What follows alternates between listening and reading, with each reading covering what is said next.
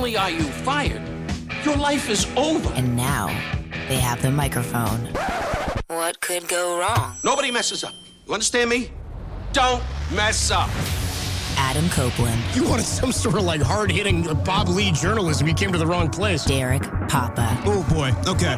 It's getting hot. Is it getting hot, sir? That's even worse. How are we feeling? It's getting hot? Oh, boy. And Tim Webb. Mankini, yes or no? 59. We go with this, Tim. It's a dirty job, but someone's got to do it. Ridiculous. Completely ridiculous. Welcome to Dirty Work. KNBR 104.5 and 680. The sports leader. Well, I think I speak for all of us when I say, what the hell was that? Welcome to WBC tune-up games, where the points don't matter. We make up rules as we go along. Good Lord. This game is still going on right now. The Giants, radio network ended their broadcast, but they're playing 10 innings of 15-1 USA over the Giants. How much more preparation does Team USA need? This is like Herb Brooks in Miracle, having the guys get on the line and go, again. Tony Vitello, again. Why? All right.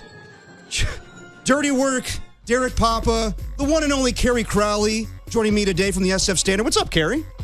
How's it going, Derek? I am fantastic. We're going to have some fun today, and we're going to be joined by Cam Inman of the Barrier News Group at 4:50. Susan Slusser will talk to us at 5:30, presumably if this game's over by then. Don't count on it. Yeah. So let's talk about some Giants baseball. We don't need to go over today because it's fun that we have the interaction of so many, big-time players, Aaron Judge, Bryce Harper. We'll get into Bryce Harper, too, later on in the show with some comments he made about the Giants yesterday and that whole free agency tour of 2019. But when you see, WBC and the Giants play, it's just fun. And I saw earlier today where Susan Slusser tweeted out a photo of Rich Aurelia and Aaron Judge. But what is the benefit of this? I know it's, good tune-up games for WBC, but for Team USA, I should say. But as far as the Giants, how do you gauge this today? Adrian Hauser, going up against an all-star team? I guess it's good preparation for the Dodgers when the Giants face them, but what is this? You gauge this by the number of tickets you sell at Scottsdale Stadium and how you mark up those tickets. Because I will tell you, a Tuesday afternoon in early March against Team USA and Aaron Judge and Paul Skeens is a heck of a lot easier to sell than a Tuesday afternoon against a split squad Chicago White Sox. That makes sense. So let's talk about the WBC real quick because Logan Webb's going to be out there for the first matchup on Friday. Game appears to have just gone final, by the way. There we go. All right, final. There you have it. USA wins 15-1. What a great game. Your thoughts, Logan Webb, when I talked to him at FanFest a couple weeks ago in, where were we, San Ramon and the lot, he was giddy about having his first time in the WBC and getting that start against Brazil coming up this Friday. What is that? When you see that, what's your reaction with Logan Webb getting that first start, Paul Skeens, or no, it's Tarek Skubal after that and then Paul Skeens, but just the fact that Logan Webb's getting this opportunity for WBC and the Team USA. I think it's really cool because everyone who's watched the San Francisco Giants since the second half of the 2021 season knows how good Logan Webb has been and knows how good Logan Webb at his best can be. I mean, you look at Paul Skeens and you see the 100-mile-an-hour fastball. You see Tarek Skubal, 99, with an elite changeup that Robbie Ray tried to borrow last year. But for Logan Webb, it's been a little different of a trajectory to get to this level. It's mostly been, I am going to throw more innings than every other pitcher in Major League Baseball, and that is going to be my differentiating factor. And, you watch 162 games a year, you see Webb make his 32, 33 starts a year. Innings don't make highlights. They don't make people, stay up late at night watching sports and are waiting to see what Logan Webb did on the West Coast. But what he did last year, Derek, in transforming his game to become the strikeout artist that he did, in throwing the sweeping slider more, and using the changeup in advantageous counts a little bit more, it kind of put him on this different trajectory to the point where we are 4, 5, 6 more good seasons away from Logan Webb being talked about in the all-time greats category in San Francisco Giants baseball. And we were talking about a franchise that hoisted up 3 World Series trophies on the backs of Tim Lincecum, Matt Cain, and Madison Bumgarner. And each of those pitchers played different roles in each of those title runs. But that is a lofty group of pitchers to live up to. And the Giants owe Logan Webb, in my view and my summation of the situation, they owe him the responsibility of building the best possible team around him because of what he's given the franchise during some otherwise dark years, like 22, 23, 24, brutal to watch, except every fifth day, you could go see Logan Webb spin 7 innings of one-run ball and know that the Giants were going to be in good hands. And I think the opportunity to pitch for Team USA is for him, like the postseason runs that he's missed. And yes, it's March. It's different than October. But for him, this is the peak because he hasn't had a peak since 2021 because the Giants have just been so mediocre. And this is a great opportunity for him. I know that he's very happy about it. But yeah, you're right, Kerry. He hasn't had meaningful baseball, really. And we'll talk about it more later on where Steph Curry doesn't have meaningful basketball right now. And it's kind of a shame. But as far as Logan Webb, we heard him during the broadcast today. He's very happy to pick the brains of all the pitchers he's going to be playing with Team USA. Very happy to be playing with Clayton Kershaw, which is interesting, and going up against the Giants today. But I'm just, I want to know what fans' reaction was today. And I remember a couple weeks ago. Fans, what did you think of Tony Vitello bringing in Matt Gage when they were down 9-1? But not that really. But yeah. A couple weeks ago, me, Copes, and Tim were talking about Team USA and playing up, Macklin Celebrini going up against them potentially. And who are you rooting for, Macklin Celebrini or Team USA? And me and Tim were like, you know what? Maybe I'm kind of rooting for Macklin Celebrini because he's the hometown guy. I want to see him have him have this moment right now. But with Team USA playing the Giants, I know we're all Giants fans here, but were people patriotic today? Were they rooting for Team USA? I'm obviously kidding. But yeah, we'll see what happens with Logan Webb and Team USA. As far as the Giants, you're going to Scottsdale this weekend. Mm-hmm. Nice. So the big topic right now with the San Francisco Giants is Bryce Eldridge. And is he going to make the opening day roster? And he's getting some time right now with Rafael Devers out with the lower back tightness.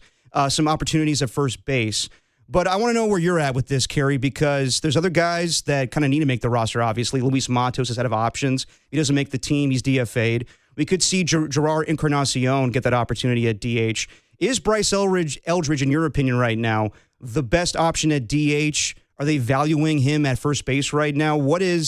How do you see things with him making the open day roster right now? I really think it's cliche to say it's a 50-50 call, but I do think it is in the case of Bryce Eldridge because if he continues to perform as well as he has so far, I find it hard to believe that Buster Posey would leave Bryce Eldridge off the opening day roster. I think previous executives, I think Farhan Zaidi certainly would. I think Bobby Evans and Brian Sabian might even leave Eldridge off the opening day roster, but Buster is so competitive, and he looks at this from the perspective of how is this move viewed inside the clubhouse? How is this move viewed by the likes of a Devers, of a Chapman, of an Adames? And if Eldridge at the end of the spring is clearly just better than a Luis Matos or a Gerard Encarnacion or some of the other players who would be factoring into these decisions, I don't think Buster's going to prioritize the optionality that, people around baseball talk about a lot and these executives throw around. Well, if this guy has options, you can send him down to AAA. We're bolstering our depth here, and it may not make sense. Go get him more at-bats. I think Buster knows that the players perceive things as what's going to give us the best chance to win. And if Eldridge is one of the 26 best players, I find it really hard to believe that Buster would say, we have to think about game 100 as opposed to game number 1 on Wednesday, March 25th against the Yankees. And that's where having Buster in this position, I do think really benefits the Giants because he comes at it from the perspective of not so much just a player, but also I think fans view this game through that similar lens of, hey, it's really important to win games in July and August and September, but it's really important to avoid losses in April and May and June. And so many executives think big picture that they forget the season can be lost in the first 2 weeks. Like the Giants come out of the gates, and it's a really hard schedule, 3-9, and Eldridge is tearing it up at AAA. How does that look for this organization? How does it look that you preserved optionality and had Gerard Encarnacion on the team hitting 240 with a 700 OPS while Eldridge is crushing pitching down for the River Cats? I think that those are optics the Giants would rather avoid at this point. No, I'm with you on that. I think we've seen enough from Luis Matos at this point. I know that he's out of options, and this would be it for him, but I want to see Bryce Eldridge. And there's so much hype around him. And I know that last year he had 107 in 10 games and struck out a lot. But at this point, I want to see him. He probably is the best option at DH. And, I know they want to build him up as a first baseman. But for the time being, that's going to be Rafael Devers' spot. So they got time for that. But, Gerard Encarnacion, we didn't see a lot of him last year. And I know he got injured. And we'll see what happens with him as far as the roster spot. But at this point, I want to see Bryce Eldridge. Yeah. And I think that the fans deserve that. And to your point, Kerry, there's going to be a hell of a schedule start for the San Francisco Giants, opening against the New York Yankees. I think it's the Padres after that, and a lot of big-time teams, the Philadelphia Phillies. So you got to get off to a hot start. And when you don't have the starting rotation that you had a year ago and a lot of question marks with the bullpen, you need offense. So I understand why Bryce Eldridge might be the best option for DH when the season starts. And the other component of this, with the schedule, every team looks good when you look mediocre. And that's the reality that the Giants kind of have to deal with. It's like, when you plot out an NFL schedule and you say, okay, here are the 17 games. Oh, this one's going to be tough. Hey, the Cardinals here, that's a win. Yeah. Like when you look at the Giants opening weeks and you see the Yankees and the Padres, like I don't think the Padres are this big, bad beast compared to what they've been in recent years. They didn't have this great offseason, but Giants fans are looking at this of the perspective of the Padres have been better than the Giants in each of the last 4 seasons. The Padres have been far more competitive than the Giants, and so they need to be treated as such. And if you're the Giants, you're trying to find a way to win these National League West games. You're trying to find a way to outscore a staff that might give up more runs than teams that you've had in previous years gave up. And so Eldridge is one way to get there because he's a run producer. He's someone who's going to be such a big factor offensively in the future. But if he's not one of the 26 best, then it becomes kind of the same deal for Buster and Zach Manassi and the general manager, in that it's hard to look a Matt Chapman, a Logan Webb, a Willie Adames, a Rafael Devers in the eye and say, yeah, we want Bryce on this roster, even though he struck out 35 times during spring training, because we know this is the long-term benefit for this team, when they could envision Gerard coming off the bench and hitting a late home run like a Darren Ruff once did. Like, it's all about how he performs during spring training, and I think that that's where the Giants get to benefit from Buster being the executive, in that so many people around Major League Baseball take this big picture view, this wide bird's eye view of their team. And, these mid-market teams like the Cardinals and the Pirates and the Brewers, they're playing the service time game. They're playing the how can we preserve this player's arbitration for 2023 or for 2032. The Giants don't have to do that with Bryce Eldridge. And they've been cheaper than they've needed to be in recent years. I think I've spent a fair amount of time calling them out for being too cheap, but they won't be cheap in the case of Bryce Eldridge. No, they shouldn't be. As far as the bullpen right now, that's another big question mark as we go into the season. I think we can check off that obviously Ryan Walker is going to be the closer for them right now. Eric Miller will be there too as their left-hand option. After that, where do you see them going, Kerry? I mean, there's a lot of names on here. Will Tony Vitello go with the proven guys? We go with the younger arms. I think Yoel Peguero could be a guy that makes the team as well. It should be with what he proved last year. But is everybody pretty much a question mark besides Ryan Walker and Eric Miller? Yeah, I mean, this is a recipe. If we're being totally honest, this is a recipe for disaster for Tony Vitello. And not that it has to be a recipe for disaster. Like, if the Giants get through Cactus League play with 7 or 8 quality arms, guys who are clearly pitching well and guys who have found it this year, then it can work. But the Giants don't have a lot of guys throwing the ball particularly well right now. Hayden Birdsong has been lit up twice. Blade Tidwell, I know it was against the Avengers today. He didn't look great. Carson Wisenhunt yesterday gave up 5. Right. Like, you need 2 of those 3 guys to be legit options for you in the bullpen. It can't just be, Trevor McDonald looks okay, so he's on the team. Or non-roster invitee Michael Fulmer looks good, so he's on the team.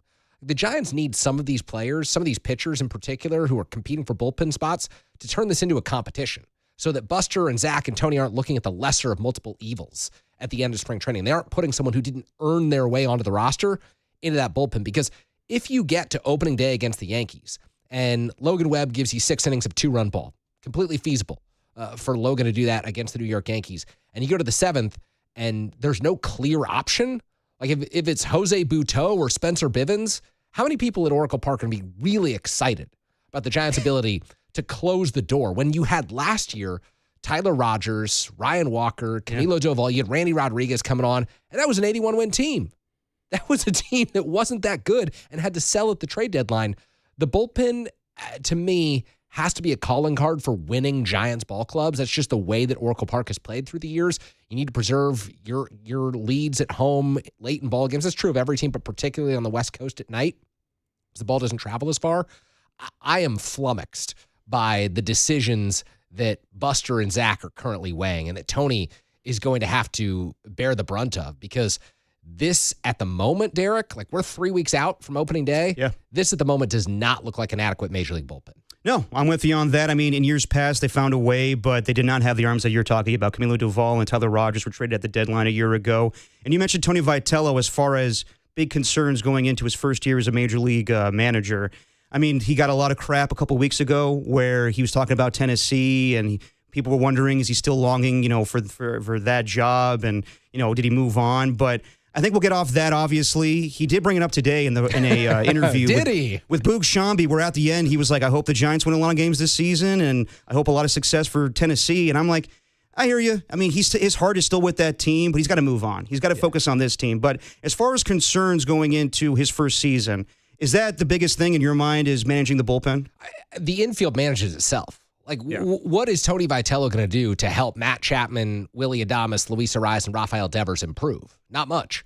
But these young pitchers, that's who he was brought in to mentor. That's who he was brought in to take to the next level. Bryce Eldridge, what is he going to do this season? So it's everyone under the age of about 27 on this Giants roster. I throw Elliot Ramos, I throw Jung-Hoo Lee into this mix. I think Vitello can help take them to the next level. I think this coaching staff can help take these players to the next level. But instead of splitting it position player and pitcher and saying that the bullpen is going to be the biggest thing for Tony Vitello to watch, I would split it to the veterans and the younger players and really differentiate it around age 27, which I think is Jung-Hoo Lee's age entering this season.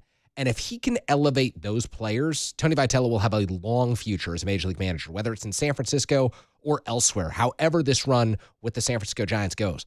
But if they struggle to integrate these young pitchers onto the roster, if they struggle to find roles for a Trevor McDonald or a Hayden Birdsong or a Carson Wisenhunt, it's going to be a long year for the first-year manager out of Tennessee. Yep, it's going to be an uphill battle, and we'll see what happens with him. But 11 games into it in spring training for Tony Vitello, and interesting game today, obviously. And you want that opportunity where I guess the Giants lent some prospects to play on Team USA. I'm sorry, I'm just so unfamiliar with this. It was so weird today with the 10 innings played and the back and forth between both teams. And it was good. I know that, it's a good opportunity for Aaron Judge to hang out with his childhood idol and Rich Aurelia. We'll talk to Susan Slusser about that later on. And, Bryce Harper giving, advice to Tony Vitello as a manager. But the whole thing was weird today.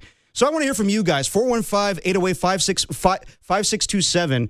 Were you guys rooting for Team USA or rooting for the Giants today? I'm kidding about that one. But speaking about Bryce Harper, I want to get your opinion on this, Kerry, because you were on the beat 7 years ago. And it's funny, when Bryce Harper was talking to the Pat McAfee show yesterday and said that he was close to signing with the Giants. 7 years ago to the day where he signed that contract, 13 years with the Philadelphia Phillies. Got a little bit of revisionist history, in my opinion. We'll talk about it next. Kerry Crowley, Derek Papa. It's Dirty Work on the Sports Leader.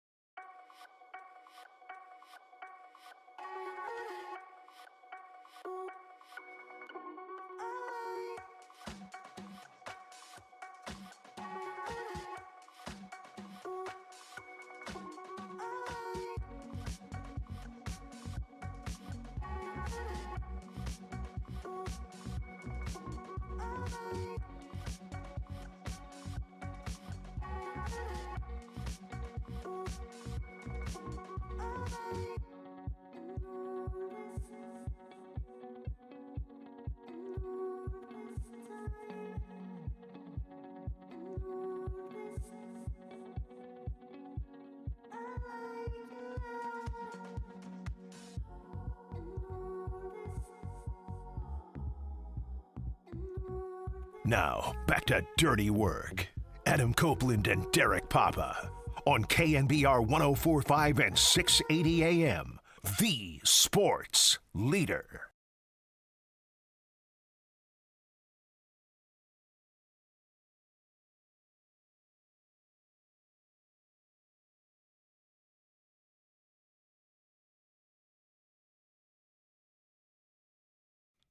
You know, we got to play all those things before the segment starts, Carrie. Dirty Work on a Tuesday. Carrie Crowley, Derek Papa, taking until 6 o'clock. We'll be joined by Cam Inman at 4:50. Talk a little bit about the San Francisco 49ers and their free agency plans. And then at 5:30, we'll talk to Susan Slusser, fresh off this amazing 15-1 game. Team USA beats the San Francisco Giants. People on the text line checking in saying, I was all in on USA to take out the Giants. It didn't look very giant versus the mighty US of A today. That's from the 831. We were talking about the roster construction on the earlier segment. Let's go to the phone lines here to our guy, Scarecrow in Grass Valley. What's up, Scarecrow? Nothing much. I did listen to the game a little bit. Your thoughts? And my thoughts, number one, I would like to see Eldridge too. The problem is Devers' contract is so doggone long that I'm wondering if he's worth more as trade than anything else. I was really surprised when Buster didn't go after Tyler Rogers again, because that would have buttoned down the 7th spot in the bullpen. And their starting pitchers are basically Webb and Robbie Ray, and then the committee of the willing. And I haven't seen anything from Birdsong that makes me feel real confident. So I will give them the benefit of the doubt. They seem to have solved the problem with playing their infielders to death, because they do have the number one Swiss Army knife in Casey Schmidt covering the infield. I don't know if we've ever had a backup infielder that can do all 4 positions. I'm sure he could probably catch if they wanted to put the gear on him. But the fact of the matter is it's going to be a very, very, very interesting season. And I'd like to see what Tony Vitello actually has in mind, because I'm hoping he's going to take the counsel of Mr. Washington very carefully, because one thing about going from college to the pros, when you're a college coach, you are one step away from God. When you're a pro coach, you've got guys that are making 5 times what you make. And, you know, the time for the BS has gone away. You better be able to produce. So we'll see what happens. No, definitely. We'll be fascinating. Thanks for the call, Scarecrow.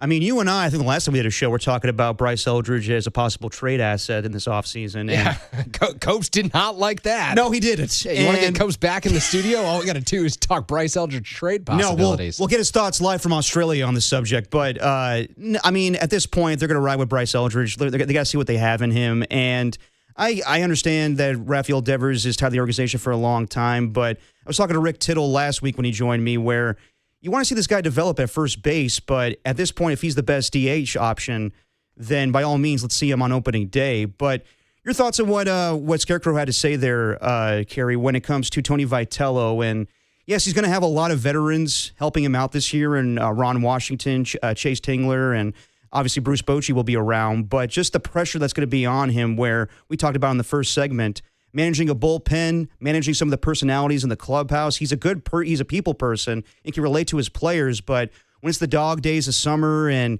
you may get swept in 4 games by the LA Dodgers, how is this fan base going to react, and how is he going to react to the grind of 162 games? I actually think that Tony Vitello will be pretty adaptable, and I think that this is someone who, while he never managed 162 games, he did something that a lot of major league managers never have to do. And that's the thing about roster construction. He had to spend the entire offseason on the road recruiting. He had to figure out, hey, is this kid who I've got signed from a high school in Kansas actually going to come play at Tennessee, or is he going to go in the MLB draft? And do I have to have a backup plan? Like, his wheels were spinning every single day of the year. And so while it wasn't, Tony Vitello in the dugout making baseball decisions 162 games, it was Tony Vitello thinking about baseball and thinking about his roster construction, thinking about which pitchers are going to be slotted into which roles for the upcoming season. And so I am not as quick to dismiss all of the time he spent recruiting, all of the time he spent on NIL and the resources that Tennessee had to develop, on the appearances that he made in Knoxville. And that's very different from what you're doing at the big league level. It's very different from the scrutiny that he will face. But I think that if he can make it through the first month of the season, the Giants can go 500 or above, and they can maybe exceed expectations a little. I think he can ride that, and I think that he can use that as fuel for a successful season. I don't think that the Giants are going to run out of steam at the 60-game mark. And anyone who says that they will, well, they did last year too. And Bob Melvin's done this 20 times. Yeah. Like, Bob Melvin was the manager of the San Francisco Giants because he was the steady hand. He was the guy who'd navigated those choppy waters, and he couldn't get them through the June swoon or their July meltdown. And so I think it's well within reason that there's skepticism. And I also think that Tony has all that he has in the dugout, in a Ron Washington and a Jace Tingler, and the resources the Giants have brought in, and he can lean on these folks because the scrutiny will be different than it was in Knoxville. There are no 24-hour-a-day, news cycles in Tennessee. There are not flagship radio stations devoting 12 hours of coverage to the bullpen move that he made in the 7th inning, the pinch hit move that he makes in the 8th inning. But I do think that when you're as competitive as he is, you're adaptable. You grow a thicker skin. That comes with time. It might not happen in 26, but I would imagine if the Giants get off to a good start and he faces a little criticism, all he'll have to say is like, look at the record. We got things going in the right direction. Players in the clubhouse believe in him. And it's very clear. Like, you talk to a Logan Webb, a Matt Chapman, you listen to these guys, they do like Tony Vitello on a personal level. And that, to me, is the most important thing. No, that's clear when talking to people at FanFest, talk to Landon Roop, talk to Logan Webb, and other players. They like Tony Vitello, and I don't think he'll be overwhelmed. I don't think the situation will be too big for him. He obviously, coaching at the highest level, and when it comes to college baseball, the College World Series. So it's just a matter of success the first time around, and he'll win press conferences. I think a year ago people were complaining about Bob Melvin and not having a lot of energy, a lot of juice in his post-game press conferences, where Tony Vitello will be pissed off. But it can't be like that every single game if they lose. And I think it's clear this offseason, with the exception of maybe Luis Ariz, their biggest addition was Tony Vitello. And that's been the case for a lot of off seasons with the Giants. And I bring that up because we're going back 7 years ago with Bryce Harper and his free agency tour, and he was the biggest name that offseason in 2019. That was coming off of the failures, I think, of 2017 of Giancarlo Stanton, and also Shohei Ohtani in 2018 signing with the Angels. So in 2019, I remember it well. Bay Area radio was all over Bryce Harper, and is he going to sign with the San Francisco Giants? And on March 2nd, which, we have the 7-year anniversary yesterday, he signed with the Philadelphia Phillies for 13 years, $330 million. And I remember at the time, the Giants were in the running along with the Dodgers, along with the Padres. And Bryce Harper signed with the Philadelphia Phillies. And I remember him saying, it was a quote, "I always wanted to sign on the East Coast. I wanted to play on the East Coast. I wanted to play on Sunday Night Baseball at a reasonable time. I didn't want to play with the sunshine out there." So this was weird to me yesterday. I talked about it with JD, but this was weird to me yesterday to have revisionist history. Bryce Harper would know better than us, but I got to think that this is kind of weird. This is Bryce Harper on the Pat McAfee show saying that it was close. It was either the Philadelphia Phillies or the San Francisco Giants. Hey, what are some good chirps that those guys are saying over there, you think? They're saying like... They probably are thinking, man, he could have been here with the Giants, but he's not. Oh, was that a thought? Yeah, it was. Okay, so Phillies or Giants? Yeah. Anybody else in play? It was like San Diego and a couple other teams, but it came down to Phillies Giants. Giants are like a very respected organization. Oh, 100%. Yeah, Judge yeah, too, no right? doubt. Yeah, Judge was Arson Judge. Yeah. Damn near had a heart attack. Yeah, Arson Judge. Mm-hmm. Yeah, it was close. The thing that killed me was Bochy was retiring. Yeah, of course. So, I mean, he's the greatest of all time. Bochy's the massive head. Yeah, Bochy. Oh, the biggest. Yeah. Unbelievable. So you were on the beat, you know this well 7 years ago, Kerry, where you were on the beat for the Murrah covering the Giants, and I remember it differently. Again, like Bryce Harper would know better than us, but was it as close as Bryce Harper's making it out to be? He made it out to be there as pretty darn close. Yeah. No, it wasn't. Like, the Giants finished number 2 in the Bryce Harper sweepstakes, but they finished number 2 because the Phillies offered $330 million, and the San Francisco Giants offered $310 million. $20 million gap. Harper got the no-trade clause from the Phillies. That sealed the deal. Yeah. Like, it wasn't because Bruce Bochy was going to retire. It wasn't because of any of these factors. Also, I love Bryce opening this up. This is a LeBron-like quality about Bryce Harper. They're probably thinking, well, he could have been with us. How many current San Francisco Giants were on the team in 2019? Seriously. 0. Yeah. Logan Webb made his debut in late 2019. He's now the longest tenured player for the San Francisco Giants. There's no one over there saying, well, back then it could have been Bryce and us riding through the early 2020s. It's not the case. I remember vividly reporting this for the Mercury News when the Giants went to Las Vegas to have a conversation. There was a contingent. It was Larry, it was Farhan, and the Giants were going to make a competitive offer. They were interested in signing Bryce Harper, but they wanted to be responsible. They were surprised to the level that they were willing to go to get Bryce, but they weren't going to exceed the Phillies' offer. And so when the Phillies went to $330 million, the Giants weren't going to match and they weren't going to exceed, and that was it. This didn't have anything to do with Bruce Bochy. Gabe Kapler was on thin ice in Philadelphia. Yeah. He was fired at the end of that season. Then became the Giants manager. So Bryce signed with the team that also ended up replacing his manager. I don't think he looked at that Philadelphia situation and said, wow, this is a stable place. Gabe's got this organization going in the right direction. I think he saw that the opportunity for him to have 13 uninterrupted seasons with an organization that is routinely competitive and was committed to winning at the time was an opportunity that he didn't want to pass up. And so the 13-year deal, $330 million, was better than the $310 that the Giants offered. It's better to play your home games at Citizens Bank Park if you're a left-handed hitter than it is at Oracle Park. The Giants, to me, wouldn't have just had to match that offer, but exceed that offer, and they'd already hit their comfort level and really beyond that comfort level with a $310 million. So it had nothing to do with Bruce Bochy being at. That's a convenient talking point. Yeah. And you love to relive it. You know, it's a good story for Pat McAfee, much like LeBron talking to reporters always has a good story in his back pocket. But that doesn't mean that's the truth. No, I when I saw that yesterday, I think it's unfair. I think some people have the reaction today of, well, if Farhan Zaidi didn't push Bruce Bochy out the door, then Bryce Harper would be here. I don't think it's that simple. I think that he had a number in mind. Exactly. He had a number in, I mean, like, it also sounds like the Dodgers were a close second too. But what you're saying is that the Giants were a close second as well. And he mentioned the Padres, but I don't think it was just as simple as, well, if Bruce Bochy stayed as manager, then Bryce Harper would be here and Farhan Zaidi screwed things up. You can say a lot of things about Farhan Zaidi, but I don't think that's a reason why Bryce Harper didn't end up signing with the Giants. Well, also, Farhan didn't push Bruce Bochy out. I've been listening to this revisionist history for the past 6-7 years, and I covered the team at the time. Yeah. I remember the introductory press conference when Farhan was hired, November 4th, 2018, for anyone who wants to go back in time. And the Giants at that press conference, after back-to-back losing seasons, Larry Baer said, we want to be a next-gen organization with a next-gen president of baseball operations. The Giants wanted to join the rest of Major League Baseball and moving into the analytical era and updating their technology, updating their processes, and that didn't mesh with Bruce Bochy's philosophy. It didn't matter if it was Farhan Zaidi or if it was any of the other dozen people that they looked at to bring in to run the organization. Whoever they were going to hire did not have the institutional knowledge of the way that Bruce Bochy managed in the same way that a Brian Sabean or a Bobby Evans did. And so the moment the Giants parted ways with Bobby Evans, and the moment they said that Brian Sabean is no longer running things in San Francisco, it meant that Bruce Bochy wasn't as interested in being a part of whatever the Giants were going to do. And look, I give the Giants credit. They didn't tear down everything and rebuild and start from scratch. Maybe they should have.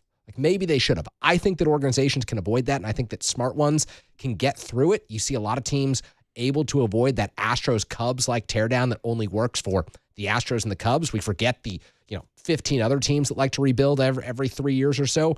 But it wasn't just Farhan who pushed Bruce Bochy out. It was the organization as a whole, from ownership on down, that said, we've got to modernize everything. And Bruce Bochy, who managed with his gut, who did things his way, was not going to be on board with whoever the Giants hired. And that's not to say that he didn't have a good working relationship with Farhan. They got along okay. But they also knew that the marriage was going to be short-lived. And by the end of the tenure, I just want to throw this out there as well. I loved covering Bruce Bochy. I thought that, he's going to be in the Hall of Fame for a reason. He was incredibly kind and gracious with his time to me. There were a lot of Giants fans who are, quite frankly, just adamant that this organization needed change. Like, they sat through that 2018, 2019 season. They were like, well, Bochy's best days are behind him. Like, people don't want to remember that part of the Giants' failures in the late 2010s, but that was a adamant talking point from a lot of people who went to those games, season ticket holders who said, you know what, we really do have to catch up with the rest of Major League Baseball, and that probably means bringing in someone younger. Now, Doesn't help that they brought in Gabe Kapler because fans didn't like him from the start. No, they did But not. Had they brought in a different type of character, maybe fans wouldn't have remembered the end of the Bochy era as fondly as they like to, when in reality, that's not how the end of the Bochy era played out. So let me ask you this. How do the Giants get to that point where they do sign guys like Bryce Harper? And this has happened since that time with the Arson Judge situation and the Giants being used as leverage when he went to the Yankees ultimately, and the Shohei Ohtani situation again. This past offseason, I don't know if they were serious about Kyle Schwarber or Kyle Tucker, but me and GD were talking about it yesterday, and I think the theme we came up with is you have to build something in order to attract free agents. And I heard Buster Posey bring that up a couple years, or just a year ago, going on with Murphy Marcus, being like, we are I see ourselves as a big time market and a place where people want to go. But the truth is we need to establish a winning culture here. And that's what the Dodgers have right now. That's what the Red Sox have. That's what the Yankees have. And that's why people are willing to sign with those teams. So do you think it's as simple as I think Buster Posey wants to go a different way too. That's why he got Tony Vitello. He wants to build up the farm system. He doesn't have to rely on free agents. But do you think it's a matter of this team needs to start winning and then they could go big spending in the offseason? I mean, I think that you need to have a team, a core of players who people can envision themselves with. Like the reason the Giants were able to sign Matt Chapman to a 6-year, $151 million extension is that Matt had already been through free agency and had seen the negative sides of free agency, but also no one was paying $151 million to sign Matt Chapman for 6 years after he'd already won 4 Gold Glove awards in his career. After, quite honestly, the prime of his career had probably come to an end. There are still good seasons that Matt Chapman can have, but no one was going to give him 151. Willie Adames, how do you sign him to 7 for 182? It is so clearly the best offer that Adames is going to get that he's going to convince himself he can win in San Francisco. So you have to either A, overpay, or B, build up the farm system in the core to a point where everyone wants in on this thing. And that's pretty rare. Like the situation that the Dodgers are in right now, where everyone wants in, an Edwin Diaz or a Kyle Tucker, is relatively rare. And those guys are still getting market value deals. Like Edwin Diaz probably wasn't doing better than 3 for 69. Kyle Tucker was definitely not doing better than 4 for 240. The big question for the Giants, I think, is 3 years from now, will Logan Webb, after 3 more seasons in San Francisco on this 5-year, $90 million team and owner-friendly extension that he signed, will he want to come back? That, to me, is the big question. Will Buster have the organization in order to the point where Logan says, I can win in San Francisco moving forward. I can win with the San Francisco Giants, because if it comes down to 2 offers and say it's the Yankees or the Red Sox and the Giants, and he's got 2 offers, 6 years for 150, all things being equal, will he want to go play in a bigger market or a team that has won more recently? Or will Buster have gotten the Giants to the point where Logan says, yeah, it's a no-brainer. I'm taking the Giants offer. I'm staying home because I can win here. I think that's a big-time open question right now. That's a huge question, and I'm with you, Kerry, when it comes to Bruce Bochy. I know that people were not happy to see him leave, but you can't just say it was Farhan. I think you have to look at the lean years of 2017, 2018, 2019, and that's why ultimately Bruce Bochy retired in spring training. And as far as lean years, that's what's going on with the Golden State Warriors right now. And you brought up the future of Logan Webb. Is Steph Curry playing meaningful basketball right now where he wants to sign back? Right now, it is an S show. Last night was terrible. Talked about it with JD yesterday. What's going on with Kuminga, having his resurgence with the Atlanta Hawks right now. Kristaps Porzingis has a mysterious illness. Draymond Green declining as a player. We'll talk about it next. Kerry Crowley, Derek Papa. It's Dirty Work on the Sports Leader.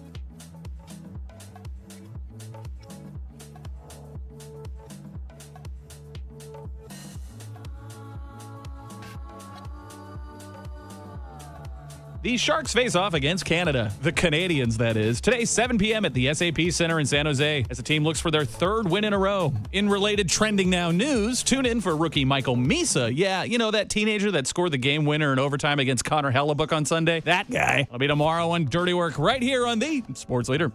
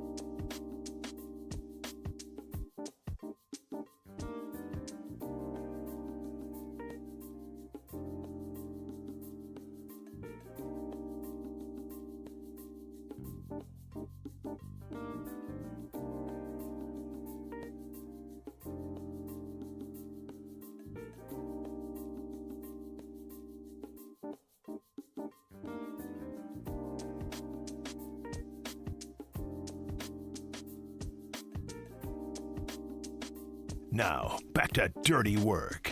Adam Copeland and Derek Papa on KNBR 104.5 and 680 AM, the sports leader.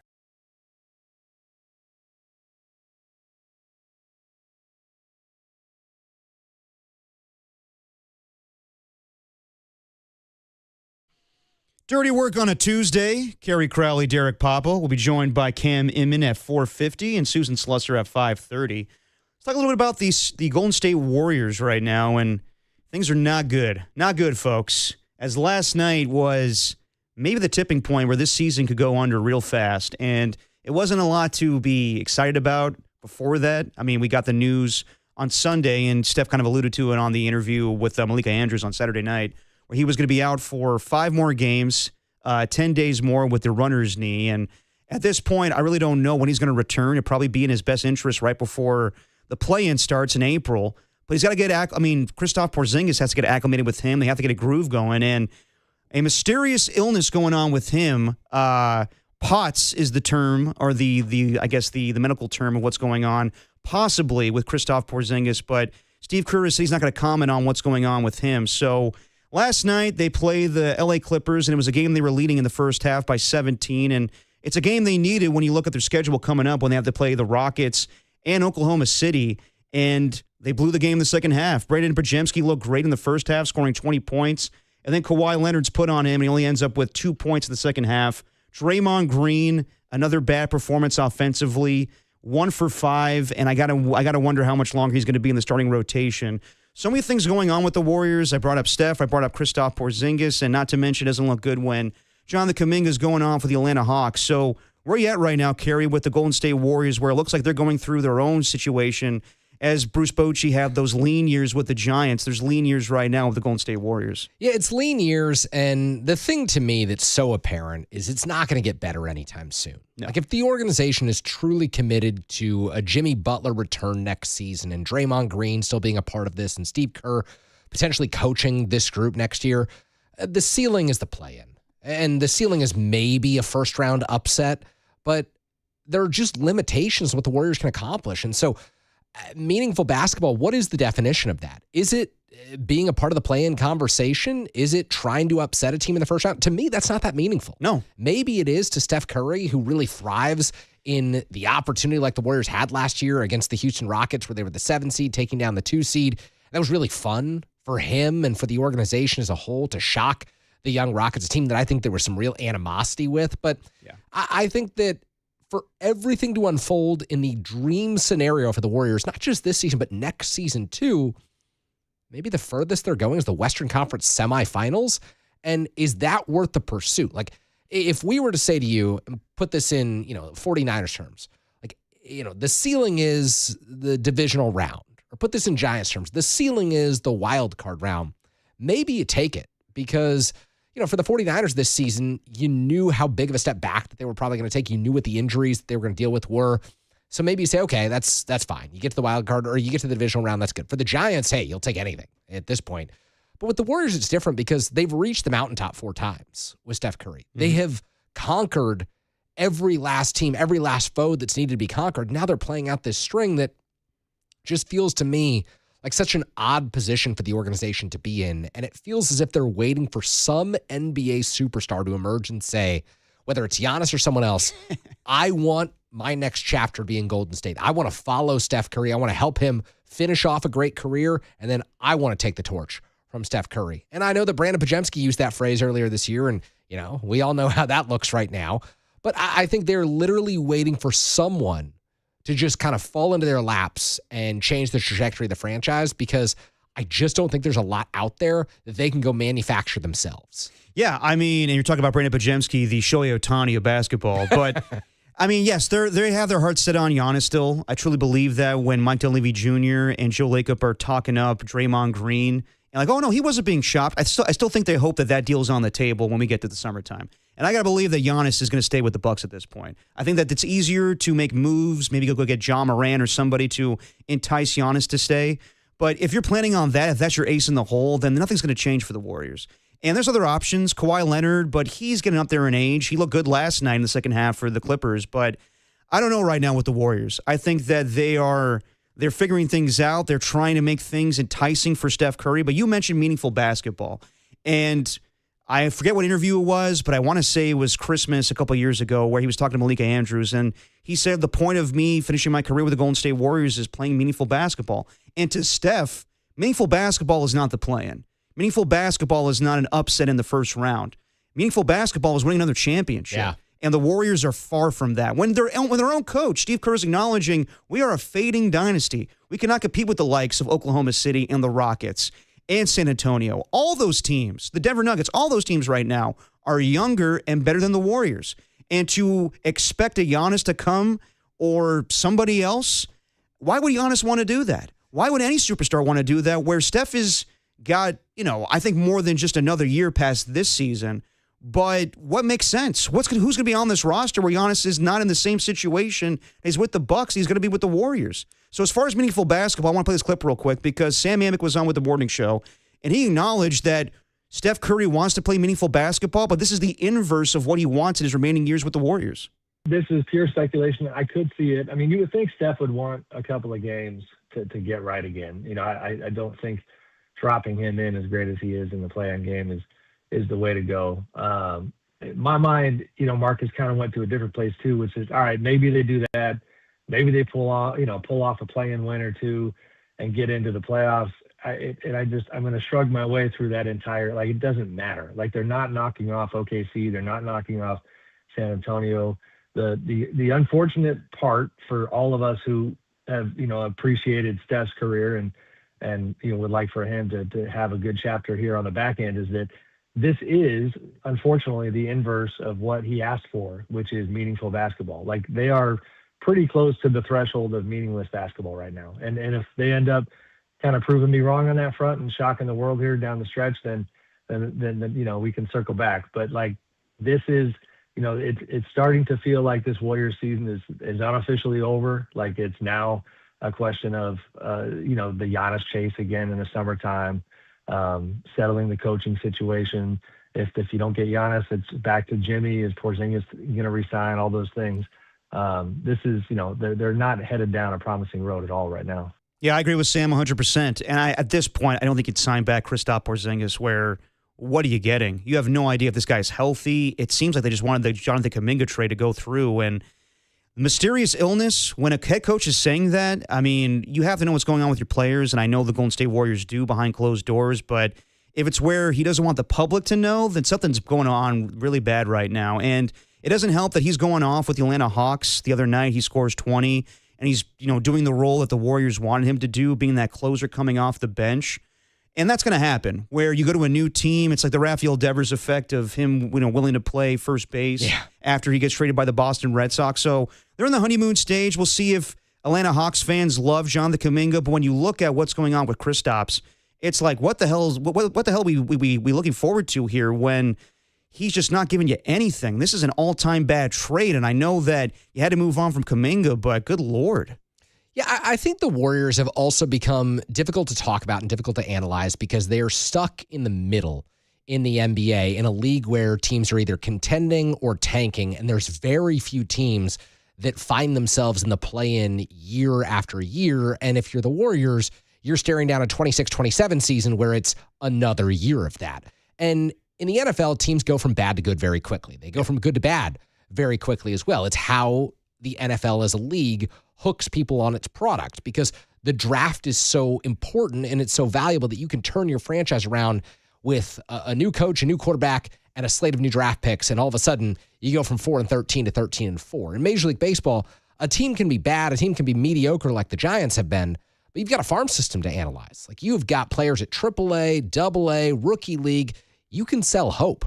In the NBA, you ain't selling hope through the G League. Yeah. The Warriors can't point to Santa Cruz and say, great things are happening with the C-Dubs. It is incredibly difficult to sell hope if you're the Golden State Warriors when you've got an aging core, when we've all seen the young players on this roster and understand that there's a ceiling for all of them, and we know what the draft picks look like in the future. It's why I say they almost are waiting for this superstar to fall into their lap because what other path forward is there without a full-blown rebuild or a season where they embrace the tank? I just don't see that for Joe Lacob. No. And so they've put themselves in this corner where it's not all that different from a Giants team that's been 81-81 and continually has to hit the middle-tier free agent market to go make themselves relevant and interesting and patch up holes, when, it's just different for other teams. It's different for other markets where, they go through these rebuilds, which are very difficult to stomach. The San Jose Sharks just did one, and it was dark at SAP Center for years. But look at the other side for the San Jose Sharks. It might get really interesting really quick. In fact, it already has gotten pretty interesting really quick. So I'm not advocating for a rebuild for Golden State. What I am saying is, it's hard for me to find talking points on a daily basis and to find points to analyze when so much of this feels kind of pointless in the big picture. Like Guy Santos can have a great game, or Brandon Pajemski can have a great first half. Yeah.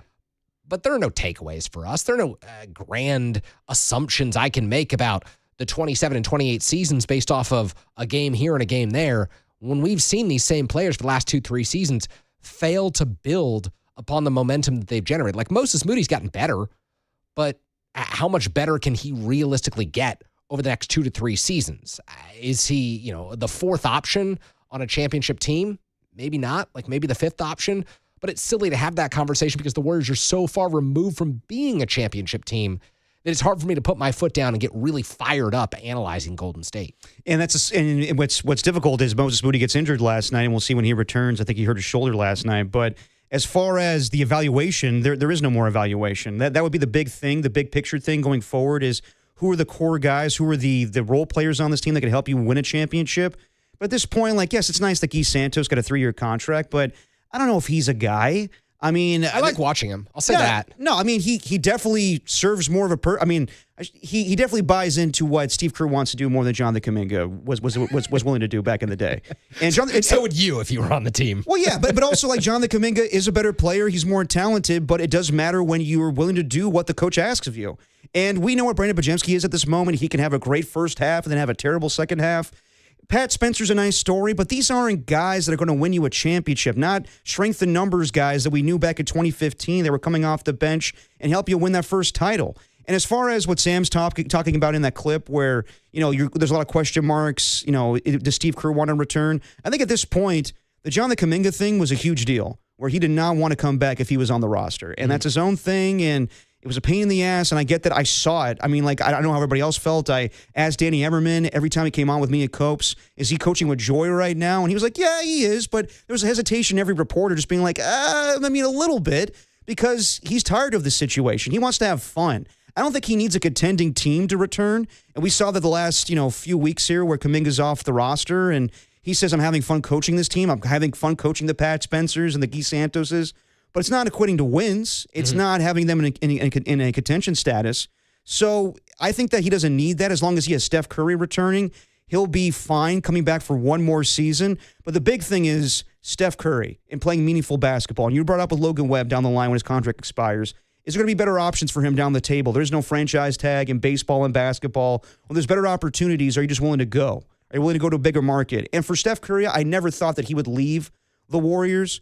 But if it's not fun for him anymore, if it's like I'm having, my Kobe years where I got to carry this team and I could probably go for 50 in my last performance, but do I want to win one last ring? Will he look at other options out there? Will he say, if Boston's willing to have me, be that Ray Allen type, not coming off the bench, but just be that three-point shooter for them, will he take that opportunity? I got to believe that doesn't happen, but at the same time, what are the Warriors offering besides Giannis and a hope at this point where he would want to return?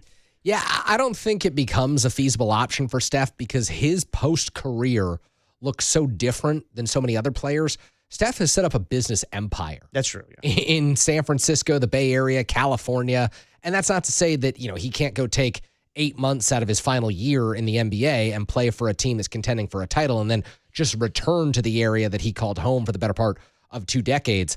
But I think Steph is so entrenched in the Bay Area and so entrenched in kind of the business of Steph Curry Enterprises that it will be hard for him to remove himself and say, let's go chase a championship with the Oklahoma City Thunder or San Antonio Spurs if that opportunity comes calling. And so while I think that's realistic for 99% of athletes out there, like even LeBron's business empire looks very different than Steph's, which is pretty rooted here locally. Right. No, definitely. I think it would be very difficult to see Steph Curry leave. I don't think he would at the end of the day. I think he wants to finish his career here, but they got to make it enticing for him. I don't think he's done after this or after next season when his contract expires.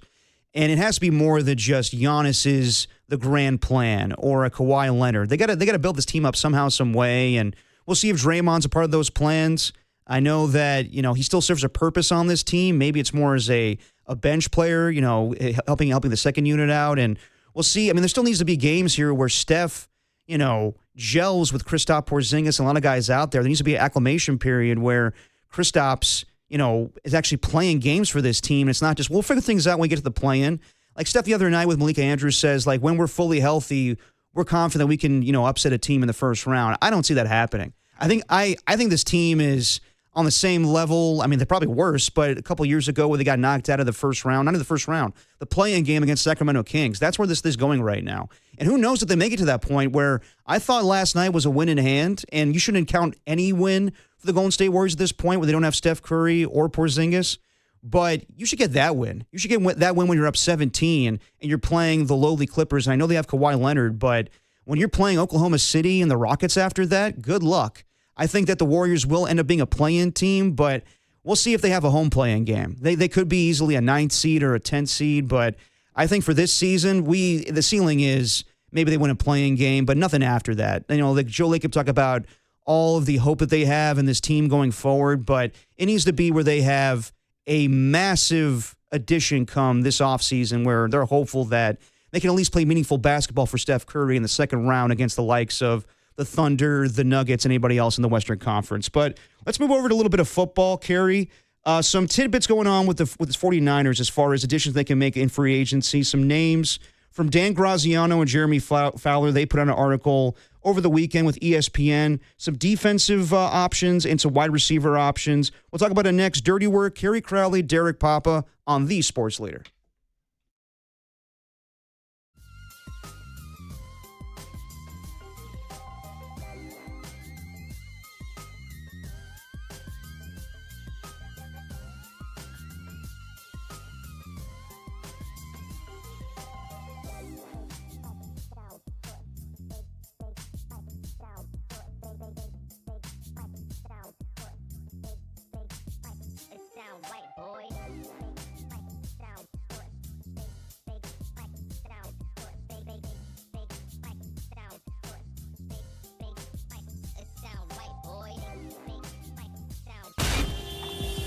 Time for your Bay Area Chevy dealers traffic update.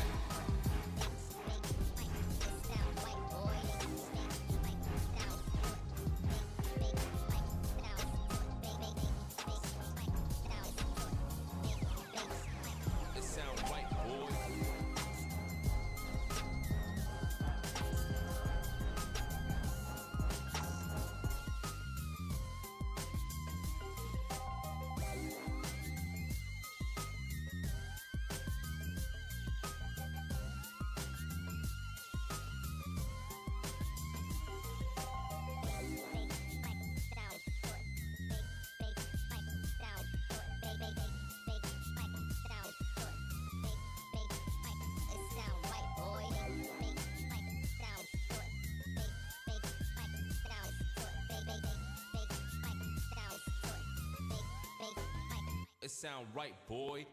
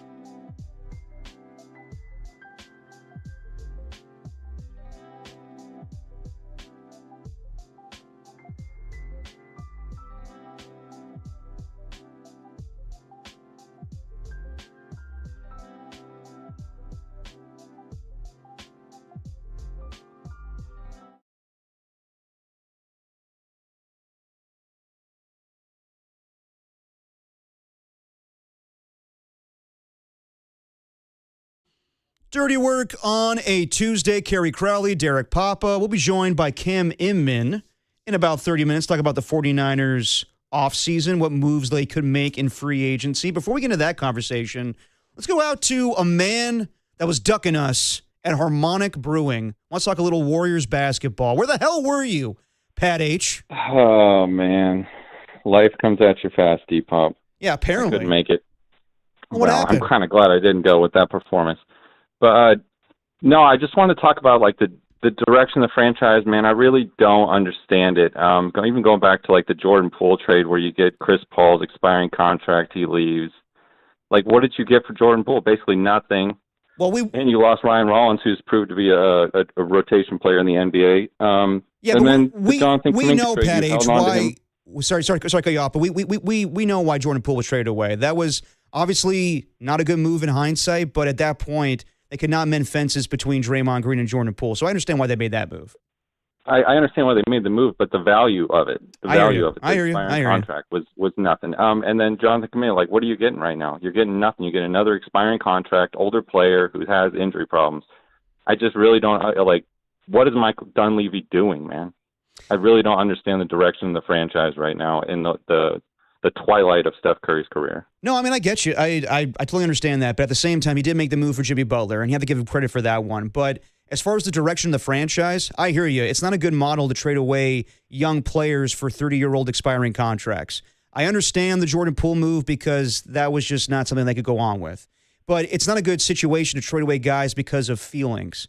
And it's kind of the same deal with Jonathan Kuminga right now where, yes, he could have been something with this team, but it wasn't a good fit. We know what happened with Steve Kerr and him, and I'll be honest, I believe he quit on the team. I know that it was a bad situation and he wasn't getting playing time, but the OKC game where he was not willing to go into that game, he thought it was beneath him. It's just at that point, ask guys on the team if they wanted him around. And I know that people will say differently, like, oh, they liked him and everything, but ask Steph Curry if he liked playing with Jonathan Kuminga. I know it looks bad when he's performing well with the Atlanta Hawks, but at the same time, like, it's the honeymoon phase. It's early on. Let's see what bottom feeders, bro. Exactly. He's played the Wizard twice. He played the Portland Trailblazers the other game. So as far as Kuminga, like, whatever. The thing that I'm concerned about is Kristaps Porzingis giving you nothing right now, where we knew he was dealing with something, whether it was the knee injury or POTS, and now he plays one game with the Boston Celtics, and since that time, we have no idea what the hell's going on with him. That's the biggest concern for me going forward. He's missed more games than AD the last year. That just tells you everything you need to know. No, I appreciate the call, Pat H. Yeah, like, that's just, it's terrible right now with the Golden State Warriors, and as Steve Kerr said, it's a fading dynasty, and I don't know what the hope is. As Kerry said, you can't sell hope right now.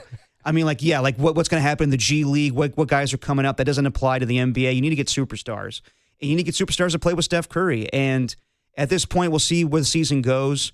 I question sometimes, is it worth Steph Curry coming back for? Like, yes, you're not going to shut him down for the rest of the season, but for him to come right before April starts and get him ready for a play-in game, that's not meaningful basketball. For most organizations, it is. For the Atlanta Hawks, that's meaningful basketball. For the Golden State Warriors, it is not. So we'll see where things go with that. But as far as the 49ers, big offseason coming up, and they have to compete with the likes of the Los Angeles Rams and Seattle Seahawks that made it to the NFC Championship game and ultimately won the Super Bowl for the Seahawks. But as far as options for the 49ers, where do you go, Kerry, as far as things they could do this offseason? I've heard, differing things where they could be in play for some big names. I know Tim Kamakami's thrown out the names of Max Crosby and Justin Jefferson. I hear Matt Barrows say, expect kind of maybe, not a big splashy offseason. What do the 49ers need to do for you to feel comfortable that they're at the same pace as the Rams or the Seahawks? Well, I don't know that there's anything that they could do for me to feel comfortable that they're at the same pace as the Seahawks or the Rams right now. I think there are steps that they can take to improve, but that Seahawks defense was legendary. Yeah. That group was one of the best that I've ever seen. And the Rams were probably the second best team in the NFL this season. There are folks who will tell you the 49ers were the third best team. I think they were closer to the 9th to 10th best team in the NFL this season. I think there's a pretty sizable gap between the 49ers and the Seahawks and the Rams right now. And so it's one of the reasons I don't know if I was John Lynch or Kyle Shanahan that I'd feel comfortable parting with a first-round draft pick for a veteran player. Yeah. I love the idea of a Max Crosby coming to the San Francisco 49ers. You pair him with Nick Bosa, and you go all in on next season. But I think the 49ers, quite honestly, need to have one eye on next season, one eye on the future. And it's a really tough place to be if your priority is to play championship caliber football every single season. So what are the moves that I might make? I think I'd lean in on vets on short-term contracts and keep your draft picks. So what does that look like? Maybe it's Mike Evans at the wide receiver position. You can probably sign Evans to a 2-year deal, maybe a 3-year deal where that third year is kind of just the dead money year where it's the fake cap hit where he's not going to play more than 2 seasons for the San Francisco 49ers. Right. Maybe you go out and you add at the tight end position to bring in someone who can, people are talking very optimistically about George Kittle's timeline. An Achilles injury is an Achilles injury. Until I see it, I'm not going to believe it. He could beat every realistic timeline out there, and that's great. I don't think he'll play it in the first half of next season. So you probably bring in a veteran tight end, or you roll with Tonjes and Farrell, and you add a veteran at the pass rusher position, which is also a point of weakness for the 49ers.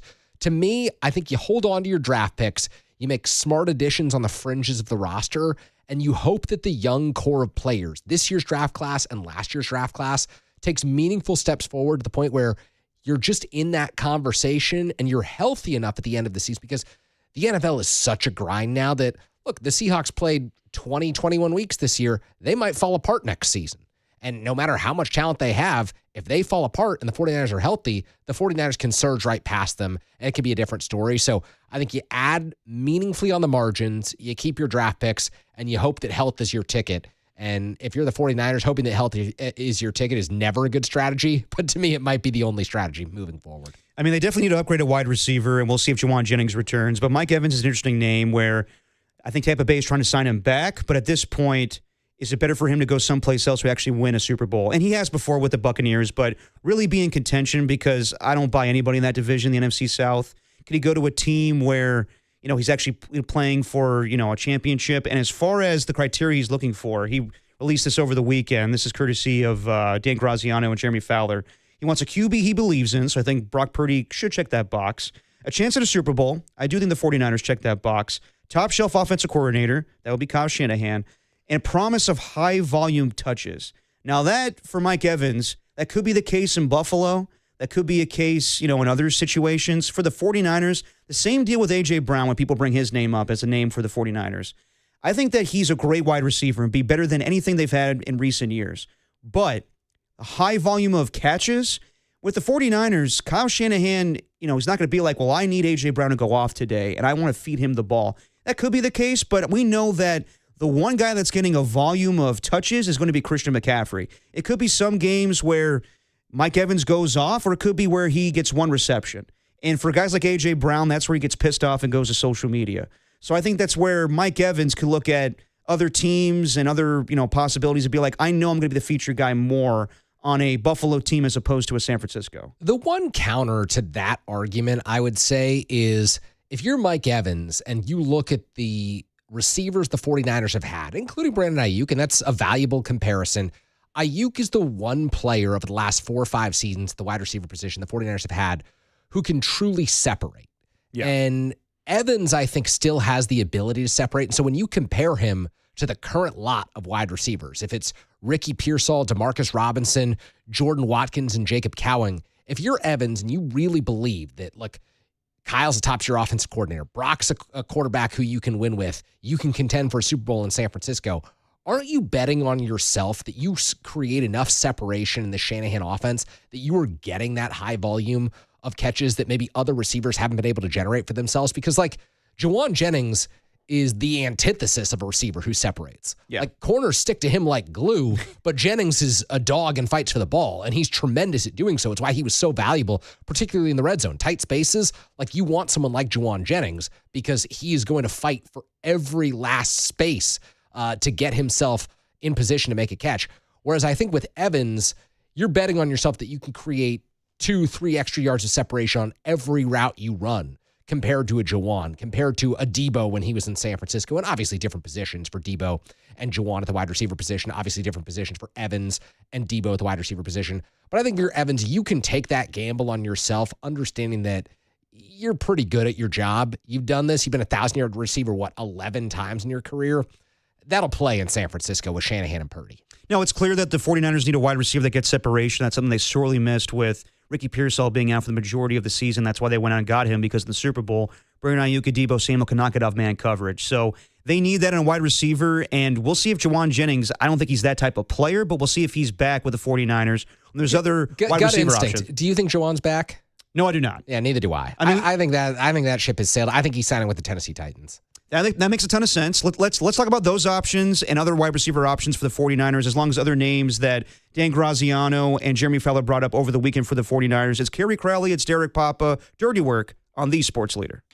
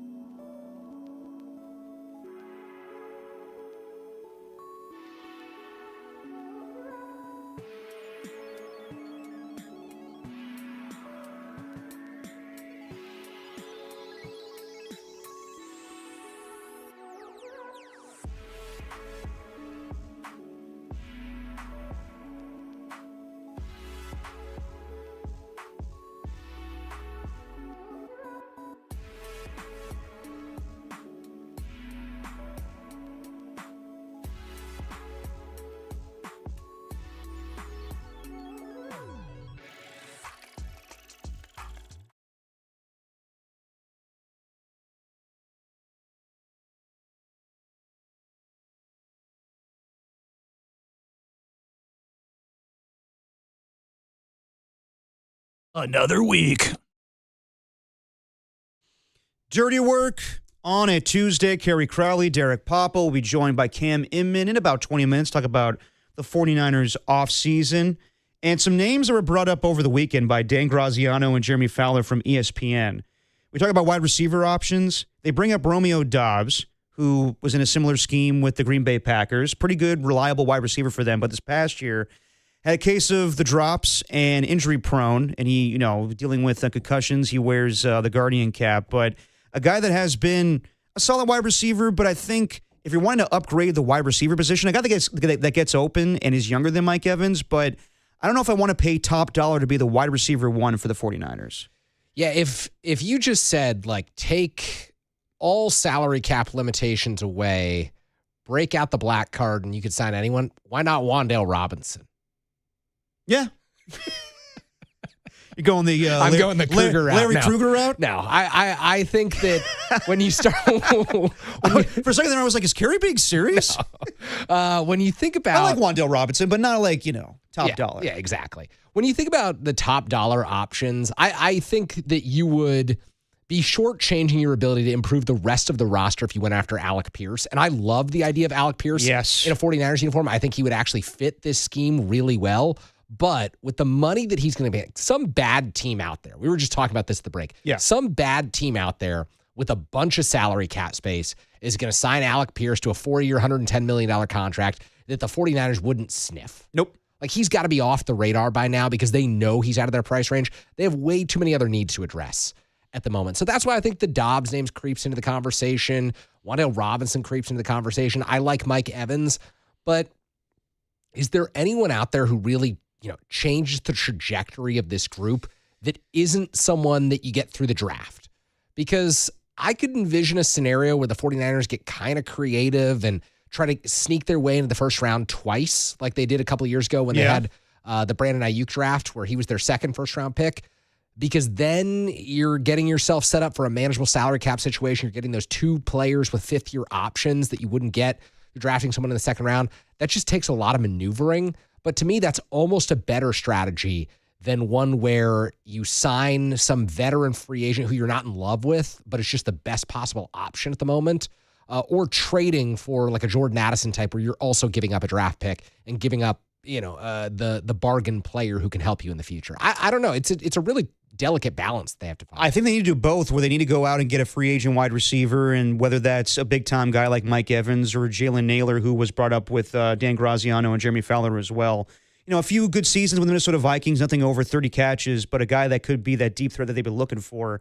And Alec Pierce is a name that I like a lot. And we'll see if he hits free agency. Today was the deadline period for the franchise tag, and Daniel Jones was given the transition tag. So we'll see what happens there. A team would have to come in and offer more than the Colts for him to walk away. But that means that Alec Pierce will hit free agency, or the Colts could sign him in the next couple of days here. It sounds like it's leaning that direction. But I think that Alec Pierce will want to test the open market. I think that teams like the Raiders or the Titans or bad teams out there that have a lot of cap space but willing to pay him close to $28 to $30 million a year. So I would love Alec Pierce as a San Francisco 49er on the outside. A guy that could team up with Ricky Pearsall and have to draft another wide receiver maybe in the first round. But I got to believe that there's going to be more desperate teams willing to throw cash at him. Romeo Doubs, again, I like, but not for the 49ers, where if it's the same receiving core where Ricky Pearsall's going to be on there, you're going to have DeMarcus Robinson as maybe your third guy, and let's just say that Juwan Jennings is off, and you're going to have Romeo Doubs as maybe the number one. That doesn't make them explosive. It makes them have guys that get separation, but it's not a guy that's going to make, secondaries, get scared where he's going to go deep on you. So as far as the names that they brought up here, Romeo Doubs, I don't still think that's a good fit. Jalen Naylor, I think that's the type of guy the 49ers would be interested in, where he's not a big name. He would probably, a mid-level contract, but, a good opportunity for him. Shouldn't Jordan Watkins just be Jalen Naylor, though? Well, shouldn't Jacob Cowan, one of those two players, provide you the production out of a drafted player who's cost effective for you that Jalen Naylor would theoretically provide? That's the hope, where I think the other day things were misconstrued with John Lynch, where he said we want guys that have helped us out in the past to make an impact for us, whatever the terminology was he used, where I think some people were thinking that was Debo. I think he's talking about guys on the roster right now. Yeah. I think he's talking about Jacob Cowling. I think he's talking about Jordan Watkins. I think he's talking about Juwan Jennings possibly. And as far as Juwan Jennings, me and JD were talking about it yesterday. We asked Matt Mayoko, if it's all the same, like Albert Breer yesterday in his MMQB report was talking about when Juwan Jennings hits the open market, he could get something around $15 million a year, and that's lower than what he was asking for last summer with the 49ers, where it was reported that he wanted $20 to $25 million. And that was too rich for my blood. It was obviously too rich for John Lynch and Kyle Shanahan. I think Juwan Jennings is a solid wide receiver, but to get $20 to $25 million, I couldn't do that. What is the number you could stomach with Juwan Jennings in 2026 and 2027? Assuming he wants a multi-year deal, I don't think he'll get 3. I think he'll probably get 2. Yeah. What's the cap hit you can stomach with him? 15 a year. I think where it's like you signed him for 2 for 30. I think I'll be fine with that, and that's lower than what he wants. I got to believe, we're talking about in the break, I got to believe teams like Tennessee or Las Vegas, scheme fits are what are teams that are going to overpay for Juwan Jennings. But we asked Matt Mayoko yesterday, if it's all equal, if he hits the open market and more teams are saying, you're more in the $15 million range a year as opposed to 20 to 25, do you think he would come back to the 49ers? It's a tough question because let's say it's the 49ers and the Tennessee Titans. Yeah. He's from Tennessee. Yep. He knows Robert Saleh. He's got relationships in that organization. He'd have the opportunity to go play in front of friends and family. Yeah. And I think he never felt as if he was part of the core in San Francisco. So I don't think he has the same allegiance to the San Francisco 49ers. He certainly loved his time here. Yeah. And he was viewed as a key locker room presence by a lot of guys. But I don't know that he ever felt like he was on the in crowd of the core as viewed by Kyle Shanahan and John Lynch and the rest of the organization. So if you're Juwan, maybe you take that bet on yourself and say, wouldn't it be cool to go turn around the team that was in my backyard growing up, the team that I grew up 2 hours away from with the Tennessee Titans. Now, if it's the Raiders and the 49ers, and it's a question mark at quarterback with Fernando Mendoza and, knowing how quickly the Raiders can turn things around, maybe he does say, I'd rather go back to San Francisco. Yeah. I don't have any allegiances in Las Vegas, and I don't feel as comfortable there. But I think it really comes down to the teams that are offering those contracts and ultimately what number the 49ers are comfortable with, because we assume $15 million, but they may be closer to 10. It's what they were willing to pay last season. And so if that's what they were willing to pay last season, yeah, he's coming off a year where he had the most touchdown catches, but his yardage and catch volume actually went down last year. And so if that's the case, can you project him for an uptick this year, understanding how important upgrading the wide receiver position is? If you're John and Kyle, I think you kind of have to either A, bet on a different free agent who hasn't been in your scheme before, or B, bet on a draft pick who you fall in love with and is going to be cost effective through the next 4 years. And let's be honest, signing back Juwan Jennings has really fixed things wide receiver wise. If you sign back Juwan, great. He's a great blocking wide receiver and a guy that's very physical. But as far as like getting that dynamic playmaker, you still need to go out and get somebody. Yeah. Whether that's in free agency or a trade or the draft. So I don't think that solves much. And I think that's why the 49ers wouldn't be willing to, like let's say he hits the open market and some teams offering 20. They'd be like, Juwan, it's been nice. Yeah, absolutely. And I think, last year was weird, obviously with the contract situation, and was he really injured in training camp with the calf strain that was going on? The calf tract. Yeah, exactly. And things were weird. Kyle and him got into it in Tampa Bay, and then things were better where Kyle had his back against the Cleveland Browns and Shelby Harris calling him out. So I think things are, good between him and Kyle. But you may raise an interesting point, Kerry, where like he would look around the league and scheme fits make sense. But like, does he want to go to a bad team? Does he want to go to his hometown team with Tennessee, but they're struggling and kind of building things up with Robert Saleh? Maybe he could stomach that more if he's home. But when it comes to the Las Vegas Raiders, does he want the cash or does he want to just, he just want to go win? And I think with most free agents, if you are not getting what you expect on the open market, you don't want to come back with your tail between your legs and like, I didn't get the $20 million I thought I was going to get, so I'm going to sign back with the 49ers. It's good to be appreciated by somebody else and say like, well, if I'm going to sign back for less than I anticipated, it's better to go to Tennessee or the Raiders at the end. Yeah, it was funny. We just had someone text in 408 on the text line who said, maybe Alec Pierce wants to win and he'll take less. What do you think? He'd be like the first free agent to ever do that. He could do both. Like he does not. Alec Pierce would not want to take less when he's positioned to be perhaps the number one free agent earner, maybe the only guy who gets a 9-figure deal out there. He's not saying, well, the 49ers are offering 2 for $60. That's pretty darn good. And I want to win. Yeah. And you know what? Guys want to win. No doubt about that. But also, like, this is a chance that most players don't get. Like, if you're a big-time player, a lot of guys don't hit free agency. There's the tag in the NFL, obviously. And if you are, a guy that's a difference maker on your team, most likely they're going to lock you up. With Alec Pierce, it's a weird situation where the Colts want him badly. And I think they're willing to overpay a little bit, but at the same time, they have a quarterback situation they have to figure out with a guy that has a torn Achilles. So if Alec Pierce hits the open market, I got to believe he's going to have offers from good teams that will overpay for him. So are the 49ers going to get into that bidding war? I highly doubt it. With the names that we hear that are attached to them, we're hearing more Romeo Doubs and Jalen Naylor and those guys. Mike Evans would be a great addition, but he's going to sign for significantly less than what Alec Pierce would get on the open market. It is a huge dilemma, and then it becomes an even bigger dilemma when you factor in the reality that the 49ers are extraordinarily thin at perhaps the most important position, defensive end and edge rusher. Yes. Like, you can think about the wide receiver position and about the mechanics of this offense and what it looks like with a potential addition and perhaps using the first-round draft pick on a receiver. And then you face the reality of, man, if you use your resources all up at wide receiver, if you use your one big-ticket free agent and your first-round draft pick at receiver, like, what does the defensive end spot look like opposite Nick Bosa? That's a huge issue. Oh, absolutely. And when you had 20 sacks a year ago, it's a franchise low. I mean, that's the key. Like, I know that they got blasted by the Seahawks in that divisional round game, 41-6. But it's more so about the lack of pass rush you had for the majority of the season. They had a fantastic season a year ago, but I said all the time on these airwaves, I don't believe in the defense. Yeah. And, of course, there was a lot of things, a lot of context to that with the injuries, Nick Bosa not being there and Fred Warner, but a lot of inexperience as well. And you just got to add to that pass rush. So a guy that Dan Graziano and Jeremy Fowler brought up is John Franklin Myers, who is a versatile player. You could play him at defensive end or as a defensive tackle. And the 49ers need help on both fronts. And he's a guy that was with the Denver Broncos the last few years. I think had 7.5 sacks the last 2 seasons. So he'd be versatile.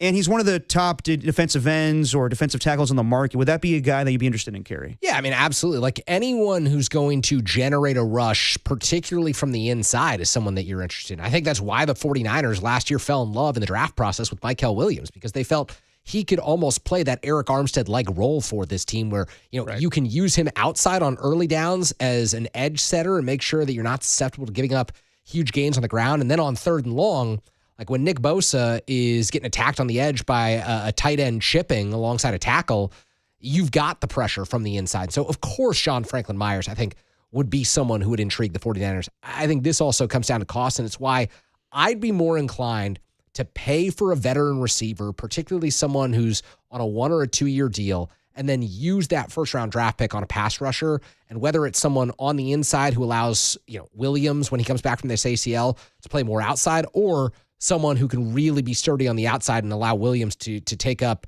a lot of space on the inside. I think the 49ers have to settle that and how they want to use Michael moving forward. I think the best way to do that is through through the draft, not free agency. Yeah, I mean, I got to study this draft class. I know that it's weak at quarterback. As far as pass rush, there's a lot of names out there, but is there enough options out there for the 49ers at pick 27? We shall see as we get closer to April. Let's talk about it with Cam Inman. Let's talk all things 49ers this offseason. What's going on with Trent Williams? Is there a marker for Mac Jones? And what is this offseason going to look like? We'll talk about it next. Kerry Crowley, Derek Papa, Dirty Work on the Sports Leader.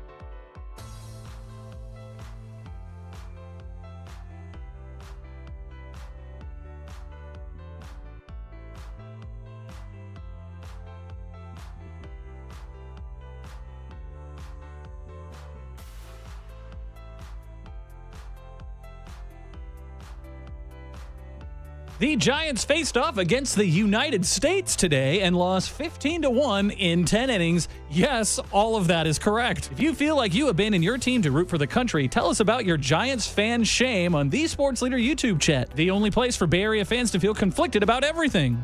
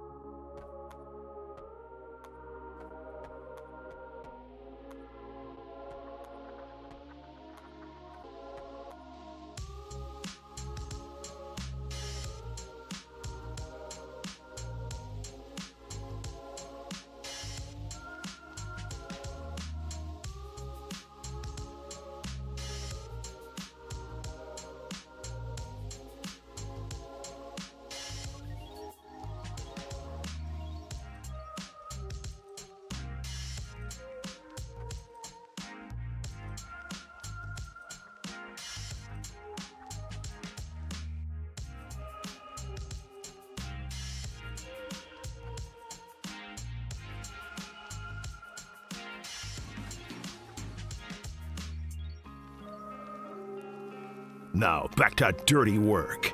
Adam Copeland and Derek Papa in the KNBR Casino Matrix Progressive Jackpot Studios. Casino Matrix Progressive Jackpots are here. Where are you? Just drop in. Please play responsibly. Call 1-800-GAMBLER.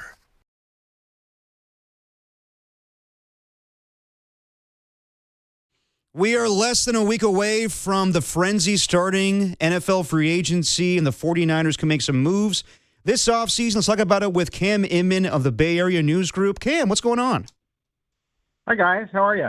Doing well. So let's get right into it with the 49ers. And I guess the biggest story going on right now is Trent Williams wants to rework his contract. Seems like a thing that goes on every other year with Trent Williams and the 49ers.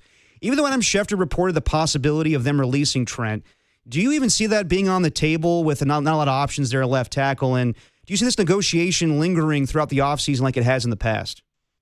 I think in terms of the lingering, I think there's some kind of a trigger in a couple of weeks, some financial incentive that may expedite things. But, you know, it's not surprising. I mean, Trent might be the shrewdest businessman of an athlete that I've covered in 25 years. And the guy's made a ton of money.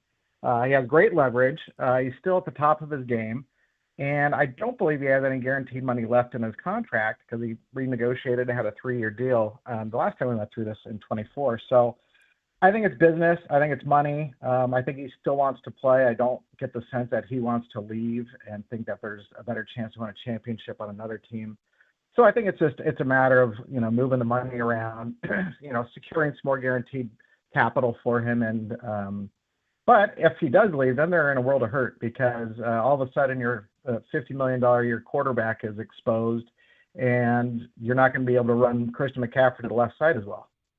And I don't think they're going to move on from this offseason, Cam, but given that Trent is 38 and he likes to rework his contract, how likely is it that they look for his future replacement in this year's draft?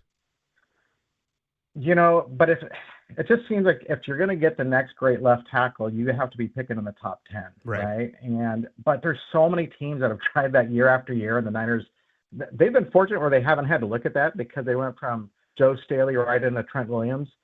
So they haven't had to deal with that mess for the most part, and other teams have. And if you go back and look at the drafts, those first-round left tackles, very rarely do they pan out, and a lot of it is developing. And you know, Chris Forrester, the Niners offensive line coach, he was very open a couple of years ago saying that they shouldn't, you know, use their high-end draft picks on offensive linemen to go use it on skill position players. And it's one of those top elite positions where if you're in that spot in the draft where you can get somebody, great. But if you're going to waste a 28th pick on a guy who you're kind of gambling might be good but not great, I don't know if that's worth it to use for the left tackle because, I mean, everybody wants great offensive linemen, and everybody thinks they're just all out there waiting to be had, and it's just not that easy. Cam, it's great to hear your voice and get this analysis. And I wanted to ask you a little bit about kind of the quarterback movement we could see this offseason. There was the news today that Kyler Murray was released by the Arizona Cardinals. Relatively slow week, but historically speaking, teams like to get their quarterback situations kind of structured and handled before the start of free agency. So to me, it would make sense for some sort of resolution with Mac Jones to come down this week. There hasn't seemed to be much rumors or speculation swirling. You think there's a possibility this week, or are the 49ers in wait-and-see mode on what they'll get offered still? It is really a fascinating market to me because you do have Kyler Murray entering it, right? And I think we suspected it, but I think some teams are going to take a chance on him because the guy's thrown for 20,000 yards and he's been stuck in a terrible franchise for 6-7 years now. Tua's probably going to get released out of Miami. Geno Smith, what's going to happen with him? There's not a lot of great draft prospects, and I don't put any credence into whether there's talk about Mac Jones or not. It doesn't matter. There could be a lot of talk next weekend on it. This could heat up. But what's the asking price? I mean, you know, the Niners don't need to get rid of him, and I certainly wouldn't. I think it's obviously a great thing to have, and you know, Mac's been bouncing around the league, and I think he's really happy with where he is with the Niners. Obviously, he views himself as a starting quarterback, and he's going to still view himself that way next offseason. So unless some team comes with a second-round pick for him, I don't see that the Niners would be moving off him for anybody. Talking to Cam Inman on the UMA guest line. I agree with you, Cam, and it's hard to find backup quarterbacks in this league. But as far as a trade asset on the 49ers currently, I mean, if they want to make big-time moves this offseason and acquire some names out there as far as trades, do you think Mac Jones gives them the best option as far as moving him for potentially a second or a third-round pick if teams are willing to do that? Oh, sure. I mean, because he is a quarterback and he won, 5 games last year, he has experience. He's still on the young side. He's their best trade asset since DeForest Buckner, 6 years ago. But DeForest Buckner commanded a first-round pick because he was coming off of an all-pro season, whereas Mac Jones kind of resuscitated his career, rediscovered the joy of football. But he's also, here's something that's really working in his favor, is he knows Kyle Shanahan's offense and proved proficient at it. And if you just look around the league, there's more and more of those guys that want a Shanahan-type offensive system in place. And so that's going to work for Mac's benefit one way or the other whenever he leaves. Cam, if the 49ers are going to make one bigger addition, maybe they don't make a big splash, but one bigger veteran addition in free agency or on the trade market, is there a position group that you see them addressing? To me, like it would make sense to go either wide receiver or defensive end from the outside looking in, but you've covered this team for a lot longer. Where do you see the most logical move? First of all, I think you're right. I think the Niners always want to have one move to hang their hat on every offseason, don't they? Whether it's a big trade or whether they're making a big free agent signing or a trade. They just like to do that every offseason. Rarely do they go extremely quiet. There's usually something that they pull off. Is there a wide receiver move that would really rattle the cages and just say, okay, this is their guy. They have their next, all-pro. The thing is, those all-pro wide receivers aren't just really hanging around out there. Like, I can't imagine that they would go after an A.J. Brown. Mike Evans he's had a wonderful career in Tampa. I think the Niners offense could use him splendidly, but he's also over 30. He's had some injuries, and that really doesn't jive with what they've been kind of striving for here in the last year or two. So I don't, and these other wide receivers that are going to be coming up in free agency, I don't think any of them are just, oh my gosh, you got to go get him. He's going to solve it. They obviously want faster guys. They want younger, faster guys. And I think everybody does, but the way to do that is often through the draft. And my question to John and Kyle at the end of the season was really about the defensive front, because that's been the engine that's made this franchise go for almost a decade with them. And when you're coming off a 20-sack season for the whole defense combined, it's atrocious. You have to upgrade that defensive front somehow. But you also have to understand that we didn't have Nick Bosa. Okay. Mykal Williams also got hurt. Keon White's coming off of a bizarre injury in the offseason. Bryce Huff's going to get a lot of money, but he's also a fast edge rusher that could work really well in Raheem Morris's system. And that's 4 defensive ends right there. So you're going to tell me you're paying a lot of money right there on those 4 guys, that you're going to have money left over to go get a Max Crosby, or that the Raiders want to do business for you. I don't see a Max Crosby move coming. But then again, I also didn't see a Christian McCaffrey move coming 4 years ago. So there's always a chance for anything. But you're right in terms of wide receiver and defensive end. They're glamour positions, right?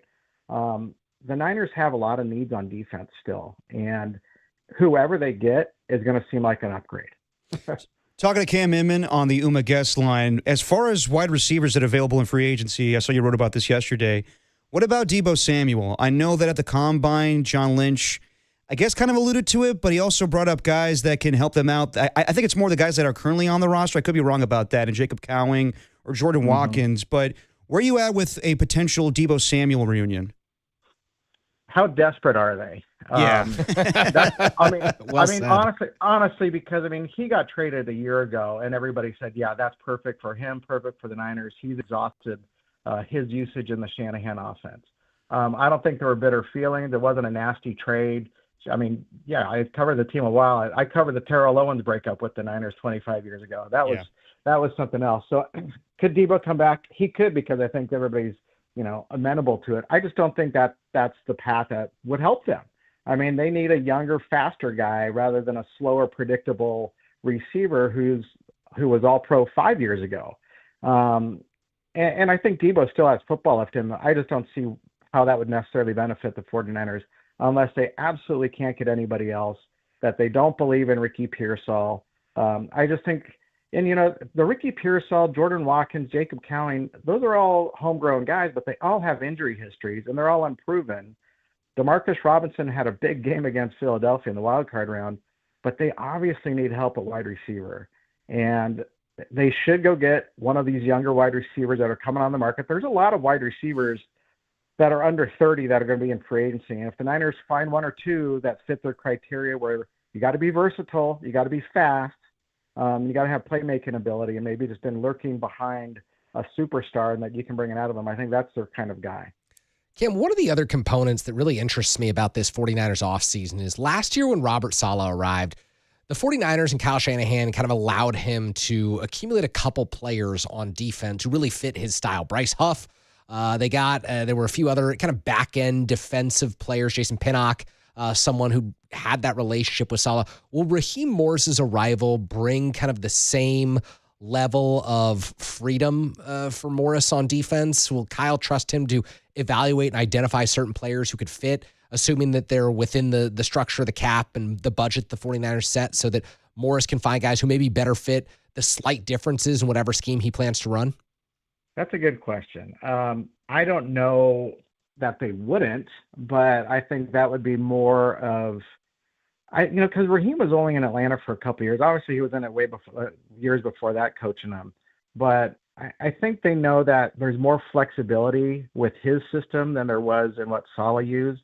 Although even though Saleh kind of used more of the 5-man front last year than his first go-round. So I think what they need to do is just identify the best players available, regardless of what team. I'm sure there's going to be one or two Falcons that come aboard. It's just, that's the nature of the NFL. It's who you know, right? And who you trust.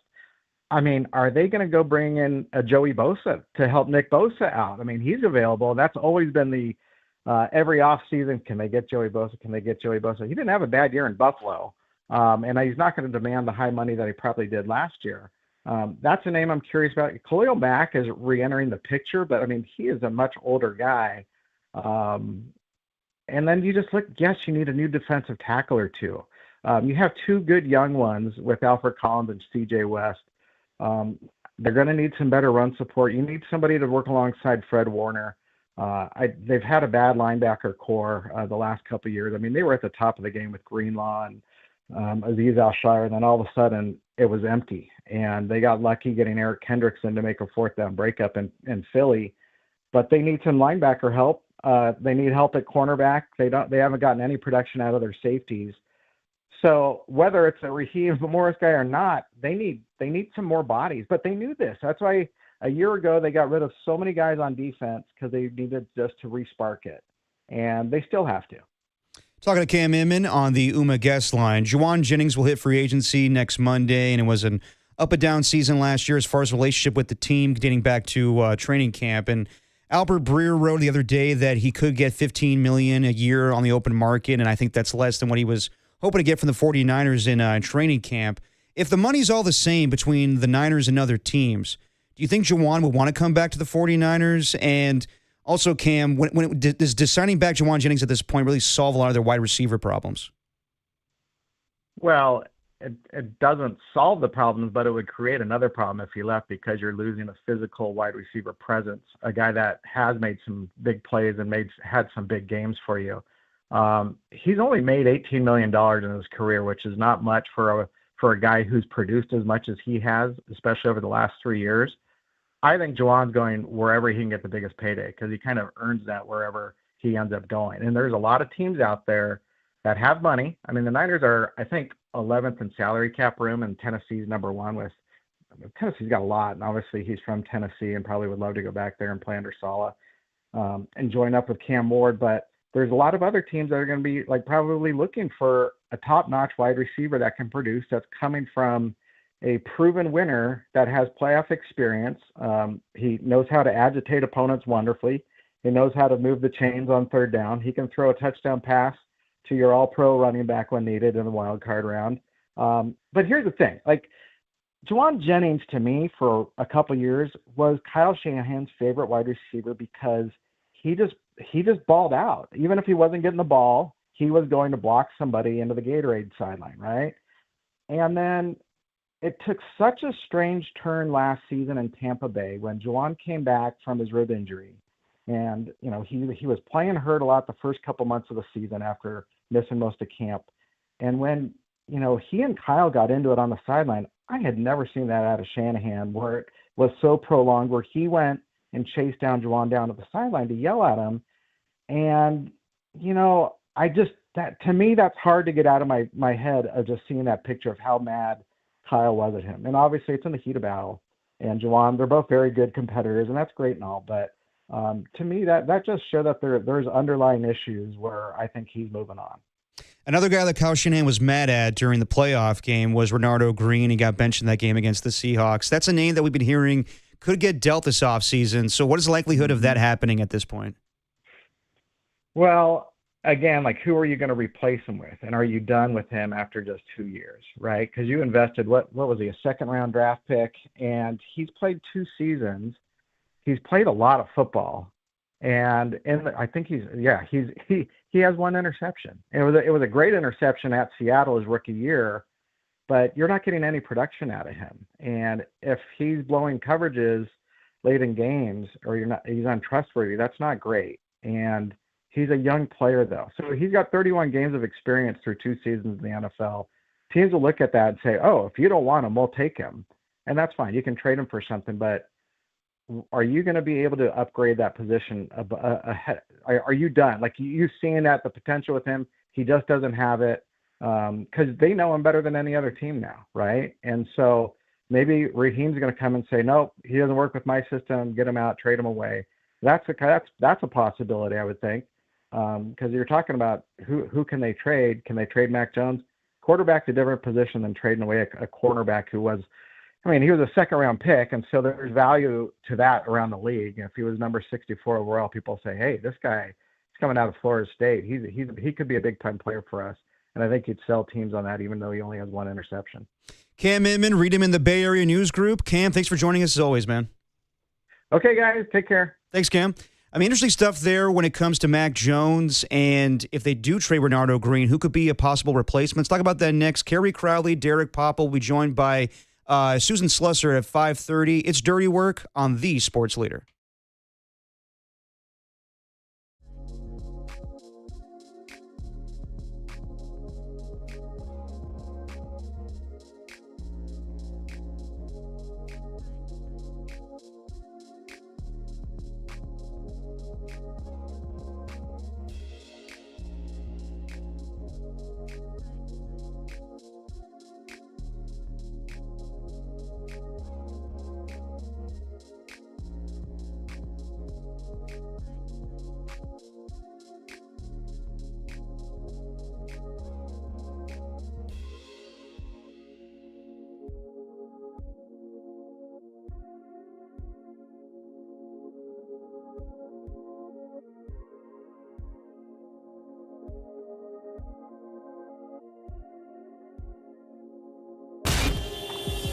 Time for your Bay Area Chevy dealers traffic update.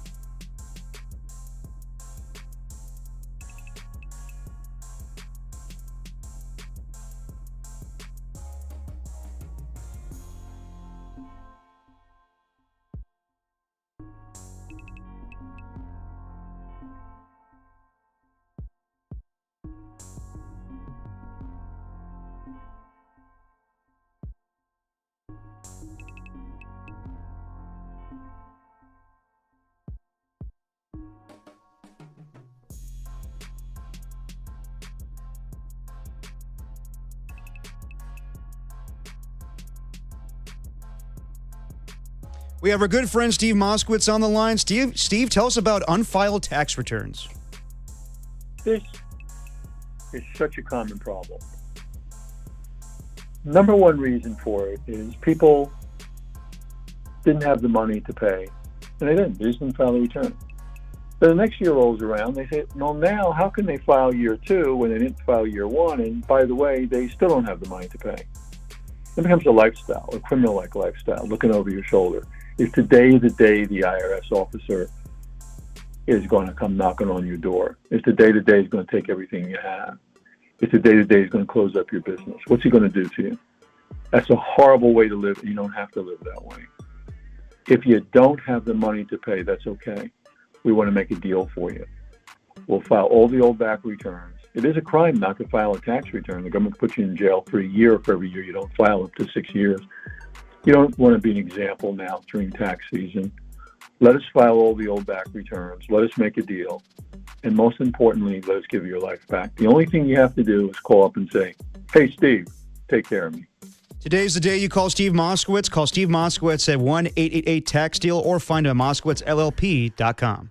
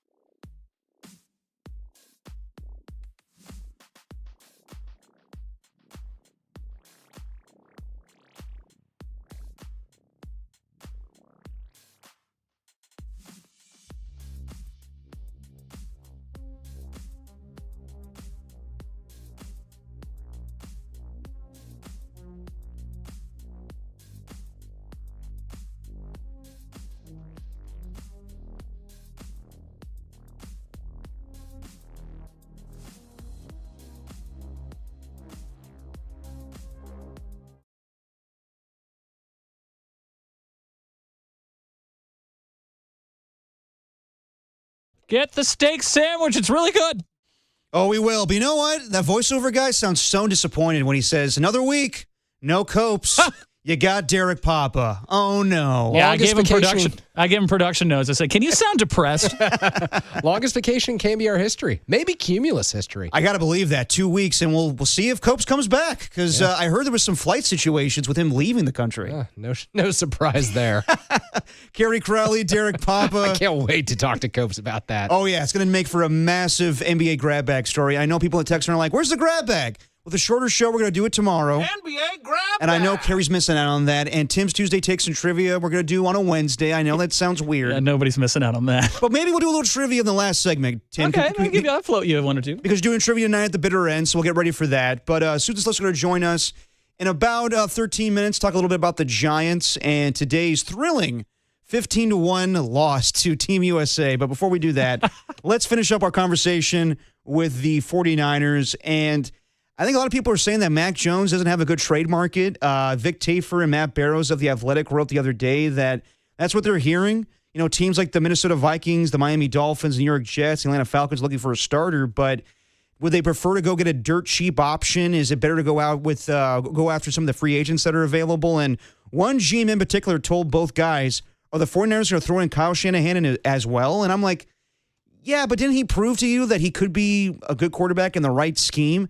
And it's funny to me, like, once he's done being a starter, where he filled in for 8 games and Brock Purdy takes the job back, we have Ian Rappaport and Tom Pelissero and all these guys saying the market for Mac Jones is going to be robust this offseason. And that's back in November. But now, fast forward to March, and now it's like, maybe we don't want to do that.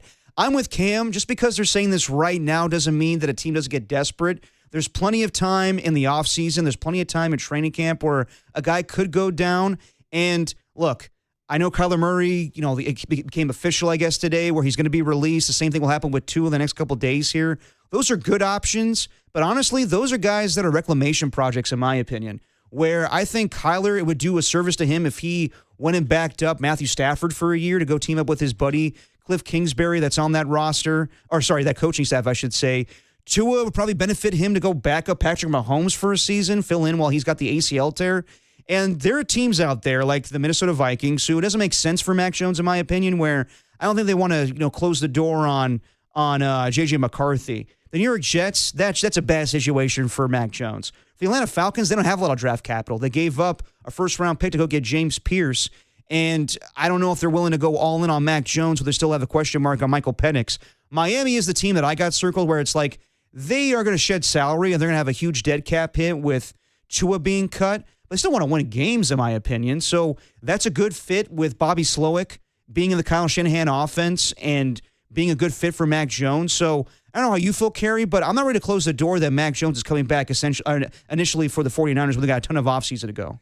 Yeah, the one thing that I will say is that with Mac Jones and with any quarterback who's expected to be a bridge to the future, it's helpful for teams to have that situation not necessarily set in stone, but at least structured by the start of free agency. Because let's say the 49ers wanted to trade Mac Jones elsewhere and they found an offer that they found appealing enough to go through with. It allows the 49ers to kind of game plan for their own free agency period next week by understanding that, hey, we're going to have to add someone, say a Zach Wilson, to come through their QB rehab program, or say someone who's got a little bit more seasoning under their belt to come in and back up Brock Purdy if they're not willing to turn the backup QB job over to Curtis Rourke just yet. And, other teams as well, like they want structure so that they can say, if you're the Minnesota Vikings, hey, we've got Mac Jones here, receiver X, who's a free agent. You're not going to be catching passes from J.J. McCarthy all season long. We've got someone who you can trust, who can play within the context of Kevin O'Connell's system. So while I think there are opportunities for the 49ers to get a potential deal done elsewhere, I do think the longer this drags on, the more likely he is to stay with the San Francisco 49ers. And I also wonder, Derek, like from your perspective, have we reached the point where QBs are paying a little bit of a tax in terms of spending time with Kyle Shanahan and understanding like they've benefited so much from his offense? Like, if Brock Purdy were to become a free agent tomorrow, someone giving him that $265 million? Absolutely. Like, yeah, okay. So there wouldn't be a tax in the case of Brock Purdy. But with Mac Jones, I wonder if there's a little bit of a tax saying, well, that's as good as he'll ever be.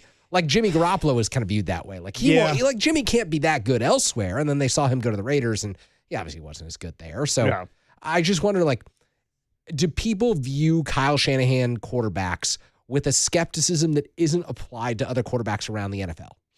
I would think so. That definitely applies to Jimmy Garoppolo, where you just said it, Kerry, where he went to different teams. He went to the Raiders, and he was god-awful, even though it was a scheme that he was familiar with Josh McDaniels. With Mac Jones, we saw him play at a high level with the Patriots his rookie year, but he needs the proper coaching. Like, I don't think you blame him for the lack of success he had when it was Matt Patricia and Joe Judge as his offensive coordinators. So, yes, I understand when you have Kyle Shanahan in there, people will be like, it's more the scheme. It's not Mac Jones doing things, but that can benefit you. We saw Sam Darnold benefit from that, and I know it was really what he did with Minnesota that, gave him the contract with the Seattle Seahawks. But Minnesota doesn't sign him if they don't see that Kyle Shanahan trusts him.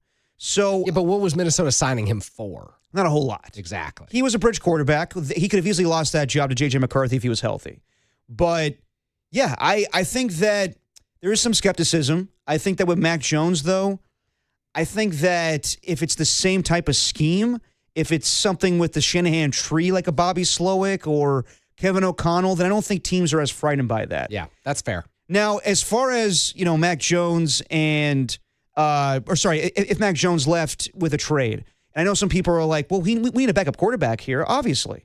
And I don't want to trade Mac Jones just for nothing. If it's a second-round pick, if it's a third-round pick, it makes sense. But if it's like a fifth-round pick, you want to hang on to him.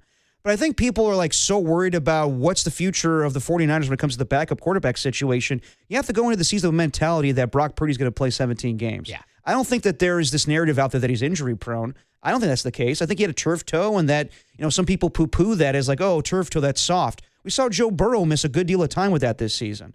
And prior to that, he missed a game in the 2024 season where he missed the game in Green Bay. And the other game was, a preseason game, basically the last week of the season against Arizona. So I don't think we have this mentality that Brock Purdy's going to miss games, but you do need a pretty good backup quarterback. But do you trust Kyle Shanahan where if it is a Zach Wilson, if it's a Curtis Rourke who's on the roster right now, do you think that he could get the best out of those quarterbacks? Yeah, of course. Why not? Everything in his career has led up to setting backup quarterbacks up to win games for him. Like, he has made each and every quarterback who's come through his offensive system dating back to his earliest days in the NFL look better than they probably are, look better than some of their parts when it comes to their arm talent, their ability to process. Like, I think you come to a Kyle Shanahan system, and whether you're Brock Purdy or you're CJ Beathard, you're playing your best football for him. And so I think it's part of the magic of a Kyle Shanahan system, the magic of bringing him in as the head coach for the San Francisco 49ers. I think the question is, how comfortable will the 49ers be with their prospective backup if they move off of Mac Jones, because they did embrace him so much, because they did see what he could do for them and keep them afloat while Purdy was out last season? Are you ready to turn that room over to Curtis Rourke and really test Kyle Shanahan in a way that maybe the 49ers haven't been tested since the days of a Nick Mullins, like undrafted free agent out of Southern Miss? Like, I think that Curtis Rourke, honestly, I'm higher on Curtis Rourke than I think I would be a lot of backup quarterbacks that they could bring in. The guy played on a torn ACL at Indiana and tore it up for Curt Cignetti's team. Like, I'm excited to watch Curtis Rourke in the preseason, but I don't know that you trust Curtis Rourke to start more than 2 or 3 games. At the same time, I also go along with your analysis of the situation. Should the 49ers be planning for Brock Purdy to miss time? Probably not. Right. But if Brock Purdy misses time, they probably aren't winning the Super Bowl. So how much stock do you put in that backup quarterback position to begin with? And we've seen it before. I mean, people forget that Brock Purdy was this rookie quarterback, and people are like, oh, my God, the season's over once Jimmy Garoppolo breaks his foot. Curtis Rourke could be that guy. I'm not saying he's going to take over as a starting quarterback, but just a quarterback that understands how to play in Kyle Shanahan's system. And I get it, the torn ACL, not fantastic, but if they do move on from Mac Jones, then there is a reason why he was successful with Curt Cignetti at Indiana. So we'll see where that goes. And I feel confident in Kyle Shanahan finding another reclamation project, whether it's a Zach Wilson, whether it's somebody else that I'm not thinking about right now when it comes to a backup quarterback. The problem with the NFL is there's like 37 reclamation projects out there. Like, we could do an entire 4-hour show on everyone who Kyle Shanahan could come in and coach up and lead to a 3-4 record over 7 games. And that's a testament to him. But I also think that, it's tough to trade for a Mac Jones when he's going to cost you an arm and a leg. Like, it's going to be a second-round pick or a third-round pick. But besides that, I don't think the 49ers should move him. It's much easier to overpay for Malik Willis. He's not going to cost you anything besides money. I mean, not draft capital, obviously, but, Mac Jones, I think more teams would be willing to do it if he was a free agent, or if if the 49ers weren't just so hell-bent on, it's got to be something that's worth our while. Now, as far as other trade options they could have this offseason, I brought up Bernardo Green. He's a name that has been out there as a guy that they couldn't move, and Raheem Morris likes a certain scheme when it comes to the secondary, and that's his expertise.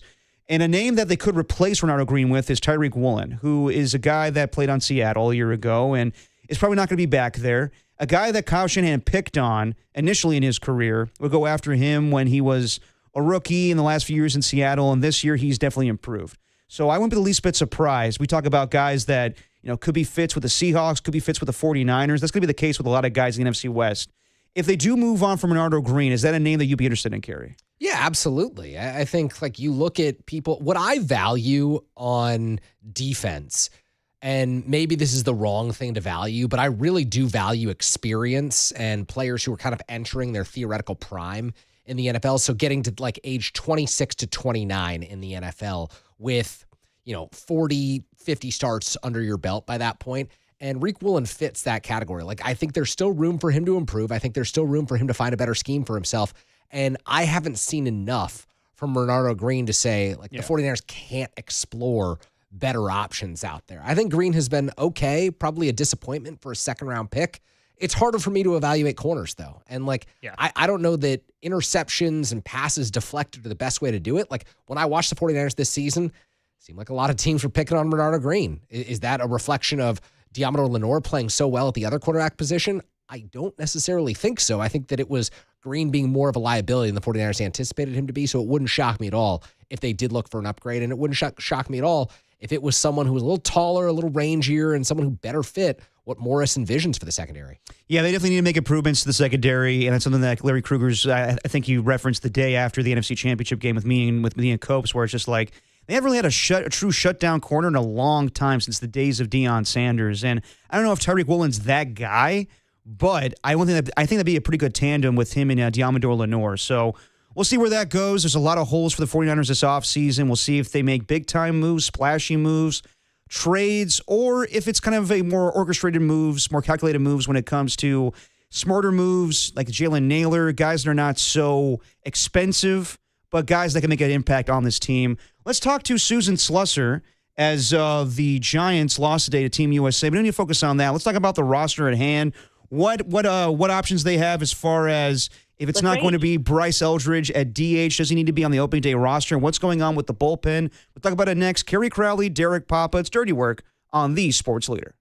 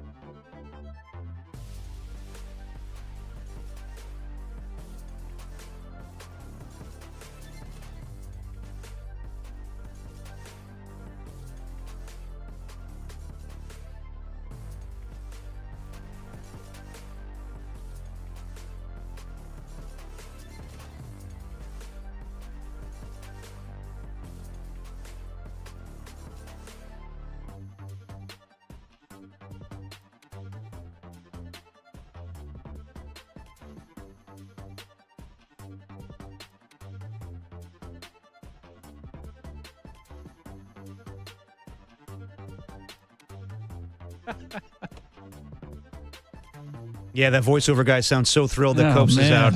Derek Papa, Kerry Crowley on The Sports Leader. It's always a treat to be joined by Susan Slusser of the SF Chronicle, talking all things San Francisco Giants. What's going on, Susan? Hey, guys, I'm just leaving the ballpark. Long day, but man, that was fun. I got to say, that was one of those kind of days that reminds you why you love baseball. I mean, you look at the final score, 15-1. Yeah. Didn't matter. That was just a day of sort of baseball celebration, just an ungodly collection of talent, and people kind of just like on both sides admiring each other, and, you know, families there having a blast. What a great day. It really, really was. Yeah, I mean, besides the outcome, but no, I mean, Susan, I totally understand. Like, that was my first question, was how much fun was today? You tweeted out a photo of Aaron Judge and his childhood idol, Rich Aurilia, together. Just how interesting was it to see the interactions between all of the stars of Team USA, including Logan Webb and the Giants? Yeah, I mean, I think Bryce Eldridge might have had, well, I don't know. I talked to the whole Bednar family was there. Like, they all flew in from Pittsburgh. Like, the whole family was just on cloud nine with David and Will both pitching in the game. They've never been in the same game together. They're 6 years apart. So a blast for all of them. But Bryce Eldridge, it's really tough to top his day. He meets his idol, Bryce Harper, and he's like, Bryce knows who I am. So he was like, that's enough for me. And then when Aaron Judge gets that first inning single, he's standing next to Bryce. They're both 6'7". It was quite a sight. So Bryce said he goes into the dugout afterwards and he's like, which one of us is taller? Which one of us is taller? He said he and Judge were even talking about it. And the consensus was that it was Judge, but Bryce was like, oh, he's wearing a helmet and he's standing on first base. So, but he said that they kind of had a laugh over that. But Judge also told him that he wants him to be on the team in 3 years.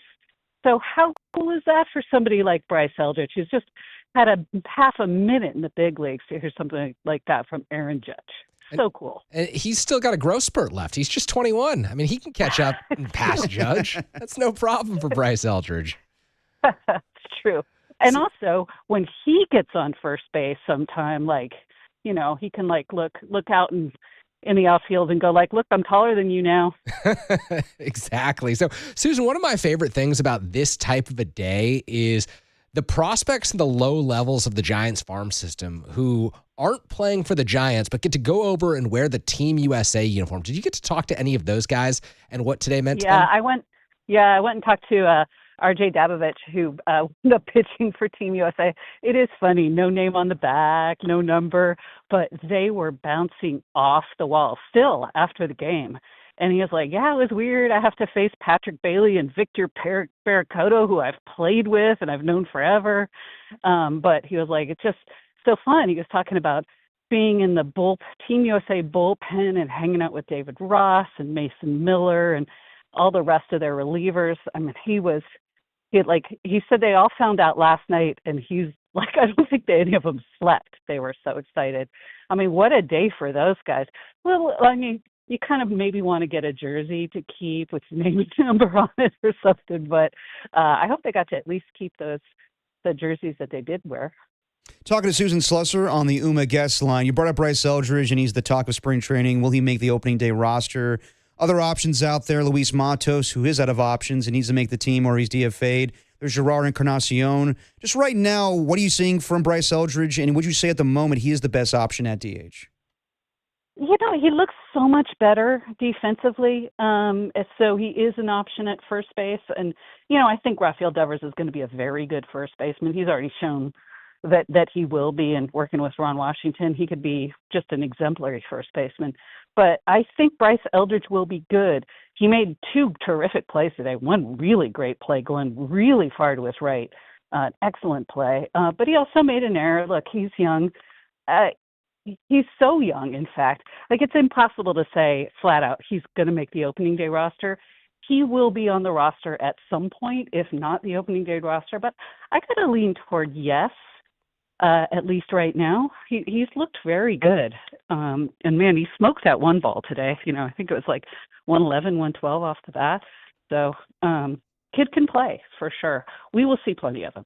No doubt about that. Susan, looking forward to making my Scottsdale debut on Saturday. I'll see you down there at Scottsdale Stadium. And one thing that I'm really interested in learning more about is just how Tony Vitello and Buster Posey and the Giants are thinking about this wide open bullpen competition right now, because I think they went into spring training hoping that Hayden Birdsong or Carson Whisenhunt or someone would really force the issue. And to me, looking from afar, that hasn't really happened. You did see Will Bednar go out there today and throw another scoreless inning. Like maybe he'll enter the conversation at some point. How have you seen kind of the young pitcher competition shaping up thus far?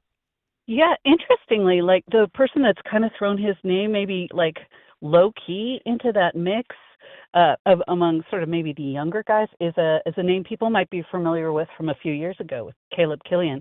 He's pitched really well. But, it's so hard to say, Carrie, after like 2 spring outings, it's really not a fair judgment on anyone. Things can turn around so fast. But, yeah, Whisenhunt's been off. He had one terrific inning, looked great, and then had to sit through the Giants batting around. I'm going to throw out that second inning, which was terrible. But then his next time out, he just didn't look quite right either, And obviously, nobody has figured out what's going on with Hayden Birdsong. I've asked a couple of scouts, and everyone loves the talent. Everyone sort of universally agrees. Out of all of that bunch, Hayden Birdsong probably has the most upside. He has the ability to be a frontline, probably MLB starter. But there's something going on here. Is it in his head? Is it something mechanical? I don't know, and nobody seems to really have a handle on it. Talking to Susan Slusser on the UMA guest line. Where are we at right now with injuries on the team? Rafael Devers has the hamstring issue, and Harrison Bader dealing with the thumb, Eric Miller with his back, and then there's Drew Gilbert with the shoulder impingement for a guy who's not guaranteed to make the team at the moment. Yeah, there's nothing I would say that is of overwhelming concern. I think they would have liked to have seen Devers back by now, but they've got a day off to Thursday. So, if he's back Thursday, great. Bader's off to play for Team Israel. He at least the last time we checked, he was still planning on doing that. He was at the ballpark today, but he was planning on leaving today, I believe. Nothing too, the real ones to keep an eye out on. And Miller, I think Miller will probably be in a game next week. The real ones to watch, of course, are Henches, who we hope we see in a game before the end of the spring. I'm not 100% sure he'll be absolutely ready to pitch in big league regular season games. He might have to go somewhere and get in a little bit more work before he pitches in regular season games. But I think when we talk about the bullpen, this is a guy with experience who I think could be very good for them when fully healthy. But we just haven't seen him yet. And, of course, Jason Foley, who's going to be more like mid-season. But, man, that guy has not just experience but closing experience. And he had some years. I talked to A.J. Hinch about him, and A.J. really raved about him.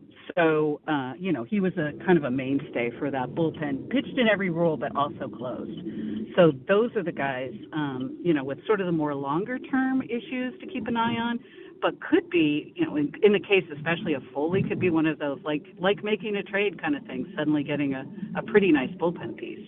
Susan, one more from me, and I know that he's off to go play with Team South Korea at the World Baseball Classic, but I just wonder, watching him down there taking fly balls in the mornings, then playing a little bit in the outfield during games, what you think of Jung-Hoo Lee in right field and how that transition's going?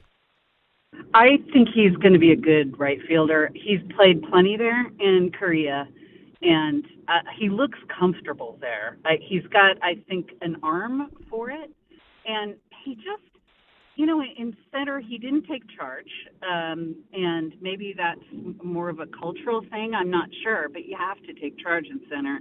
And he didn't always look like he looked comfortable, especially going into the gap and left. You got Elliot Ramos over there sometimes charging in really hard, and he looked a little tentative. I think with just one guy on one side, when he gets to know Bader, I think he's going to feel a lot more comfortable in right. I really do. So I think that's a great move. A couple more minutes with Susan Slusser on the UMA guest line. When the Luis Arraez move was made, we wondered about Casey Schmidt and his role on this team. Would it be a trade option? It seems right now that he's embracing the super utility role. Just what are you seeing from Casey Schmidt in spring training, and what do you anticipate his outlook's going to be this season? Casey always has a great attitude. He'll do anything they ask. we keep saying, like, if they ask you to play in the outfield, he's like, no, but I would. So he'd just do anything. So I'm not worried about him and how he handles it, but I do think if they have a need, and there certainly are teams calling on Casey Schmidt. Ever since they acquired Matt Chapman, they've had teams calling because he's such a good third base. Really, Casey Schmidt should be somewhere playing third base all the time, and there are teams that would like to have him. If they can get a nice piece for him, I think that might not be a bad way to go, certainly for Casey Schmidt. But look, they need potentially another starter. They need potentially bullpen help. I would consider doing that, certainly. But if they don't, Casey Schmidt is also a nice guy to have. And if you have an injury in the infield, you're set. Casey Schmidt can handle it. He's a big league player to me. I just think he's potentially an everyday big league player. Susan Slusser, read her in the SF Chronicle. She'll join us a lot more once the season starts for the San Francisco Giants in a few weeks. Opening day, March 25th, against the New York Yankees. Susan, thanks for always joining us. Thanks, guys. Thanks, Susan. Have a good one, Susan. So, Carrie, you're going to Scottsdale this weekend. What's the biggest thing you look forward to when you head to spring training? Well, checking in with Marty Lurie. That will be an experience in and of itself. This will be my first time sitting down for Great job, brother. This will be my first time sitting down for a famed Tony Vitello media scrum. Ooh. So I've got that Saturday morning. I think my flight will land in time. I'm on I'm on a god-awful Southwest flight out of SFO, like 5:20 a.m. on Saturday. So I'll see that on Saturday, Sunday, and Monday as well. And then I guess just my favorite Scottsdale and Phoenix restaurants. So that's what I look forward to. Which one is the top of your list when it comes to restaurants? Well, Bruce Bochy and I share a love of Chelsea's Kitchen, which is actually based in Phoenix. It's at like 44th or 40th Street in Phoenix and Camelback. Great spot. Tremendous. If you're in Scottsdale, like if you want kind of an old-timey place that people have been going for 30, 40 years, Carlsbad Tavern, about a half mile from the ballpark. It's New Mexican food, as in the state. So a lot of green chili. And it's really good. And there's just a number of places in Scottsdale that I think are really good. Now, are you to go to your old stomping grounds at Tempe while you're there? I will not. People forget I was a downtown Arizona State student. I did not know that. Satellite campus. Okay, all the benefits of a major university on a campus designed for people who can't handle the major university. Nice. Well, you're missing out. There's a good Gordon Bursch on the drag there in Tempe, Arizona. I think there is. Is that still open? Probably not. I was going to say that was the highlight when I was Mill going to Avenue? ASU. Yeah, on Mill Avenue. Yep, that's right. So you're flying Southwest Airlines. Are you aware that they no longer have assigned seating? Yes, I am aware. However, I'm one of the Chase card holders, so that comes with my benefit. So I do have seat, I believe, 8C on the Saturday morning flight. Oh, big time, Kerry Probably Crowley. giving away details that allow me to get hacked. People are going to be calling up and canceling my reservation. Well, that's awesome. Looking forward to you going to Scottsdale and getting reports from the Giants. I'll see if I can take as much time as Copes. Yeah, please do. But as far as Tim Webb and Tim's Tuesday Takes and Trivia, we didn't do that today. I know that people want it. They're asking for it. But as far as trivia, no. I mean, let's do some trivia because you're hosting at the bitter end tonight. Let's do that on the other side as we put the show to bed. Ooh. A little trivia. We'll save the takes for tomorrow when Ted Ramey joins us. He doesn't want the takes either. I wanted the takes. I raised my hand, walked in the studio today, and I said, "Can we get NBA grab bag 3 times? Can we get?" You're that much of a fan with the NBA grab bag? A fan. NBA grab bag is a lifestyle for me. You know what hurts me is the voiceover guy is more excited about the NBA grab bag than me hosting for the next 2 weeks. Still no Copes. This show sucks. It's dirty work. Harry Crowley and Derek Popple. We'll put the show to bed next on The Sports Leader.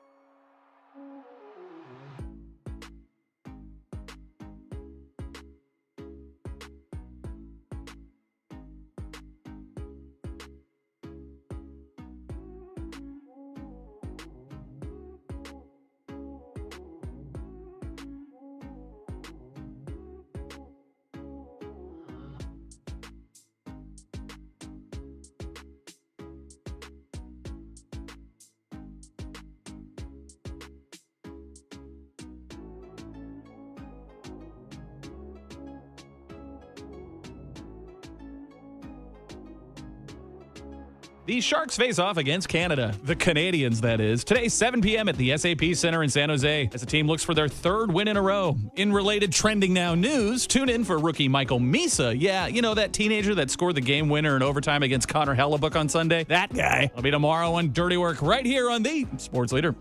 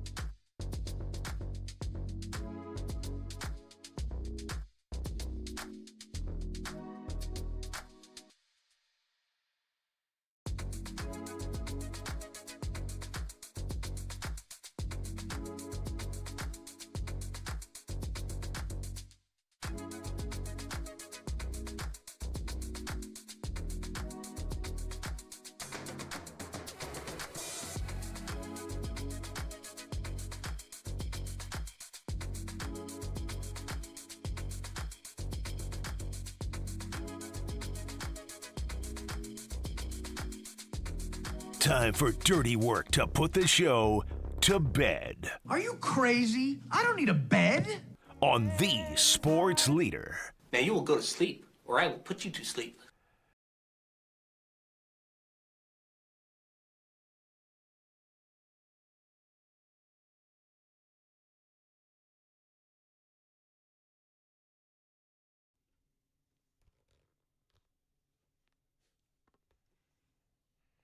Putting the show to bed on a Tuesday. Kerry Crowley, Derek Papa. Kerry liking the soccer ball that's in the studio right now. Just found it. Yeah. And gone 3 hours in here. We got a lot of weird crap that's around here. We got some books. I believe someone finally took their jersey that was in here the other day. Rick Tittle was taken by a lot of things that were in here. Coffee cup used by Marty. Yeah, a lot of coffee cups by Murph and Marcus in here that they failed to clean up from their morning shift. Half-drank coffee, I might add. Yeah, that too. But what week is that coffee from? Who knows? Kerry, it is always a pleasure, sir, when you fill in, and thanks for doing that today. I'm sorry we couldn't do a little NBA grab bag action and Tim's Tuesday Takes and Trivia. I'm sorry about that. Well, we didn't do an official Tim's Tuesday Takes and Trivia, but there is still time left in the show, so we could get some trivia and or take apostrophe. Well, it takes parentheses. Let's do it. Let's do it right now as Tim hosts Trivia at the Bitter End tonight.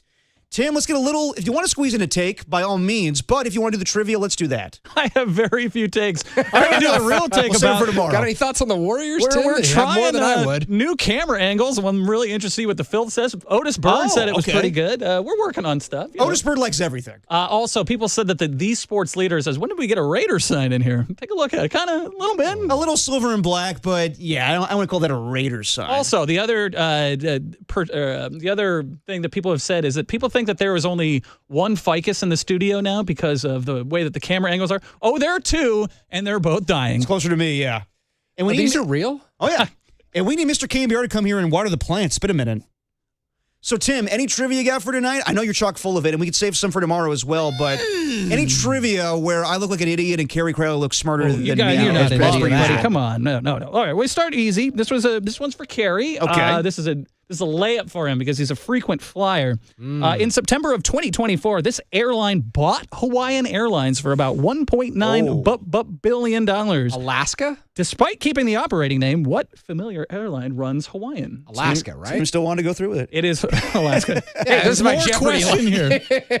All right, now I knew you would get that. I know you're going to get this, Derek, okay? That's a lot of pressure on me. What is the name of Vince Vaughn's gymnasium in dodgeball? Globo Gym. Oh, sorry, Vince Vaughn. My bad. Average Joe's. That is correct. And what is the name of the Globo Gym team? The Globo. Blazer. Yeah. Fran. Come on now. Weren't they like there's a team name. Okay, the Average Joe's and then the Globo Gym. Remember the dance? Yeah, like the Cobras or the Vipers or something like that. The Purple Cobras. The Purple Cobras. All right, close enough.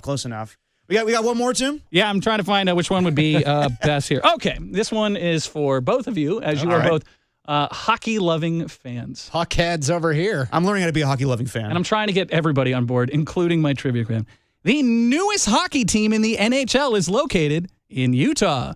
What is the name of the Utah hockey team? The Mammoth. Yep. That is correct. And, there we go. And we need them to start losing. We need them to start losing. The Mammoth and the Kraken right now are above the Sharks in the wild card. That is correct. This is really a long way around of saying we need the Mammoth to lose. Go Sharks. They're playing tonight. Let's go. Screw the Kraken. Screw the Mammoth. Screw Canada. They're playing the Canadians. And we're going to talk some Sharks tomorrow as Michael Meese is going to join me and Ted Ramey at 4:50. Excited about that. He got the game-winning goal in overtime against Connor Hellebuck. How you feel about the Sharks right now, Kerry? I mean, how do you not feel great after what those fans have been through for the last 3-4 years to see?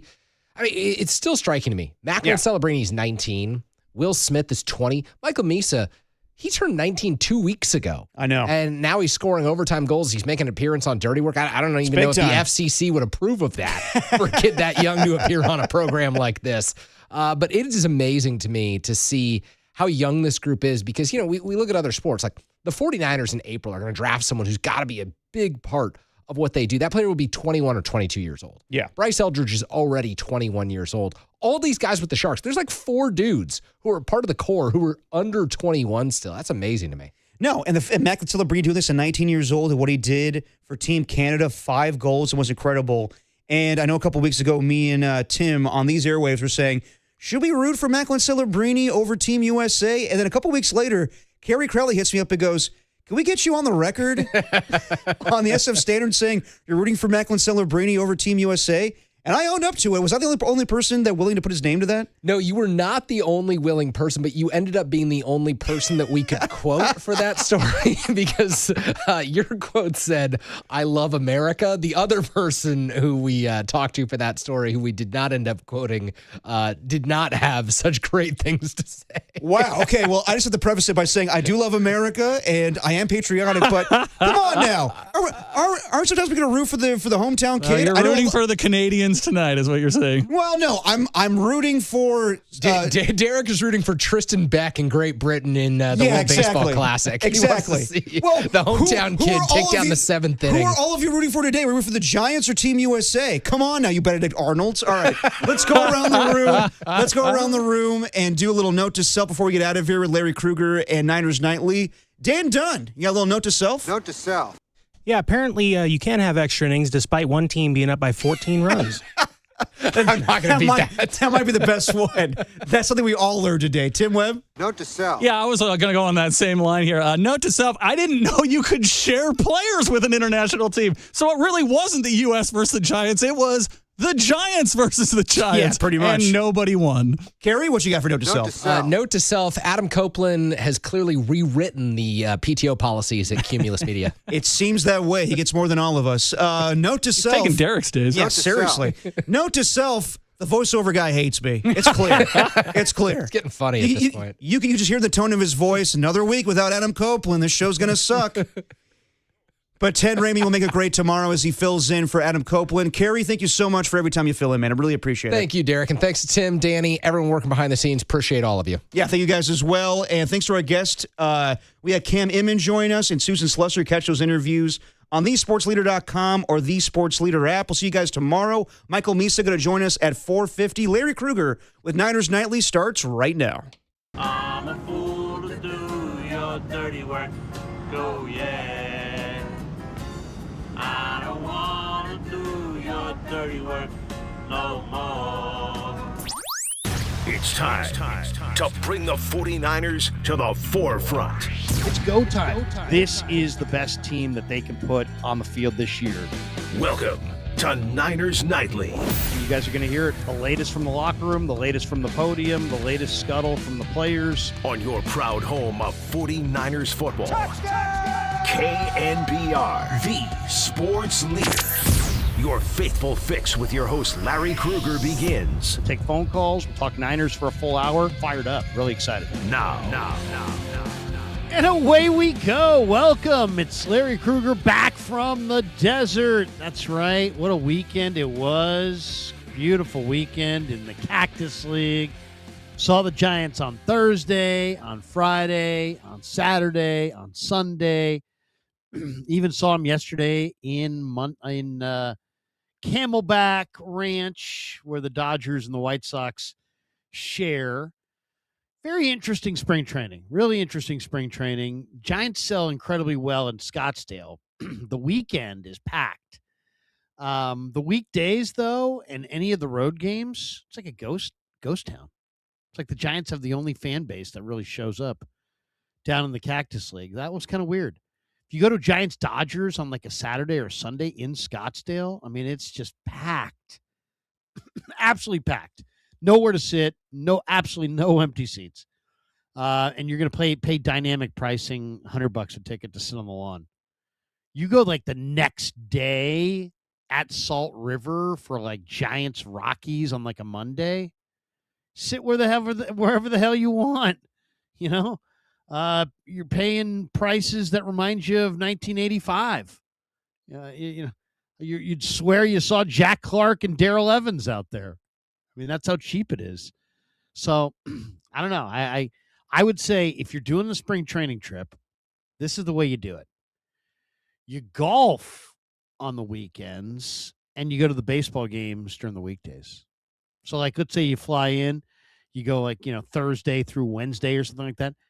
Thursday, Friday, go to a couple of Cactus League games. Saturday, get out and play one of the millions of courses they have there. Sunday, do the same. Monday, go watch more Cactus League. Tuesday, watch more Cactus League. You get to the weekends, go play golf. All right. So, anyway, the Giants look good. Looked really good. So they got a guy named Bo Davidson that looks really good. Victor Barracoto, he looks pretty good. The depth, not so much. Pitching depth, it's going to be a problem. Bullpen depth, major problem. But they do have some offense. And I think Tony Vitello is kind of an interesting guy. We'll see. You also have Kurt Casale, who, could be a manager in waiting, just sitting right there in Buster's front office if things don't go well with Tony. I'm not saying Tony's going to get canned, but it's a wild step. We'll all admit it's a wild step. All right, but we're not here to talk Giants. We're here to talk Niners and Niner football, and welcome to a Tuesday, March 3rd edition of Niners Nightly. And we do have a great hour for you. Later on this hour, the great Brian Peacock is going to stop by from Locked On 49ers. Peacock and Crocker do a great job over there, so we'll talk a little all things Niners with Brian Peacock coming up here later on this hour. I guess the big question of the day, if you want to chime in, 808 KNBR is the number. Who do you want? The free agency is going to start in a few days. Who do you want? Who do you want the Niners to go after? Boye Mafe, Tariq Woolen, Mike Evans, Romeo Dobbs, Wan'Dale Robinson. Who do you want? Who do you want to see the Niners? They could sign one free agent, 808 KNBR. Who would that free agent be? Let's talk a little bit about some of the rumors connected to your 49ers on this March 2nd, March 3rd, I should say. ESPN's Aaron Schatz is predicting that the Niners are going to sign Joel Bitonio, who played collegiately at Nevada. Veteran guy, 7-time Pro Bowler. This guy's been around a while. I think Kyle Shanahan might have been with him when Kyle was in Cleveland. So he's saying, hey, go sign Bitonio, and you'd have a Pro Bowl left side of your line with Trent Williams at left tackle and Joel Bitonio at left guard. That's an interesting one. The betting odds are out on where Max Crosby is going next. Albert Breer thinks he's going to be traded here in the next few days. The Commanders are the favorite at 3-1. Titans are the second favorite at 4-1. Pats at 5-1. Niners at 6-1. Kind of lurking off the lead there. I don't know what it's going to take. If it takes 2 number ones and a player, I don't think the 49ers ought to do it. If it's about a first in this year's draft and a third in next year's draft or something like that, something very palatable, then yeah, I'd be interested. Niners need 5 great defensive players. The Texans today released former Niner Jimmy Ward, which makes a lot of people say, what about Jimmy Ward? Jimmy Ward, once upon a time, was a very good 49er. He could play corner, safety, free safety, strong safety, nickel corner.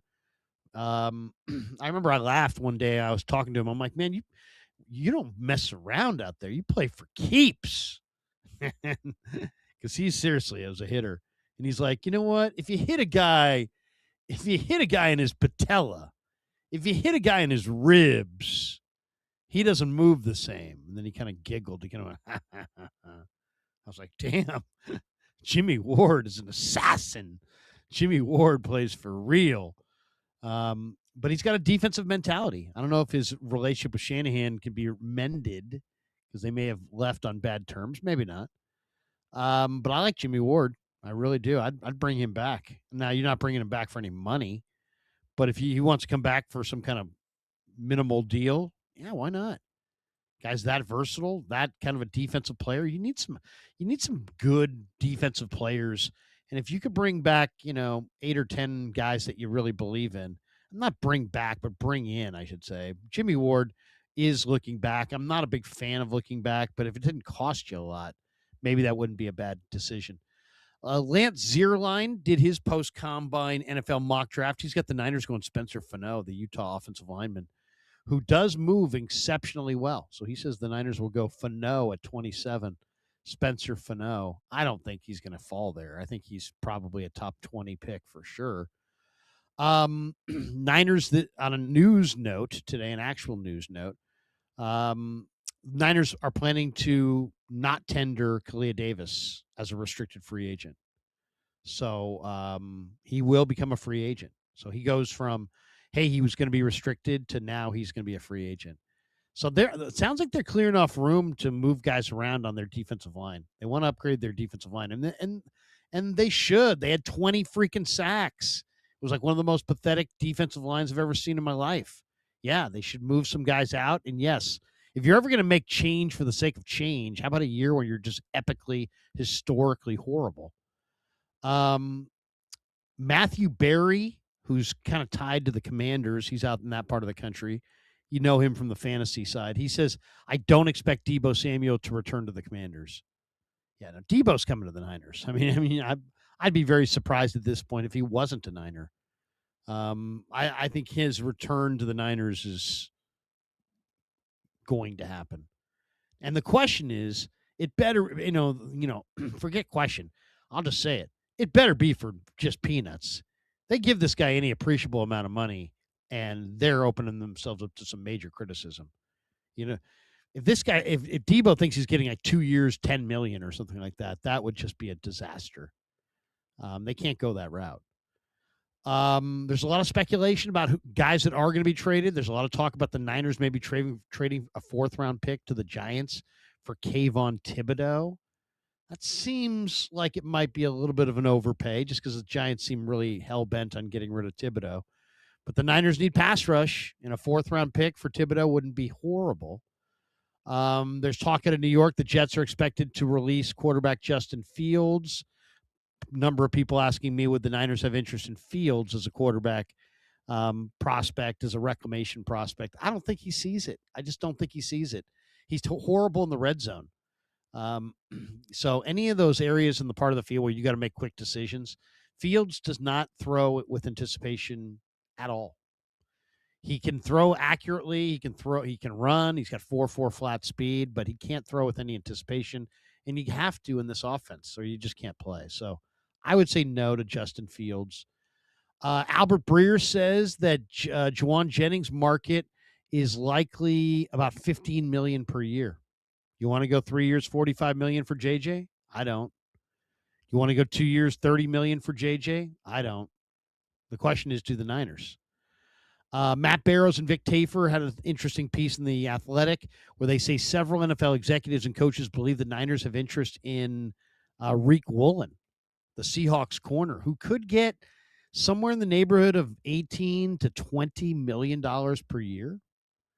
So that's an interesting one. PFF's got their post-combine mock draft out. They've got the Niners taking Kenyon Sadiq, the incredible tight end, kind of a Vernon Davis clone out of Oregon at 27. It's interesting. I'm looking at their mock right now. They've got Kenyon Sadiq to the Niners at 27. They have Blake Miller, who's a tremendous tackle prospect with a wrestling background, going from Clemson, going next at 28. Omar Cooper, the Indiana wide receiver, going 29. Eli Stowers, who's a tremendous tight end with 45-inch vertical, going 30 to Denver. Patriots going Zion Young, defensive end out of Missouri. I mean, that would be an interesting decision if the Niners get to 27 and Sadiq, Blake Miller, who might be one of the top tackles, Omar Cooper, who's definitely one of the top receivers. I mean, he blocks. They love receivers that block. Stowers is a ready-to-play tight end. Zion Young might be a perfect player opposite Nick Bosa. Would they go Sadiq in that situation? I think they might go Zion Young. If all those guys were on the board right there. A lot of talk about wide receiver. Will the Niners go with Mike Evans, who's 32, who wants the volume? He wants a lot of volume receptions, but the Niners, without Kittle, without Debo, without Ayuk, without anybody else really, they're probably in position to give Mike Evans volume receptions. So that actually may work out. In past years, that may not have been a good fit, but this year they need some receiver to step into their mix and catch 80 to 90 balls, if not 100. Mike Evans could be that guy. Or would you rather go with Romeo Doubs? Evans is 32. Doubs is 25. They're saying Doubs is going to get a 4-year deal in the $50 million range, where Evans is going to get a 2-year deal in the $30 million range. So, I mean, Doubs is younger. He's got more long-term upside. He's never truly been a proven number one receiver. But I like Romeo Doubs. I really do. A lot of his catches go for first downs and touchdowns. So those are just some of the notes that I saw tied to the 49ers today. Now, there are a few more as well. The Niners, according to Jeremy Fowler from ESPN, could be a sneaky contender for John Franklin Myers. That came down kind of yesterday. Jennifer Leachan had the note that the Niners met with the Miami edge rusher Akeem Mesidor at the Combine. Man, if Mesidor fell to them, he would be a tremendous 49er. Brian Peacock, who's going to join us later on this hour, did his post-Combine pre-free agency most likely first-round picks for the Niners. And here's who he has. This is kind of interesting. He's got Omar Cooper, the wide receiver from Indiana, most likely first-round pick for the Niners. Casey Concepcion, A&M receiver, second most likely pick. Max Ianachor, the just crazy 335-pound offensive tackle. I call him crazy because he was a basketball player. The guy looks 270. But if you watch him, you'd say, oh, he's 270, 275. He's 335. He's just that lean and athletic. It's amazing to watch him. TJ Parker, really long-arm defensive end, number 4 on his list as far as Niners potential first-round picks, and then Caleb Lomu. And he's got his dark horse, Mekhi Lemon. I think that's kind of a peacock dream right there, Mekhi Lemon. Who would I say is the most likely 49er first-round pick as we sit here on March 3rd? I'll say Zion Young, the defensive end from Missouri. I mean, Lynch said it the other day. He said, we got a bunch of needs, but our big need is defensive front. Zion Young is, I'm just awesome. I mean, this is the kind of guy. This guy's got a junkyard dog mentality. He's tough. He can rush the passer. He's got a motor, 6'5", 260. Just watching him, he's just got dominant traits. Dominant against the run, dominant against the pass. He just looks good. Really, really good player. So I'd say Zion Young, especially if Lynch is really going to prioritize that defensive front. It could be a tackle, but I would say it's going to be probably a Zion Young defensive end. Couple other Niner notes. Niners have scheduled an in-person meeting with Memphis offensive tackle Travis Burke. He's got a March 19th pro day coming up. That's an offensive tackle they're taking a look at. Warren Sharp had his mock draft out. I think he's really a sharp guy, no pun intended. But Warren Sharp is really sharp, and he says he likes the Niners to take Caden McDonald out of Ohio State with the 27th pick overall. That's an interesting name, too, because McDonald is kind of like a DJ Jones type. Very, very strong at the point of attack. And also has some quickness and can rush the passer. So that was kind of interesting. Matt Barrow says there wasn't a lot of trade talk about Mac Jones' availability at the Combine. One GM asked, are the Niners going to throw in Kyle Shanahan in the deal? Suggesting that maybe, Shanahan's the key to Jones. You know what's interesting about this? There's a report out that the Niners want a first-round pick for Mac Jones. So the Niners, and I said this a month ago to you guys, I said, the Niners ask is high. They want a ton for Mac Jones. They know they can read supply and demand as well as anybody. They know they got, a quarterback in a year where there's no quarterbacks available. Vikings need one. Dolphins need one. Jets need one. Falcons need one. Raiders need one. Steelers need one. And there's probably more teams than the Cardinals. There's a number of teams that need a quarterback. And you have one. And he's ready to roll. So the word is the Niners want a first-round pick.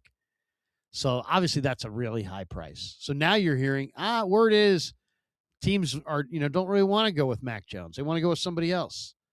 So that's the Niners saying they want a first-round pick is their way of saying we won't move them without a top 50 pick. So you say, if you want a top 50 pick, you ask for a first-round pick. If the other team says, you know what, we're not giving you a first-round pick, they're like, hey, you know what, we kind of like Kyler. We kind of like some of these other, we like Malik Willis. We like these guys. We like Ty Simpson, man. Ty Simpson looked good. And all that talk. Eventually, push is going to come to shove, and something's going to have to give. And I think 49ers are going to get a lot for Mac Jones because there's nobody out there. And maybe a player and a second-round pick, maybe a really good player and a late-round pick. We'll see. Somebody asked me, did I get anything out of the Combine? Is there some sleeper something that happened this weekend in the Combine that only I noticed that nobody else noticed? I'll give you one. The Georgia offensive lineman Micah Morris, who's just a road grading offensive guard. This guy at 6'6" and 334 pounds had a 1.73 10-yard split. It was the best 10-yard split of anybody among the offensive guards, I should say. That is the stat the Niners look at the most when they're looking at offensive linemen. They're looking at that 10-yard split. How well do you move in that first 10 yards? Chris Foerster wants guys who can sprint off the ball. Micah Morris is 6'4", 6'5" and a 4, 334 pounds, and comes firing off the ball. 1.73, 10-yard split. To put that in perspective, Brock Purdy's was 1.54, and Brock Purdy's 227 pounds. This guy's 334 pounds. Then you mix in the fact that he had a 5.0940. That's a good number. He had a 9.4 broad. That's a good number. He played 50 collegiate games, 5 starts at right guard, 13 starts at left guard. Lots of experience. I love this kid. Micah Morris. Probably going to be a day 3 pick, but Niners love that offensive lineman that can run off the ball. They love the guys with the great 10-yard splits, and now you got a big road grading mauler from Georgia, who also has these great measurables that you're looking for as far as splits and getting off the football. So that to me was one of the more interesting developments of this combine is that Micah Morris kind of came out of nowhere. 49er stat of the day. We'll do it right here. The Niners have received 25 compensatory selections in the Lynch-Shanahan era. That is the most in the NFL. They have figured out, perfected the comp pick strategy and how to do it, who to sign, who to stay away from. And the Niners do it better than anybody. 25 compensatory selections the Niners have received in the Lynch-Shanahan era. It's number 1. Rams are number 2 at 25. Cowboys are number 3 with 21. No one else has over 16. Niners have 25 compensatory picks. They've really done that well. By the way, NFL free agency begins a week from today. The Niners currently have a $38 million in cap space. That's the 11th most cap space in the league. If you're looking for a sleeper, people said, do you have a sleeper, Krug? Zion Johnson, the Chargers offensive guard who played collegiately at Boston College. Niners need a starter at left guard. Spencer Burford's going to price his way out of there. Zion Johnson's only 26. He's a former first-round pick. He's a road grading run blocker. There's Spot Track estimates he's going to get a 3-year, $33 million contract. That's right perfectly in the Niners' price range.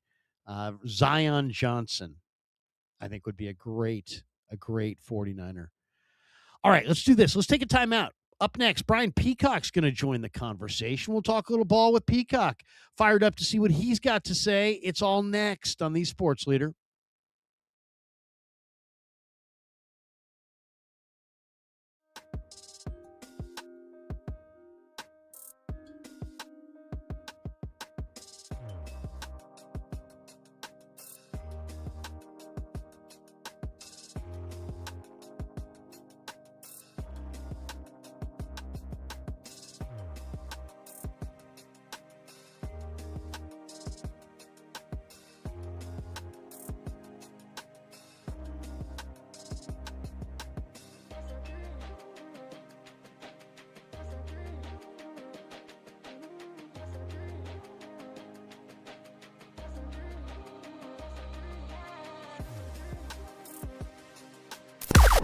Now, from the O'Donnell Financial Group Sports Desk. Learn more at odfigroup.com. O'Donnell Financial Group, because planning is a process, not a product. You know what time it is. It's time for your Teal Report. The Sharks in action tonight against the Habs, baby. Montreal's in the house. They're at the Tank tonight at 7. Get your butt down there. And if you're not going to be down there, well, turn them on the television and keep it tuned to KNBR. We love our Sharks on the Sports Leader, baby. Sharks are 4 points out of the wild card. Need a W tonight. Keep the ball rolling on the ice or puck, whatever. Go Sharks.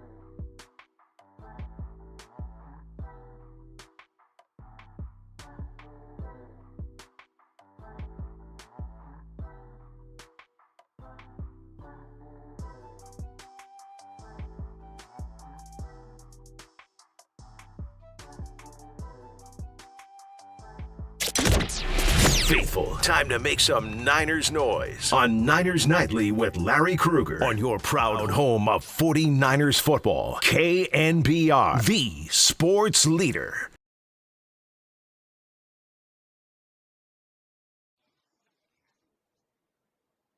All right, welcome back to Niners Nightly. Larry Krueger with you, back from Arizona, and a little trip to spring training, and we're going to talk a little Niner ball here with Brian Peacock, half of Locked On 49ers on the Locked On Network. Him and Eric Crocker do an amazing job covering the Niners, and he's back with us on the Sports Leader to break it all down.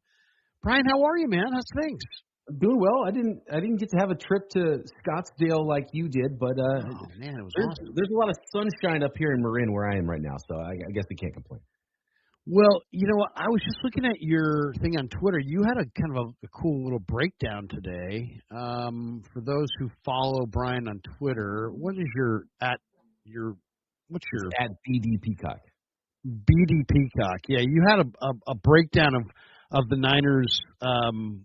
What you'd like to see them do, and overall, I mean, it was a pretty good. What do you think? I mean, if you get a lot of reaction to that, yeah, we got a lot of reactions, some feedback, some pushback as well from fans. I think the Jonathan Greenard news that he might be available from the Minnesota Vikings was kind of spurred on for me because the 49ers have a really interesting offseason ahead, and they have plenty of needs for a team that was a 12-win team. And some very specific needs, I think. But defensive end, kind of that edge position is pretty cloudy for me. And I don't know exactly how the team is going to attack it. The read I get it on it is that the 49ers starting four is set. And it's the three rookies from last year and Nick Bosa. And that's clearly the direction they want to go. And that's a good run defending unit, likely, but maybe not the pass rushing unit they need. So to me, anybody they would consider on the defensive line this offseason would probably need to be of the pass rusher variety. And even so much so that you shouldn't be too worried about how good of a run defender they are. So maybe some lighter bodies and some more athletic players up front. So, Bosa, Mykel Williams, Alfred Collins, C.J. West. And I'm fine with that starting front four. If you were to bring somebody in like Jonathan Greenard or, talks of a Max Crosby trade or Trey Henderson wasn't tagged, he's a free agent. What do you do with your rookie from last year, your first-round pick? You sit him down? Do you bring in someone like Jonathan Greenard and then he's not even on the field on early downs? And then there's the Raheem Morris angle of it. And what's that scheme even going to look like? Is it going to be a little bit more odd fronts happening? And John Lynch talked about it at the Combine, and he was talking about how they might be looking at some different body types than they had been in the past on that front. So that tells me, and we saw what Raheem Morris did last year when he was in charge of his own football team in Atlanta. They drafted not one, but traded up to get a second speed stand-up type edge rusher on that front. And so that's probably the variety of player I would see the 49ers going after. And potentially they don't have to do that in round one. There's a lot of those types in this draft. Maybe they can find that in round two. And if they attack the starting wide receiver spot in free agency, that might open them up to do some other things and go best player available in round one. The Seahawks head coach Mike McDonald was being interviewed at the Combine, and he's like, I look at it as you got to have waves of guys, and it's really true. You got to have a lot of depth. You got to be able to come at different groups of players that play well together, and you better have depth, and you better have a lot of speed, and you better come at teams with a lot of talent. And if you don't have a lot of talent, good luck to you. It is kind of interesting. Your plan, you said draft. You like INH or from ASU and offensive tackle or Caleb Lomu, and then it looks like second round you have either the Oklahoma kid Thomas, Yakis from Illinois, or Moore from Michigan, edge rush need, and then you're trading Mac Jones for an additional second round pick, and you're taking Chris Bell, and then in the third, fourth, and fifth round you're looking at Zane Durant. Maybe a tight end, maybe the Stanford kid, and maybe it looks like, a free safety? Yeah, I think free safety, it's a really deep free safety class. I think they can find that player, and the 49ers traditionally have not spent high resources on safety. So I would be surprised if they went and swung for a safety in round one, but maybe the 4.35 speed of Dylan Thieneman out of Oregon would coax them into that sort of a pick. But it's a really deep class at free safety. It's a deep class on the interior of the offensive line. I'd be surprised if the 49ers went and landed Linderbaum, but then at this rate, it's looking like Linderbaum's just going to blow the heck out of records for how much a center makes in the NFL. And so maybe the center of the future in the mid-rounds of this draft. And there should be a player in the 4th round range they could probably find. Maybe a Logan Jones out of Iowa, a Hecht from there's a number of players that I think could potentially be future starters and give them an opportunity to kind of work behind Jake Brendel, who's 34 years old, and potentially have a future starter there. But I love the Honachor in the 1st round because he's, of all the players in the draft and the realistic options for the 49ers, I think it's a unique year where there's enough depth at offensive tackle, and it's rare that you can sit at pick 27 and get a 1st-round guy. And I do think these offensive linemen in these mock drafts need to be moved up by a lot of people. They're going to go high, whether it's Freeling, probably no shot to get someone like Freeling. Caleb Lomu out of Utah, the left tackle, he'll probably be gone by the time the 49ers are on the board. But Max Honachor is an interesting one because he's raw. He didn't play football growing up.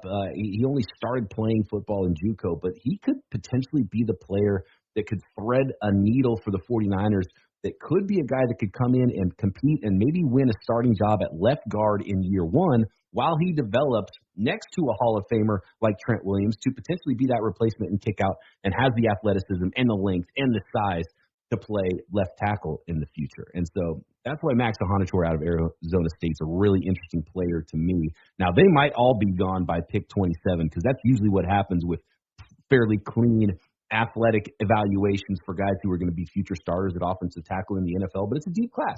If the 49ers are sitting there at 27 and have a clear tackle on the board, I think it's the point where they have to look ahead to replace Trent Williams and draft that player. I know their stated thing is, hey, offensive linemen are not as important as the guys that touch the football, and, we can never have enough D linemen, and Lynch's stated goal is to bolster the defensive line. And these are all great things, but, INH from ASU is just you just don't see guys that are that big, and this guy's a former basketball player. He's 6'7", 330. He moves like he's 270. He just looks like he could potentially be a really dominant lineman. Now, obviously, Firster's going to have to coach him up, so we'll see how he weighs in. Firster's on record as saying that he doesn't really believe in drafting offensive linemen early unless they're special, but I would beg to differ that this guy would be in that special category. I mean, he looks like he's 265, 270, and yet he's 330.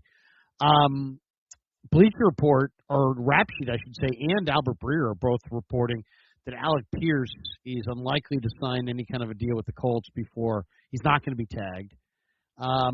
And there's a lot of talk that the Niners are one of the teams that is going to show interest in Alec Pierce at the beginning of free agency. Should they spend that price tag? And we're talking about 25 on the low end, maybe north of 30 on the high end for Alec Pierce. Really? You going to go that high for Alec Pierce? I don't know if I would. I think I probably would not.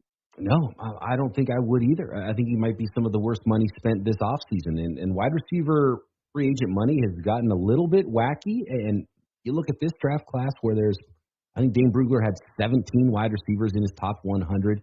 Last year there was 15 wide receivers taken in the first 3 rounds. Now, not all of them hit, but I don't think there's that much of a scarcity at wide receiver. Now, there might be a scarcity at wide receiver for the 49ers because the way things went with certain players and, shipping out Deebo Samuel and then the Brandon Ayuk thing and then Jawan Jennings being a free agent. So there's clearly a need, and I wouldn't be shocked at all if the 49ers called about every available wide receiver because they clearly need that position.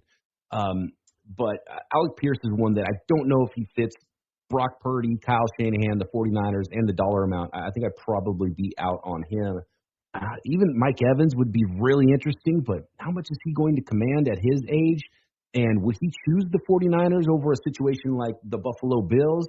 Dobbs, I think, is a really good name. There's a number of players that could be available on the trade market as well. I think 49ers do have to attack a starting wide receiver, and there's so many avenues for it. Alec Pierce would be well down the list for me. Yeah, I mean, they better get it done, though, because I'm looking at what they got coming back. They got DeMarcus Robinson, Pearsall, Cowing, and Watkins. Those guys combined for 65 touches. That number even seemed a little high to me when I looked it up. But, yeah, that is indeed it. But that's not even a big number for total touches on the year for 4 players that you expect to lead your wide receiver core in 2026. Our friend Tony Pauline said that the Niners have interest in Chris Bell, the wide receiver out of Louisville. at first thought, I was like, wow, that's interesting. He's coming off an ACL. Would they want to roll the dice on a guy who tore his ACL somewhat late in the year and may not be a big contributor right away? But, then I thought of, if you're not going to have Jennings and you already don't have Ayuk, Brock Purdy loves to throw that in-breaking route. You really don't have a receiver that makes that in-breaking route, and doesn't run that with confidence. Bell does. I mean, Bell absolutely does. He's big and strong, runs through contact. Reminds me a little bit of Terrell Owens. He's very explosive. He would be on that in-breaker route runner that I think they would miss with JJ. What do you think of Chris Bell in round 1? Or do you think that's, a couple of years ago, Tony was like, hey, they like Garendo in round 3. They took him in round 4. Is it one of those things where they like Chris Bell in round 1? Maybe they'll take him in round 2. Right. I don't think you can touch Chris Bell in round 1, and I don't think he'll go in round 1 because of the ACL. But I love Chris Bell. I love the fit for the 49ers. What do the 49ers need? They need speed. They need probably more of an X receiver than a Z receiver if you're going to pair somebody with Ricky Pearsall long term. And they need yards after catch. Well, Chris Bell checks all those boxes. He's got big-time speed. I love the way – and he's not even for a taller receiver. He's 6'2", 220. It's not even build-up speed. He's got – in the drive phase of his routes, he gets up to speed. He's got acceleration. That's what makes him so good after the catch as well. So he can take a slant to the house. He can get deep because of his speed. He needs some refinement in his route running, but he's a power player. I love the size and speed. Chris Bell, I think, would be a phenomenal fit for the 49ers. And due to his late season ACL, as you mentioned, I think he had surgery at the beginning of December. So, 9 to 12 months, I don't think teams are going to take him that high. I think he's a realistic option for the 49ers on day 2 in the second round range. And it'd probably be a lot easier for the 49ers to take a swing on an ACL guy if he drops a little bit and if they had an extra draft pick for trading someone like Mac Jones. Do you have a favorite receiver in this receiver-loaded draft? I thought Daniel Jeremiah said he thought the Indiana receivers, Omar Cooper and Elijah Surratt, were good fits. I think he's just more than anything saying that, Indiana asks their receivers to block. Yeah. And the Niners told a lot of the receivers at the combine that they met with, hey, look, no block, no rock. A couple of them quoted the Niners as asking that or commenting that way. So that's their theme that they're trying to get out to all their young receivers or all the young receivers they're considering. Is there a receiver that you're super intrigued about in this upcoming draft? There's a lot of them, that's for sure. Yeah, and if it wasn't for the ACL, I would probably be pounding the table for Chris Bell. So I'm kind of pounding the table for him, but in a falling to the second round kind of a range guy. Who knows? He could even fall to the third. You never know how teams treat the medicals, and those medical grades are going to be so important, and what the doctors saw at the combine there with those checks and then the rechecks. But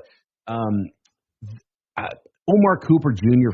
just fits so well. He's kind of a combo of Debo and Brandon Ayuk physically in how he plays. He plays with strength.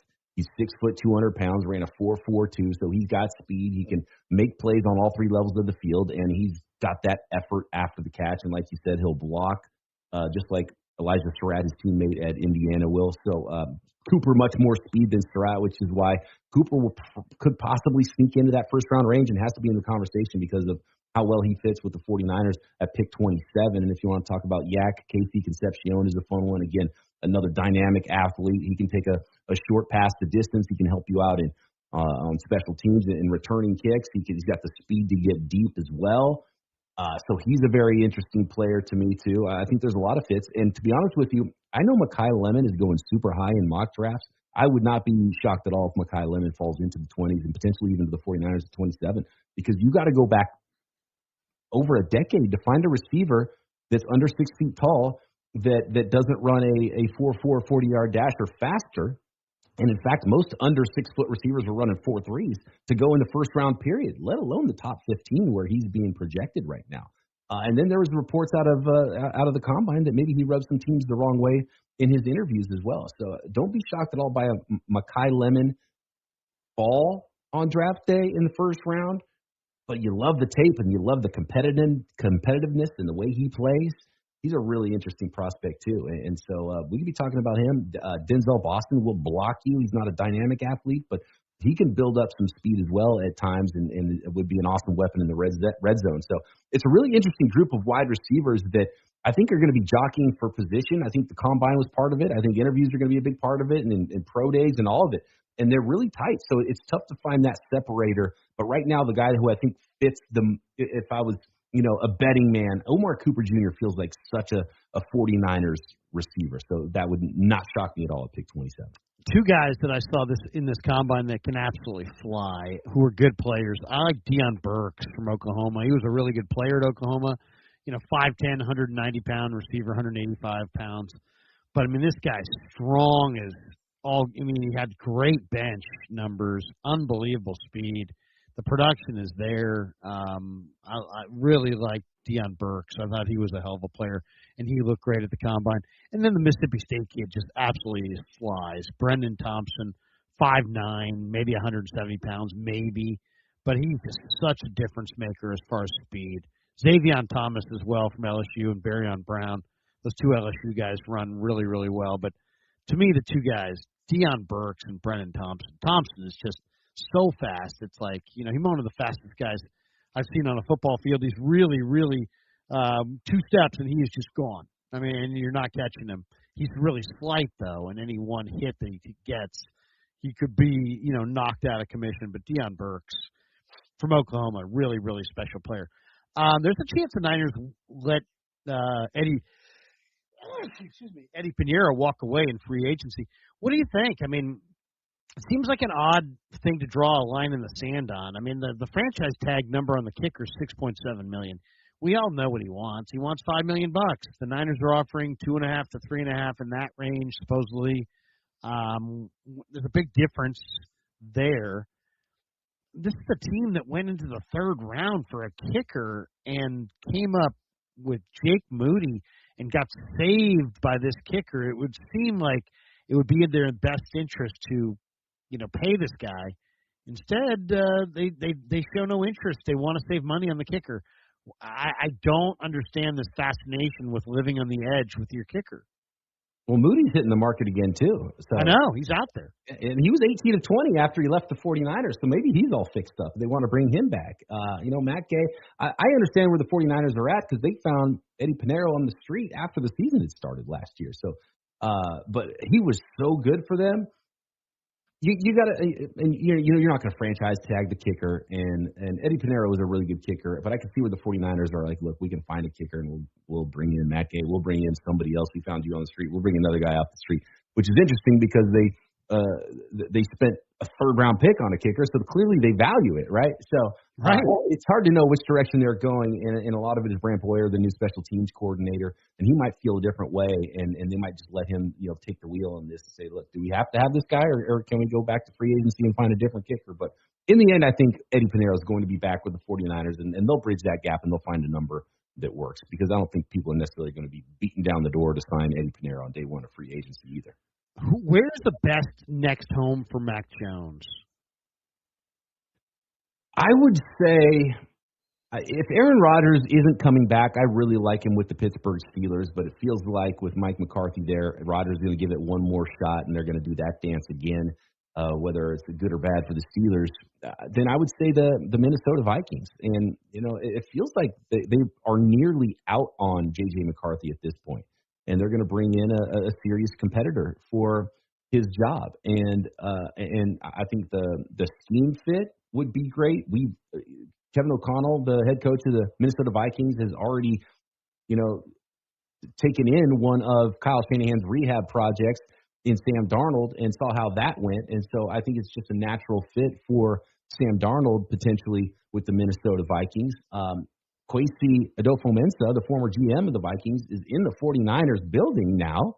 And so there's too much connection there with the Vikings and the 49ers. If I had to predict a team that made a move, it's got to be Vikings 49ers, whether it's Mac Jones or Jonathan Greenard or Jordan Addison at wide receiver. I feel like there's got to be some kind of move to be made there with Minnesota in the 49ers. And I just think he's a really good fit for them.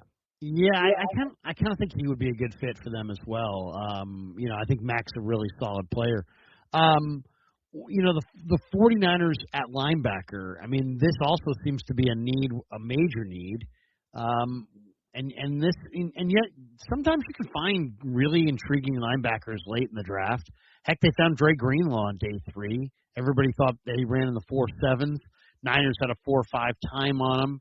They drafted him. He played amazing football for them. But, and they obviously have a pretty good eye for it. They found Azeez Al-Shaair. They found Warner in the 3rd round. They've been able to identify guys. They do have Nick Martin coming back. I'm not sure what he's going to be. What do you see at linebacker? And do you see a player either in free agency or the draft that you think makes sense for them at linebacker? There's a number of players that do make sense. I was mocking Jacob Rodriguez in the 4th round of the 49ers a month ago, which is clearly not going to happen now because he's had too good of an offseason and really ran well at the combine. He's a really good player. Could he potentially be there in the 2nd round? Might not even be there at that point either. And, yeah, you're right. The 49ers, their MO is we can draft and develop mid-round linebackers, mid-round safeties, and to a certain extent, they did draft McGlinchey and they drafted Aaron Banks pretty high, and Pooney was the 3rd rounder, but and essentially offensive linemen. So maybe we should just understand that it's the 49ers game plan. They're not going to be drafting safeties high, they're not going to be drafting linebackers high, and they're not going to be they're not at least going to extend themselves to draft an offensive lineman earlier than they think is valid. And so that's probably the way I expect it to go. But, man, when you look at Jacob Rodriguez and Anthony Hill Jr. out of Texas and C.J. Allen, and there's just a number of really talented linebackers in this class. But if I had to guess, the 49ers are going to wait on it and see if they can find a guy on, 3rd, 4th, 5th round that they can bring in to compete. And I don't think they're ready to close the book on Nick Martin. At least I'm not, just because the dude he's a heat-seeking missile. We just didn't get to see a lot of him last year. But year 2, you got a new scheme, a new defensive coordinator. Can he impress Raheem Morris? And in the limited action that we saw Nick Martin, he did what we saw him do in his college tape, and that's fly to the football. Can he compete with D. Winters? And how much do they like D. Winters? I wouldn't be shocked if it's Eric Kendricks in a 5th-round pick that get brought back to the 49ers fold at linebacker this offseason. Tight ends is another interesting spot. You have Kittle, you signed Farrell, you have Tonjes, you still have Braden Willis, so you have some bodies, but you're obviously in need of adding a significant player there as much as you've leaned on Kittle. Kenyon Sadiq is a tremendous athlete, but he's going to go probably before the Niners pick. Eli Stowers had a 45.5-inch vertical, and what a great player he was at Vanderbilt. Those two guys are kind of like clearly the 2 best tight ends in the draft. Anybody open your eyes? There were a lot of people who were touting the Stanford kid Hauser coming out of the combine. He's strong. He's more of a blocker than a receiver. I kind of like Bauer Sharp a little bit from LSU, but the kid from Oklahoma, Kanik, ran a great 40 time. He looked like a pretty good athlete. Russell Maryland's kid, R.J. Maryland from SMU. I thought both of the SMU tight ends, Hibner and Maryland, looked pretty good. Any of the tight ends look good to you? And do you have an idea? Because the Niners like to use the tight end. I've heard people suggest Charlie Kohler. Somebody said Kyle Pitts, but now he's been franchised. But they could always tag and trade him if they wanted to. Do you see a tight end out there? The Niners are definitely going to be in the market for a tight end this year. Yeah, you have to be in the market for a tight end and maybe even a couple of tight ends. A Y tight end, more of a blocker, and maybe another move tight end, which can be a chess piece for you, an H-back, move around, and be a weapon on offense, and potentially be, you have to look at life after a lot of players on the 49ers right now too. I mean, Trent Williams and I think Kyle Juszczyk, and they almost jettisoned Kyle Juszczyk last offseason. Would they go to more 2 tight end sets for that extra player, more of an H-back role rather than a true fullback? And so that's an interesting conversation as well.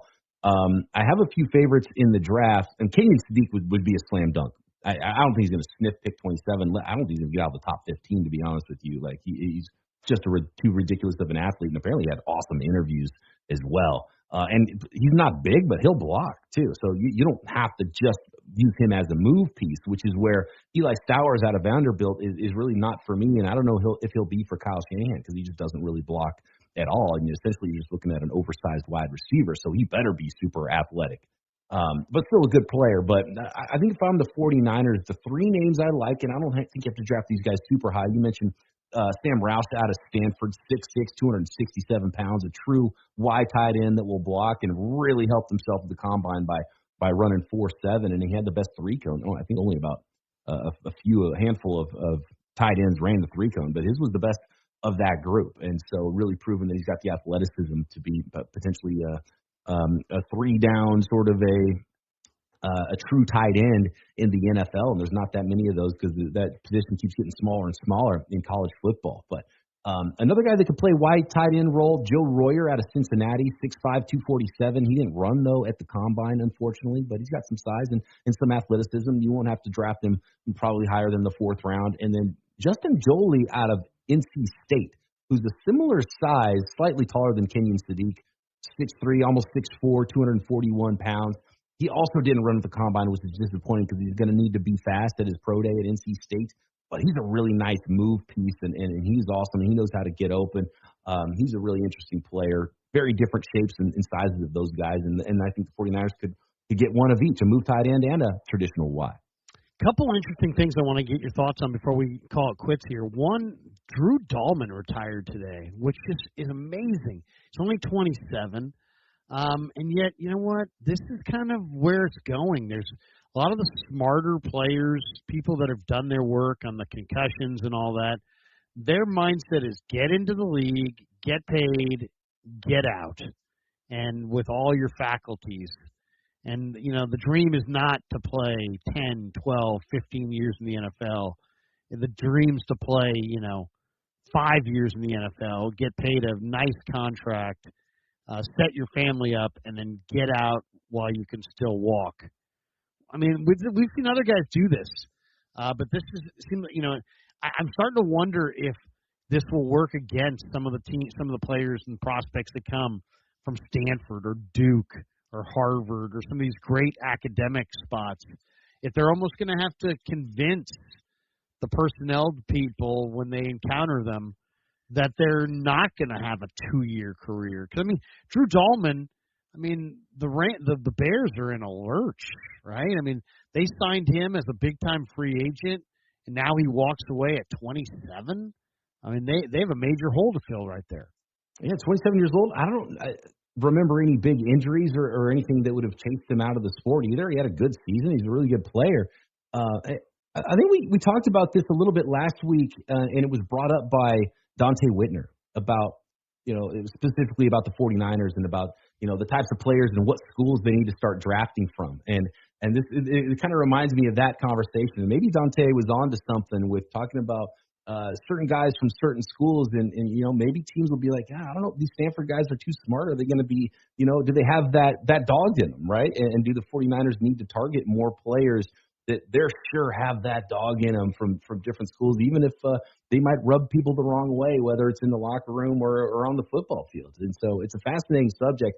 I don't know how much it'll impact it, but you really stand up and look, and it's something that guys wouldn't do previously, especially if there's not a career-ending injury situation, to just walk away from the sport and walk away from that many millions. Now he's got some money in the bank. He's not in the poorhouse or anything, but it's always surprising when a guy retires that young from the sport, any sport. Last one for you. Give me a name. Who was the most impressive guy in your mind that you saw this weekend at the Combine, or what was the most impressive thing that you saw? There were 4 or 5 guys who made themselves an awful lot of money. Who'd you think was the big winner?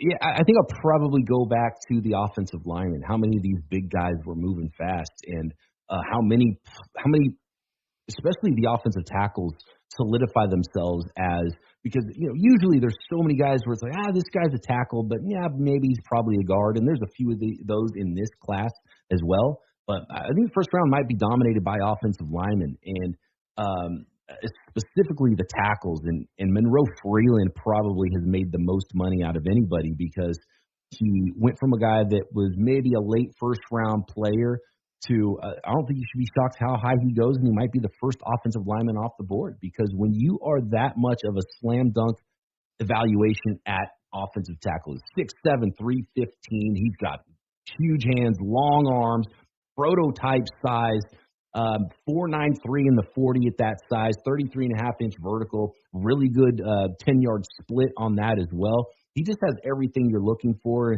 to be a starting tackle, and we've seen it with guys like Colton Miller and Brian O'Neill and that Mike McGlinchey, and I think he's a better prospect than McGlinchey was coming out as a pass protector, and he's a left tackle instead of a right tackle. So I don't think there's a limit on how high some of these tackles can go. I think everyone needs to bump them up in their mock drafts, and Monroe Freeling probably most of all. To me, the two guys that I leave the combine thinking about would be Jeff Caldwell, the Cincinnati wide receiver. I mean, this guy's 6'5", almost 6'6". He ran 4.31, 42-inch vertical, 11.2 broad.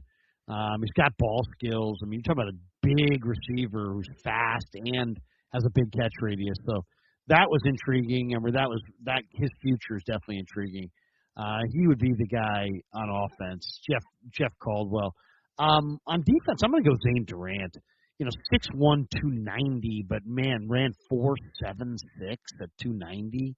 That was very, special. And to me, if I was the Niners, if that guy's on the board in the second round, I would take him, because you're talking about 290-pound pass rusher who could really be a great complement to what you have with C.J. West and Alfred Collins. Zane Durant on defense, Jeff Caldwell on offense were the two guys that really stood out. And then Zachariah Branch, who's about 175 pounds, and he had a bunch of reps at 225. I mean, he really showed great strength on the bench for a small, speedy receiver from Georgia. That got my attention, because the one thing you can't fake in the combine is the lifting. If somebody sits there and they can bench a bunch for a lot of reps, they worked on it. And if they worked on it, that means that shows their work ethic, shows how important their craft is, shows how hard they'll work, shows they'll work when nobody's watching. That's the thing. Nobody's great lifting weights and benching and all that stuff unless you're working at it. And to see Branch run the kind of 40 he ran, and to still have the kind of numbers he had on the bench, that guy is really, really a special football player, for sure. He stood out, absolutely. Peacock, tell us what you got cooking on the next edition of Locked On. If KNBR fans want to go check out you and Crocker tomorrow, what's the plan? Yeah, we're actually talking about some of these subjects and what the 49ers plan is and who they might be looking at in free agency and how that path might go for this team build in the 2026 offseason.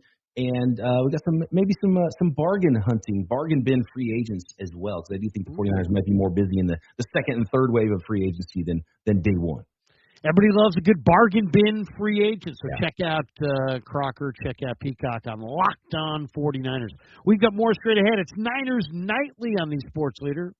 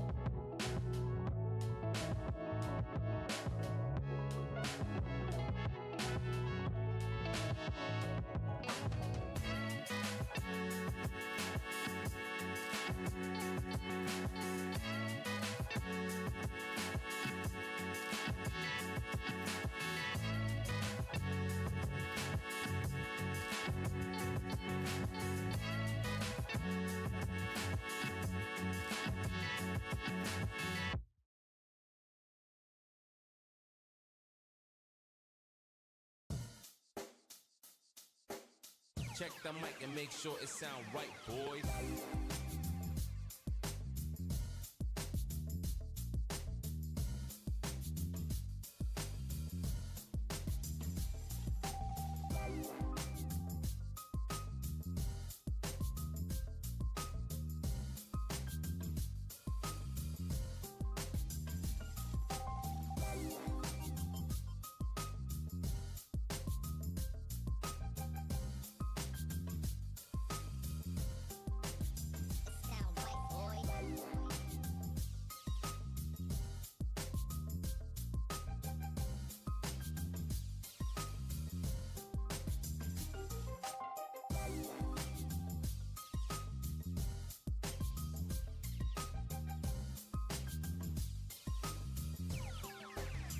Sound right, boys.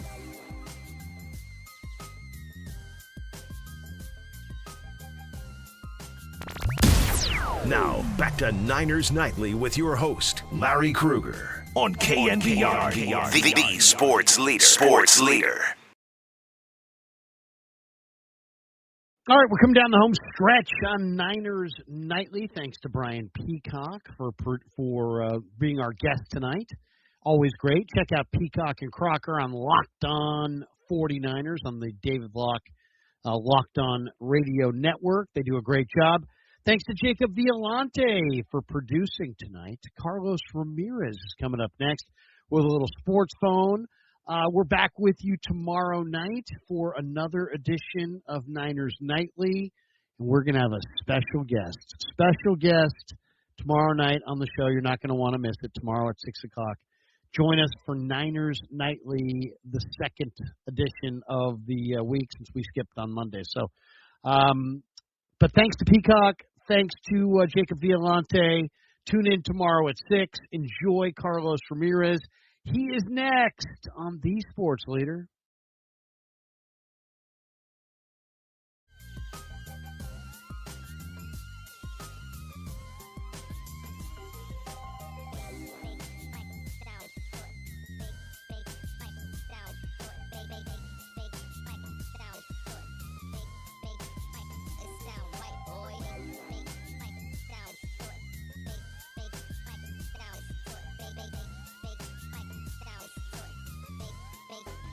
It sound right, boy.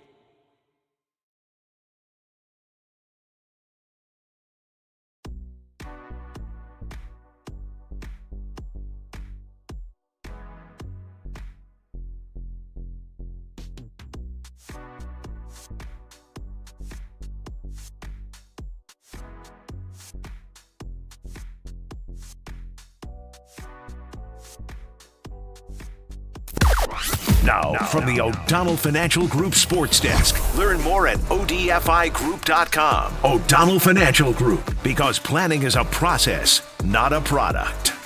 Giants versus Team USA. Fun it'd be said. They said it would be. nobody knew it was going to be 15-1, and then they would go to extra innings, and the Giants would play for both teams. Spring training. What are you going to do? Exhibitions. Hey, we got Giants ball. That's all we care about on the Sports Leader.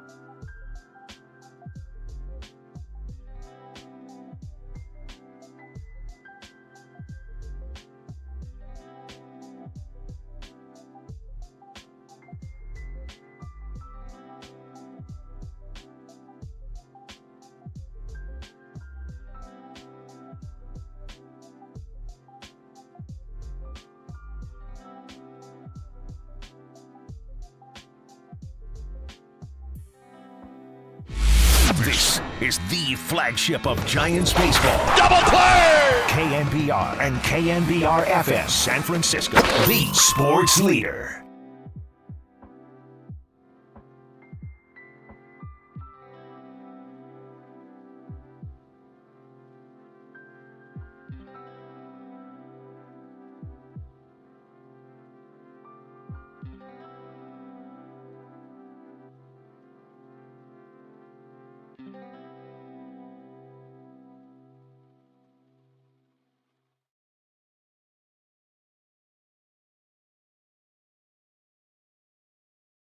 Here's your host, Carlos Ramirez.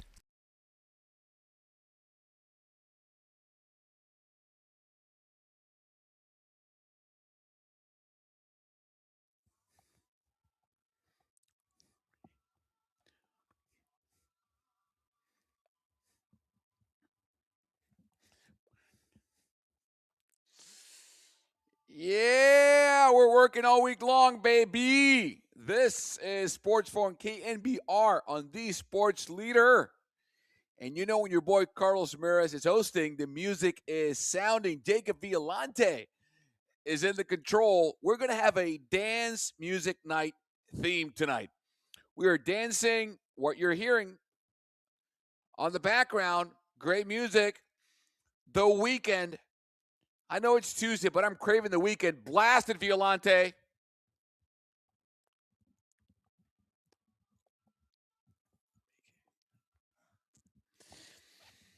Yeah, the number is 415-808-5627. 415-808-KNBR. We have a stacked show for you at home. This is the show for the fans. You are the show. You got to call in or text. The number is 415-808-5627.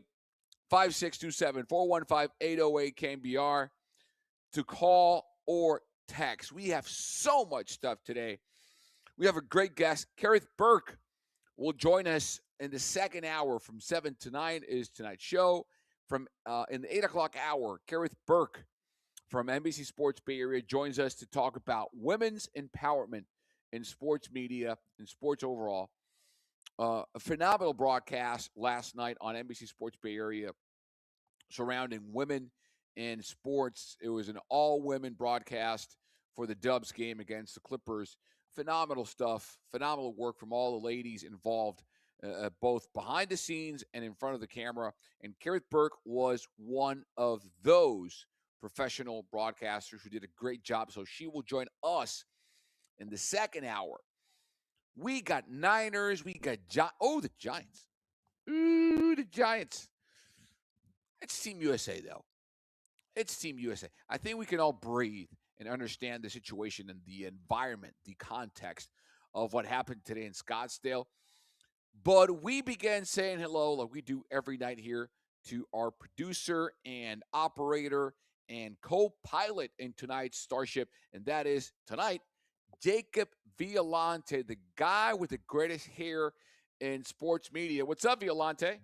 Not much, my man. Giants getting curbed, but yeah, like you said, it was against an all-star team, so that's fine. They can lay down for America. I'm okay with it. Yeah, that's fine. That's just fine. So we start tonight with a story that on the surface, Violante and folks, might look like an Arizona headline. And remember the phone number, 415-808-5627. That's 415-808-KNBR. Now, I think it absolutely matters to the San Francisco 49ers and the entire NFC, or specifically the NFC West. According to ESPN, the Arizona Cardinals have informed quarterback Kyler Murray that they plan to release him when the new league year begins. This is the number one overall pick from 2019. Rookie of the year, two-time Pro Bowl quarterback, and now the Cardinals appear to be ready to move on in a different direction. So the first question for the 49er fans tonight is simple. What happens to the NFC West if and when Kyler Murray leaves Arizona? That's question number one. Because remember, something about the last few years in this division, when healthy or focused, Kyler Murray has been the one quarterback in the division whose mobility consistently challenged the 49er defense, whether it's Saleh or D'Amico or Wilkes or whoever. When this guy was healthy, he was a problem. The Niners have dominated the Rams most of the times. They've controlled Seattle abundantly, except for last season. But Murray's ability to extend plays has always created problems for the 49ers. And now the Cardinals might be hitting the reset button yet again. But here's the angle that really matters, and to me is very interesting in this story from the San Francisco perspective. Remember, we're always going to look at every topic from a San Francisco angle. What matters to you, the fans? What if the issue with Murray has never been talent, but system, coaching, and development? Because over the past years, we've seen something happen over and over and over again here in San Francisco with the 49er offense.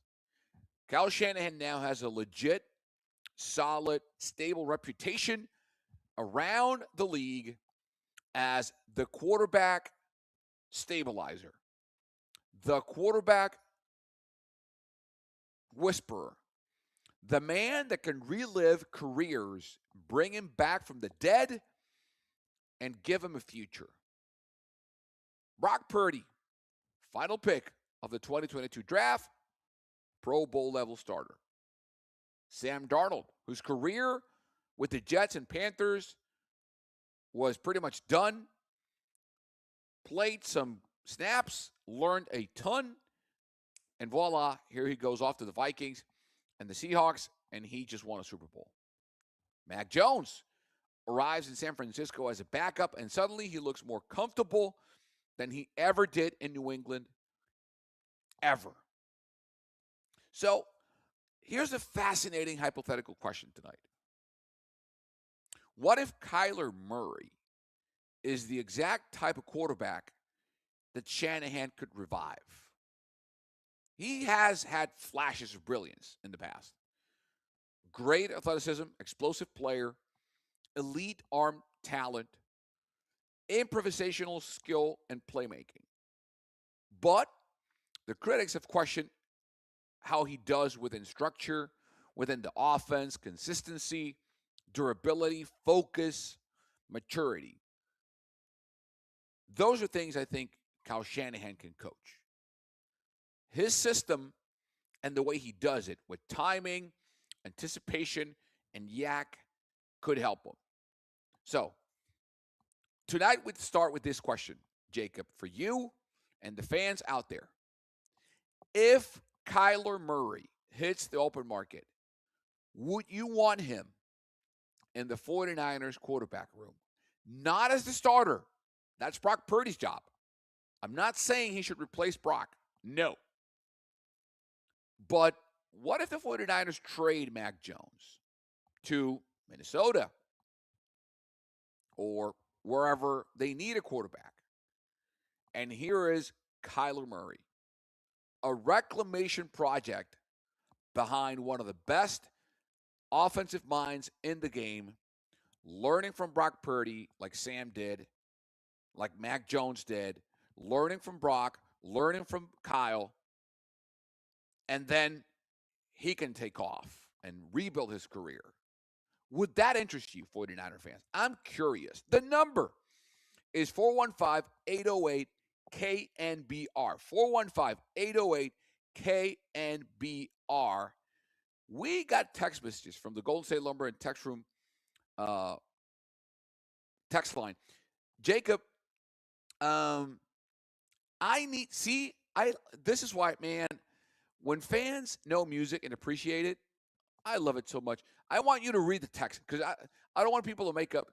Please, Jacob, tell the fans the name of the song, who gave you the song, who built this sick, phenomenal dance music lineup for tonight. And let's please indulge this listener on the text line, 415-808-5627. His number or her number is 5949. Let's play the song again, Jacob, if you would.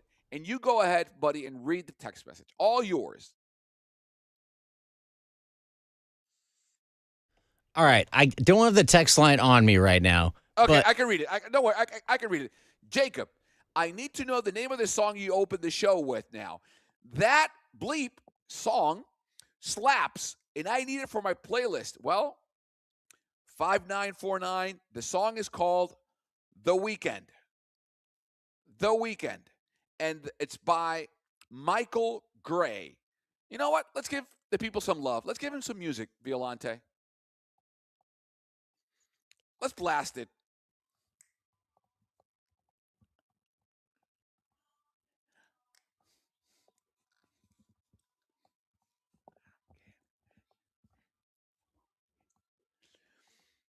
The Weekend. That's the song, not the artist, the song by Michael Gray. See, do you like the song, Violante? Listen, Carlos, I was a little skeptical coming in. I had never heard of I've heard of The Weekend, but I never heard of Michael Gray's The Weekend. I was like, okay, what is Carlos hitting me with? And then I turned it on, and this is a bump. It was banging. I liked it. Come on, man. And this is the radio edit. It's like 3 minutes long. There's an actual, the actual original song is like 12 minutes long. It's a banger. I mean, you could just go out and party to that thing for like 12 minutes straight. It's a phenomenal song, man. The Weekend. All right. Quick break here on the show. When we come back, more football, more text messages, more dance music. That's tonight's music theme. Dance music right here on Sports Phone KNBR. I am Carlos Ramirez. When we come back, another quarterback got some news. Plus, Team USA took it to the Giants 15-1. And the 49ers made a special teams decision today. All that and more, plus Kareth Burke in hour number 2. This is Sports Phone KNBR on the Sports Leader.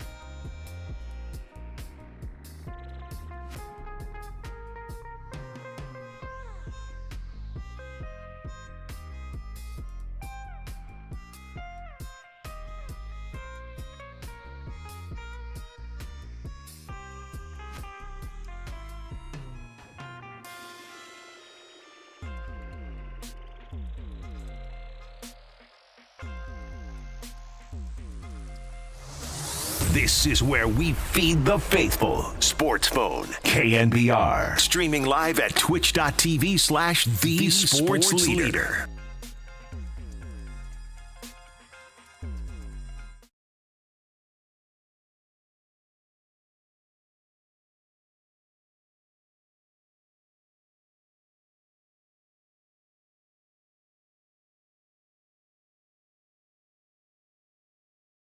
Fourth down and 10, ball to the 30. They trail it by 1, 23-22 here at US Bank Stadium in Minnesota, week 13. Murray feeling the pressure, looking to throw it, fires long, he tosses it up and it is intercepted. Shaq Griffin hauls it in, an off-balance throw from Kyler Murray, a desperation throw, and the Minnesota Vikings come up with another interception, their second of the day. They're the best team in the NFL at taking away the football via the pick, and that pick right there just sealed it for the Vikings. With Call on Me from Eric Brights on the background, this is Sports Phone KNBR on the Sports Leader. Kyler Murray will become free man. The Cardinals will let him go, will cut him.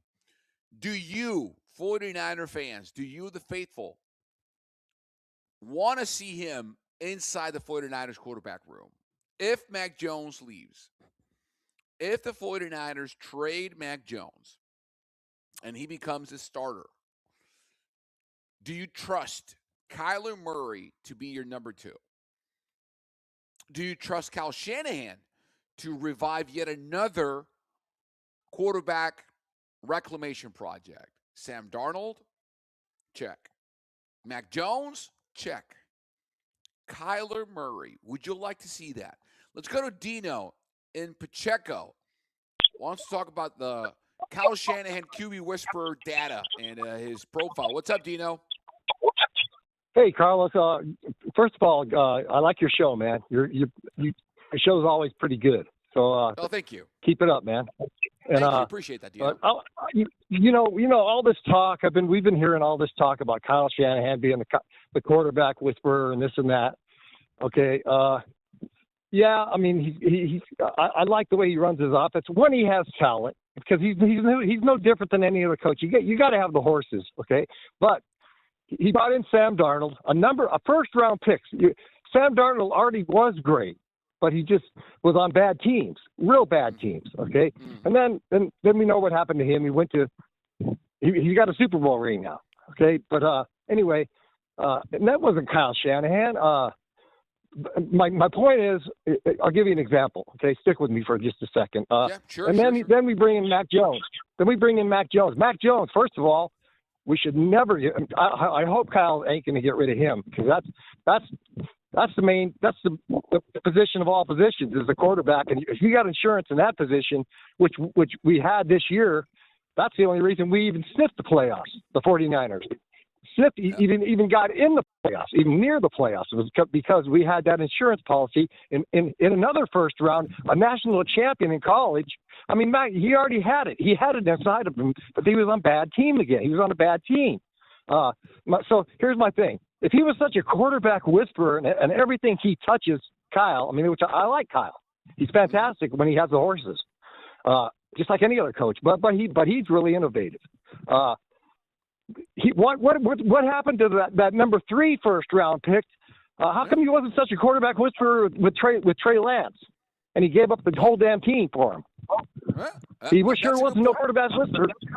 Well, that's a good point, Dino. He sure wasn't. I agree that is the big mole in Shanahan's 49ers tenure. That is the big swing and a miss. That is the big mistake. That's the one. And it's on John Lynch and Kyle Shanahan, and it's on everyone. It's on development, it's on scouting, it's on draft, on everyone. And they cannot sweep that under the rug. They cannot. However, they swung and missed, and they found Brock Purdy and developed Brock Purdy into what he is now. So I'll put it this way. Let me rephrase. And your point is well taken. what happens to every quarterback that leaves the system and goes to either good coaching or a good system? Because Jimmy Garoppolo went to the Raiders and they were, awful. So Jimmy G took the 49ers to a Super Bowl. And the second he left the building, he was nowhere to be seen, right? He's backing up Matt Stafford, and he's never played. And he couldn't pull it off in Las Vegas. Quarterbacks that come here and have a good system in place afterwards and learn. And Sam Darnold has said he learned so much from Shanahan and Purdy. He credits them, not me. He credits him, both Shanahan or they, Shanahan and Purdy, towards his development. And, of course, he did the heavy lifting because then he went to Minnesota and did what he did, and then Seattle. I don't think it's fair to say that he's not a quarterback whisperer based on one player that he could not either develop or just flat out missed in the scouting process and the drafting process on a COVID year, which influenced that decision. I think the wider sample size is favorable to Shanahan. When you look at what he was able to kind of do with Nick Mullins and C.J. Beathard, who are out of the league right now, and he won games with those dudes, and then Jimmy G, and now Brock Purdy. So I think, again, your point on Trey Lance is well taken, Dino, and I appreciate it. But I think the bigger scope, the bigger sample size does not just suggest but scream that Kyle Shanahan and his coaching staff are really good at reliving quarterback careers. Now, the point tonight, you said you don't want to see Mac Jones leave. So let me re-ask you. Would you be comfortable, would you like to see the 49ers trade Mac Jones to, I don't know, Minnesota and have them send back a Jordan Addison and a 4th-round pick or a 5th, whatever, and you get Kyler Murray to back up Brock Purdy? Or would you prefer leave things as they stand? Oh, you leave things as they stand. I mean, that's that's a no-brainer. I mean, you ain't gonna find you got two quarterbacks. That's like Joe Montana and Steve Young on the same team. I mean, you got an insurance policy. You got a winner behind you. You know he's gonna win. Well, look at Josh Johnson, Carlos. Yep. Look what happened to Josh Johnson in Brock Purdy's first year when they were one game away from the Super Bowl. He gets hurt in the first series in Philly. Yeah. He gets hurt in the first series in Philly. Yeah. Point taken. Yeah, I appreciate that. All right, Dino, thank you for calling, brother. Do it again, all right? Okay, brother. You too. Bye-bye. That's Dino out in Pacheco. The text line, 415-808-5627. Remember the number, 415-808-5627. Hold on, Carlos. I got to unpack something really fast. Yeah, go ahead. Love me some Mac Jones. I appreciate what Dino said. I want to keep the QB room just the same. Yeah. But did he compare Mac Jones to Steve Young? Is that what I'm hearing? Yeah, I kind of wanted to gloss over that and just not dive in too deep, not lean into it so hard. He did say, it kind of sounded like Dino was saying that Brock Purdy and Mac Jones are like this day's or this season's or this decade's or this team's version of Montana and Young, which is not true. You know what I can get behind though? Steve Young also kind of had to kickstart his career with the Niners, right? He kind of didn't fail, but didn't really come to fruition on the Bucks, and neither did Mac Jones on the Pats. So maybe I like that comparison there. Yeah, that's fair. I mean, they both had to fly west to make it, both Mac Jones and Steve Young. It's not fair to say that Brock Purdy, not just fair, it's inaccurate to say that Brock Purdy and Mac Jones are this version's or this team's rendition of Montana and Young. I know what Dino's saying. You have two starting level quarterbacks in your QB room. Why move it? Why shake it up? Here's what I will say. Again, a year from now, Mac Jones will leave for free. He'll become a free agent a year from now. If I'm not saying they should do this. I'm asking. This show is for you, the fans. If the 49ers are able to trade Mac Jones away and get some good draft compensation back and a player back that can immediately, positively affect, benefit, enlarge, improve this roster. And you can get Kyler Murray as Brock Purdy's backup. Would that be a good plan? That's the question. Would you be on board for that proposition? I feel like I'm, we can call this prop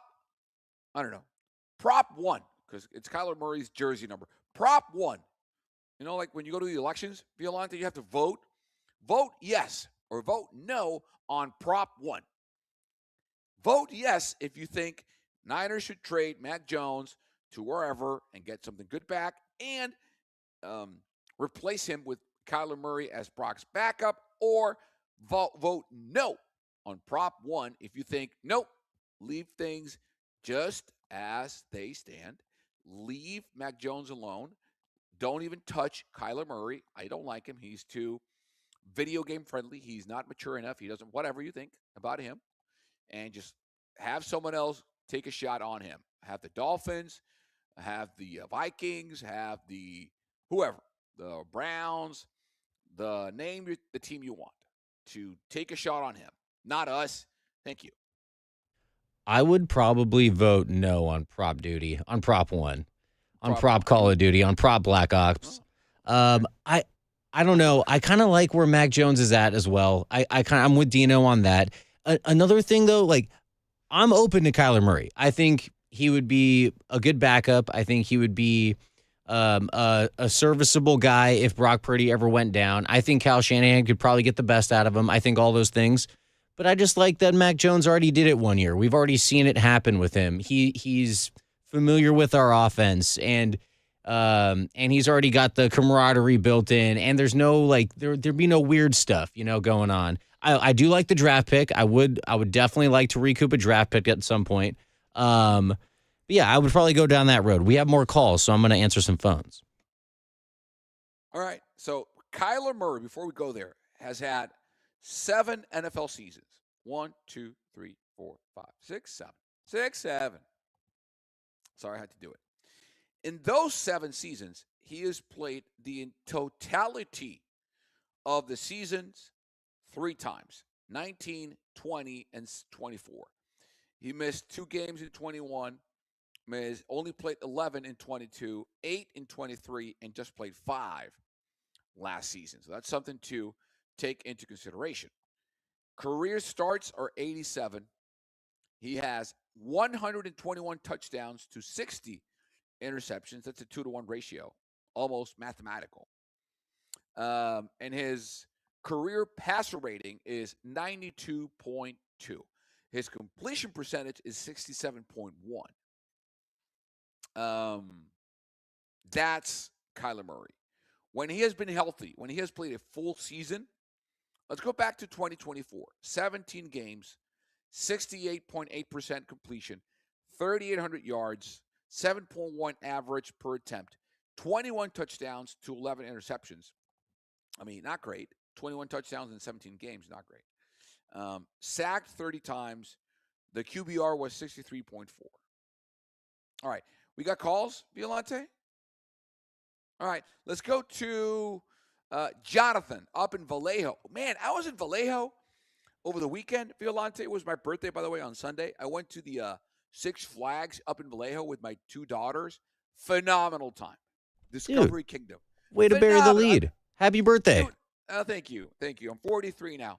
I had never been to the Six Flags Discovery Kingdom. Hashtag, this is not advertisement. I had a blast with my 10-year-old, my 6-year-old, almost 6-year-old. Went on the roller coasters, had some fun, some unhealthy food. It was phenomenal. Jonathan up in Vallejo, what's up, buddy? Hey, how are you guys doing? All great. What's up? Do you vote yes on Prop Murray or no on Prop Murray? Yeah, have to do it. By the way, as an aside, I sit in the hot tub in the morning and I can hear when they're feeding the seals at Six Flags. Oh, that's phenomenal. That's great. You're literally overseeing the park, right? Yes, on the other side of the freeway. That's awesome. All right. Humble brag. I love Hey, it. All right. listen. You have a very small window for this group. You're looking at the kiddos. Bosa's not getting any younger or healthier. You need a receiver that's a lid lifter. And if we can get or the Niners, not we, if the Niners can get a lid lifter by trading Mac Jones, I'm all for it. Got to quit rallying around what if he gets hurt? What if he doesn't get hurt? Who could we have on the team? If Brock stays healthy the whole season, who could we have? Right. You know, how many more opportunities does Kittle have? Fred Warner have? You know, quit managing from quit managing from what could go wrong. Manage from what could go right. That's the attitude I want to see. That's adopted. Yes, you take a Kyler Murray. He's an NFL quarterback. He's more serviceable than who they have behind Mac Jones right now. So you have somebody who can basically, well, I won't give him a whole lot of credit for reading a defense, but right. He is an NFL quarterback. He is. And it's not like we're going to say, well, Kyler Murray's going to have to carry us 9 games. If anybody has to carry us 9 games, they're not going to make it. Mac Jones was phenomenal. He was. But at the same time, go ahead. Let me ask you something. This is Jonathan in Vallejo, by the way. Let me ask you something, Jonathan. Would you be more comfortable having Mac Jones behind Brock if he gets hurt, or Kyler Murray? Mac Jones. Okay. But you're saying trade Mac Jones and get Kyler Murray. If you get a Jordan Addison kind of piece for Mac Jones. Is that what I'm hearing? Yes, but I'm not gambling that Brock Purdy's going to get hurt. Who would gamble on that? Well, that's kind of the premise of getting insurance, right? That's right. So think of Mac Jones as insurance. You know, you really don't need it until you do. Like no one says, "Well, I'm going to get insurance because just in case I break an ankle." No one wants to break an ankle, but you get the insurance because if you break the ankle, you're covered. That's Mac Jones. That's the greatest quarterbacks or the greatest backup quarterbacks are insurance. You hope you don't need them. You hope you never, ever have to, put on a claim and say, hey, send that tow truck because I totaled my car. You never want to do that. But if you total your car, you better have that insurance working because otherwise, the bill will be horrendous. So the question is, you're going to need it, whether it's for improvement on the practice squad or improvement on the scouting squad or whatever you need. What insurance policy are you more comfortable with? Is it Mac Jones or Kyler Murray? That's the question. It is Mac Jones. I understand the question, but at the same time, I would like a little more insurance on the offensive side of the ball and receiver that you can get past the Seattle. You can get past a Rams team. Right. So you're on board with prop Murray only if you can get like a Jordan Addison type of talent, and then you would be okay with having, So you're trading the Mac Jones insurance policy for a Jordan Addison plus Kyler Murray insurance policy, right? Okay. That's what you're doing. Great call. Jonathan, who overhears the seals being fed from his tub in the morning up in Vallejo. Great call. Thank you, Jonathan. All right. Let's sit tight. Adam, Harry, don't go anywhere. Quick break. Quick one. When we come back, I'm going to get to your calls. Adam up in Sonoma, Harry from the 101, plus your text messages. The great music. Let's go to break on some music, Violante. Today is Dance Music Night. We started with The Weeknd from Michael Gray. Now we go with Call on Me. We want people dancing in the house, in the office, inside the car, wherever you're listening to. blasted. It's music. It's dance music. It's sports. This is Sports Phone on KNBR. We'll be right back, baby.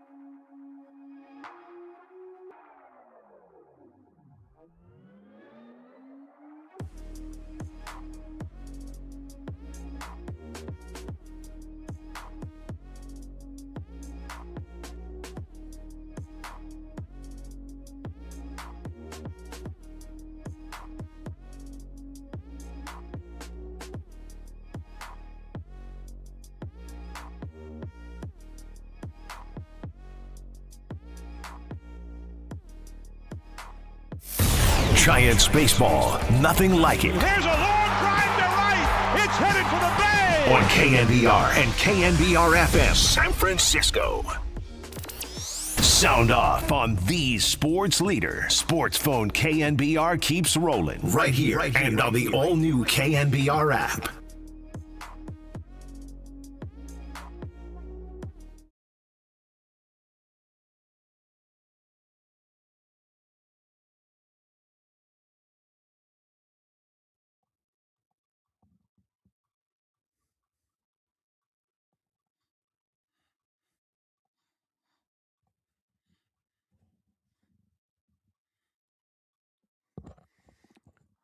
This is Sports Phone, KNBR.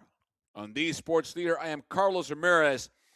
Jacob Violante. This is Dan's Music Night tonight on the show. This is Around the World by the French duo Daft Punk. And if you've never danced to this before, you're missing out. Violante is beating the hair up and down. Listen to this.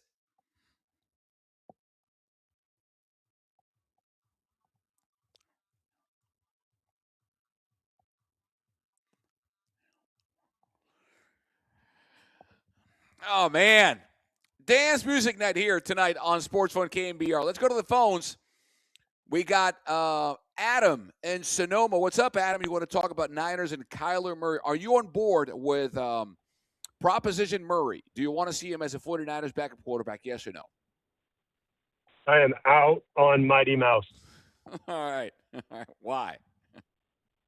Well, one of the topics that hasn't come up is the character and work ethic of quarterbacks that seem to thrive under Kyle Shanahan, i.e. Sam Darnold, obviously Brock Purdy, Mac Jones. They all have something in common. They're all known to be hard workers, really, really bright guys, good character guys. So I'm going to throw a name out that I haven't heard, and not saying that he's the perfect name, but so what I would do is trade Mac Jones. I love the Jordan Addison idea and a pick, so maybe him in a fourth, and then go get Derek Carr out of retirement. Well, he's going to come back. At least that's what the wind is blowing in from the NFL rumor mills. But I don't think you come back to be a backup. Like if I'm Derek Carr, I would much rather just stay home and make a ton of TV money or whatever he wants to make. I think he saw Phillip Rivers and said, hey, if old man Rivers can come back at 44 after being retired for 5 years with, some significant weight increment and, not get killed, I've been away from the game for a year. Why can't I go back and start for someone? So my only the only issue I see with your plan, Adam, is that I don't see Derek Carr just coming back to make what, 1.2, 2.1, $3 million to not play. I think he wants to play. I think he's seeing the market, and he's saying there's way more openings than quarterbacks able enough or talented enough to fill those openings. So I'm going to get my name out there. I'm going to put my name out, start the dating game again, and see who takes me out on a nice steak dinner, takes me out dance music dancing, and see who woos me and offers me a deal so I can go ahead and start. That's the only problem I see with your Carr prop, sticking on the problem. The problem with going out on dates with the likes of the Jets, the Dolphins, and others in that cohort is, can I just be honest? They're not. You're Derek Carr doesn't strike me as the kind of guy who wants to date threes. He'd rather come hang out in the Bay. He's never been a part of a winner. Come out in the Bay, get an opportunity to play, get his feet wet, relearn a system, and let Kyle resurrect his career. And then after a year, maybe two, he takes the best offer, does get that starting job, but then he gets to pick from maybe a 7, maybe a Megan Trainor versus Rebel Wilson. Yeah, but Derek Carr is 34. He turns 35 in 2 weeks, in 3 weeks. Today is March 3rd. He turns 35 in 3 weeks. So that plan is good if you're 28 or 26, like Mac Jones or Sam Darnold. Not if you're 35. Like you're not investing a year coming out of retirement to learn a system to then at 36 go get what? Another 3-year deal. I think he wants to play, Adam. I think he wants to go out too much. Yeah. Listen, you're 35. Let's get into Derek Carr's shoes. You're 35. Your entire career you played in crappy Vegas or crappy Raiders, because you're crappy. I mean, the team has not been good. And then you went to New Orleans, who was even worse. So I'm going to try to get either a winner and play, or at least a team that I can play in a different system. So is it, I don't know, is it Miami? You said it. I mean, new head coach, Miami, no state income tax.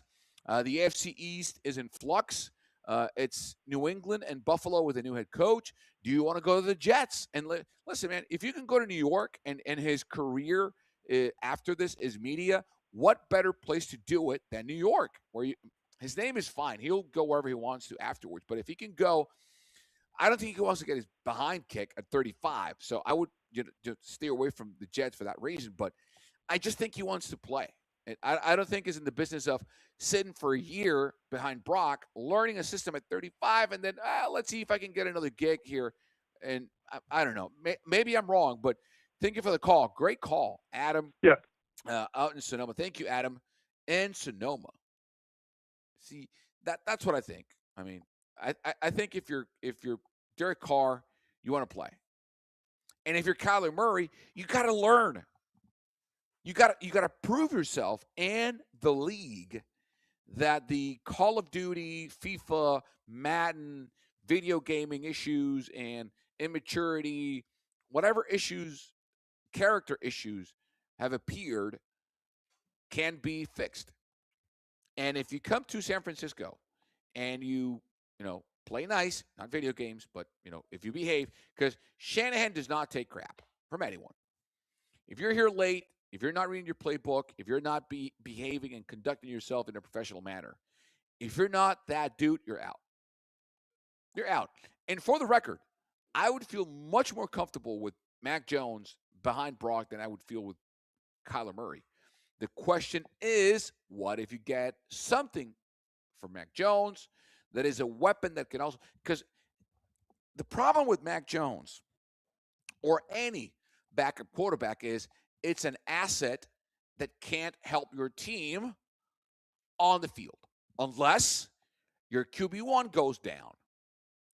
But if you trade Jones and get an asset in return that can actually play at the same time as your QB1 vis-a-vis a Jordan Addison, and you can also replace said backup asset with, I don't know, Kyler Murray or Kirk Cousins, would you do that? Let's go to the text line. 415-808-5627. The number is 415-808-5627. 1635 says, Kyler Murray to Sacramento A's as their new center fielder. That ship has sailed. Kyler Murray is playing baseball no more. And the A's are loaded right now. That lineup is stacked. Absolutely, positively, no room for Mighty Mouse to go out there and do anything for the A's. So, nope, I don't think that will happen. 6193 says, it's a double-edged sword. We can get rid of Mac Jones since there's a lot of interest in him and fill some holes on the team. And I like the idea of bringing in Kyler. But what I don't see is Purdy getting hurt again like last year. How could you see that? Violante? In what world? Tell me, in what world can anyone see a player not get hurt in the NFL, let alone in the injured-riddled, injury-prone, injured-plagued, PTSD-injured 49ers. Especially with that the whole nuclear power plant deal. That's baloney. Dude, That's baloney. I'm right there with you. I can't play a football video game without fearing my guy is going to go down with an ACL, tear. Dude, like this line, I don't see Purdy getting hurt again like last year. How could you see that? I mean, we're all hoping it doesn't happen, right? My dog here.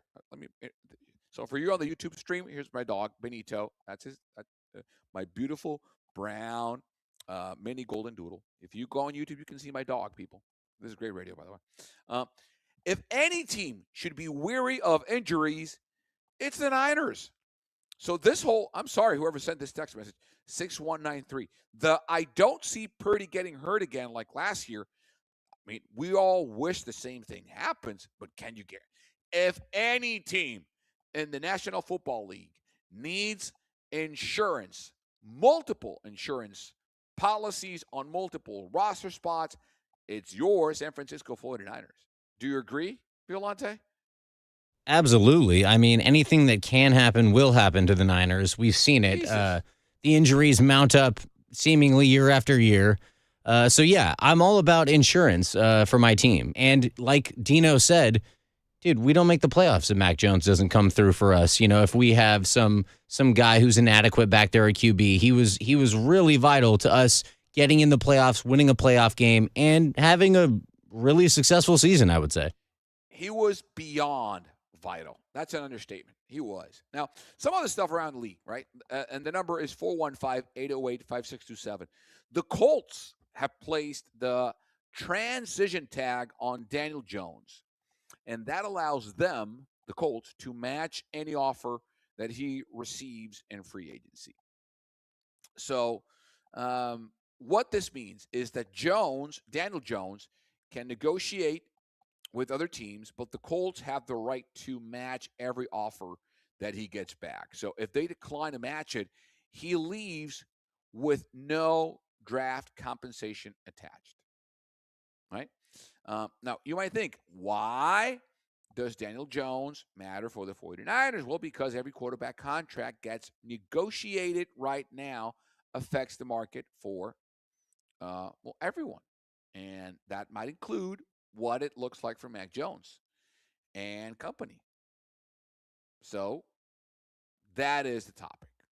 Let's go to a break. 415-808-5627. 415-808-5627. The Niners made a move that might not look glamorous, but smart football teams like the Niners obsess about this kind of deal. What deal I'm talking about? On the other side. Plus, Kerith Burke joins us at 8:40 to wrap up the show. This is Dan's Night, Dan's Music Night version, right here on Sports Phone KNBR.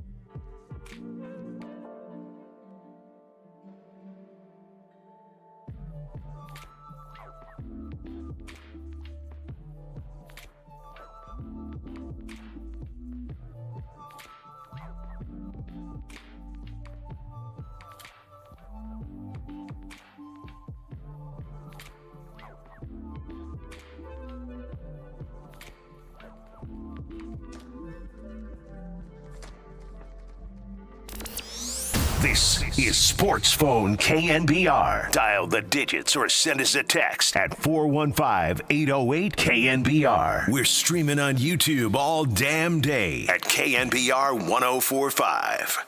Pearsall, born in Tunge's right. Jennings left. McCaffrey to the left of Jones. Quick snap from the gun. Pressure coming. Throws. Wide open, Yohan Jennings. Open field. 25, 50. He's gone. 5. Touchdown! 49ers on third down. It's 3rd and Jawan. 42-yard gain for a San Francisco touchdown. Mac 10 to the rescue. What an absolute rope.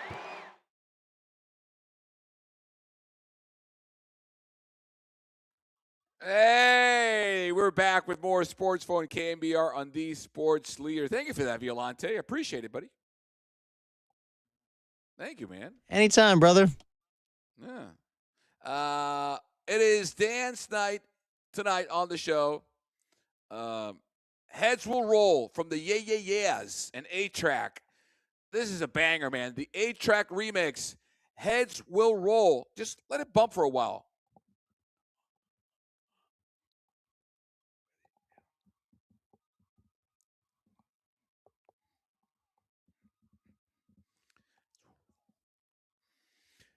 Heads will roll. Dance music night here on the show. A head that didn't roll was John Weeks. The 49ers re-signed long snapper John Weeks. And now Eddie Pinheiro and Thomas Morstead remain unsigned. Welcome back to Sports Phone KNBR. I am Carlos Ramirez. The 49ers made another roster move today that might not dominate the headlines. It's not sexy. It's not a wideout or running back or a tight end. It's not a quarterback. It's not a defensive lineman. It's the long snapper. But this is the kind of move that tells you a lot about a championship team and how they think. The Niners re-signed Pro Bowl long snapper John Weeks to a 1-year deal. And yes, we're talking about a long snapper tonight on the show. Why? Well, in playoff football, games very often come down to field position, execution in 3 points or 1. And specialists determine those moments. Long snappers, punters, kickers. They form one of the most stable units on a football field. So, Eddie P, Eddie Money, Eddie Dinero, Eddie Pinheiro was one of the most accurate kickers in the league last season. His field goal percentage was one of the best in the league, and his contract situation does remain unsolved. But if you're building a roster that expects to compete deep into January, continuity in the kicking game matters. So, long snapper, who is the guy who sets up Eddie, and then the punter, who is the holder for Eddie. But now the snapper is in place, locked. Should the 49ers prioritize bringing Eddie Pinheiro back? That is the second question in tonight's show.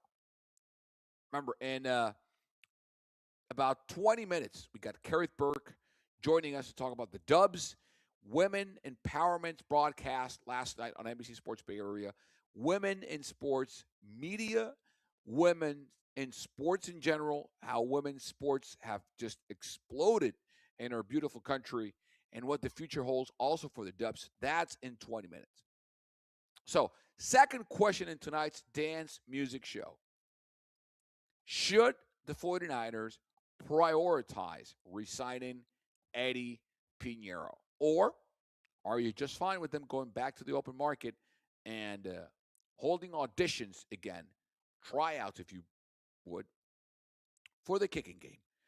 How do you opine? Well, I'm glad you asked. The number is 415-808-5627. 415-808-5627. Should the 49ers prioritize bringing back Eddie Pinheiro? Now, I'm going to answer my own trivia question, or not trivia, my own, question. I think you abso-freaking-lutely bring ADP back. He is going into his age 31 season. His birthday is September 13th, so he'll be 31 when the season starts or is right underway. Age and kickers, I mean, we saw Robbie Gould kick until he was 40-something, so he's a puppy for all I care. Last season with the 49ers, he played 14 games, only missed one field goal, and it was a 60-something yarder to end a first half. That didn't matter. I mean, it mattered, but it didn't, right? He didn't miss a significant field goal. He was 5 for 5 from 29 to 20, 7 for 7 between 30 and 39-yard attempts, 10 for 10 from 40 to 49 attempts or yards, and he was 6 for 7 from 50-plus. His longest was also his career longest, 59 yards. Before that, his career longest field goal was 56 back in 2023 with the Panthers. Extra points, he missed 4. He was 34 for 38. And just go back to the whole Jake Moody situation. The Jake Moody. Do we have to? I think we have to, Violante. I think we do. Because, and I respect every and all opinions, even though we might disagree. But do you really want to go in the open market and test the waters when you have one of the most reliable kickers in NFL history in your team? And I have zero doubts, Violante, that the 49ers are going to get this done. I would be shocked if Eddie Money doesn't have some of that in his bank account when the season starts. The 49ers should sign. I'm going to go ahead and say it. They should sign him, long-term deal, give him some good kicker status money. He's 30, going into his 31 season. What, 3-4-year deal? Man, lock him up. He's nails. He can kick indoors. He can kick outdoors. He's got attitude. He's a great locker room guy. What's not to love about Eddie P? All right. I got to say some things about Eddie P. My man. All right. Yeah. I would love to bring him back. I want Eddie P back. I need the dinero back on my kicking field, whatever it is. Yeah. But I have to admit, at the beginning of the season, when we got Eddie Pinheiro after the Jake Moody fiasco, we got Eddie P off the scrap heap. You know, we did. I knew a little bit about Eddie Pinheiro, his time with the Panthers. I didn't think he had that big a leg. I thought he could barely kick 50-yarders. And then he comes with us and starts kicking bombs and nails right down the middle bombs in high-pressure situations. I was shocked by what Eddie Pinheiro was doing for our team. And he energized us. We didn't have to worry about the kicker position anymore after going through traumatic And stress. How'd that feel? It felt amazing. How'd that feel? Every time you saw amazing. the kicking unit, I mean, Kyle Shanahan was never happier. He was so comfortable just sitting out there settling for threes because he knew Eddie P's got him. He's got this. I can just send him in there. Don't overthink. 3. We got this. Fine. Go ahead, Eddie. Earn your dollars. Give me my 3 points, and let's keep on. Let's keep playing. I was right there with him. I loved it. The peaceful demeanor in Kyle Shanahan's face, the peace that he conveyed, the tranquility in his facial expression. Every time he would just look left or right, where's ADP? Where's Pinheiro? Send him in. And he would just, I'm pretty sure he was either, I don't know, going through Spotify. He could just get a manicure. He could call his wife for all he cared. He could do anything. Eddie Pinheiro has this. Now, to your point, this was Eddie's best season as a pro.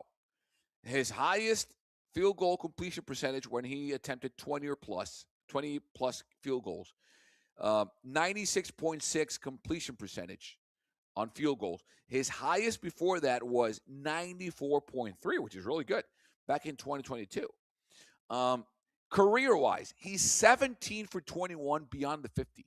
He's missed 4 field goals, career 4 beyond the 50.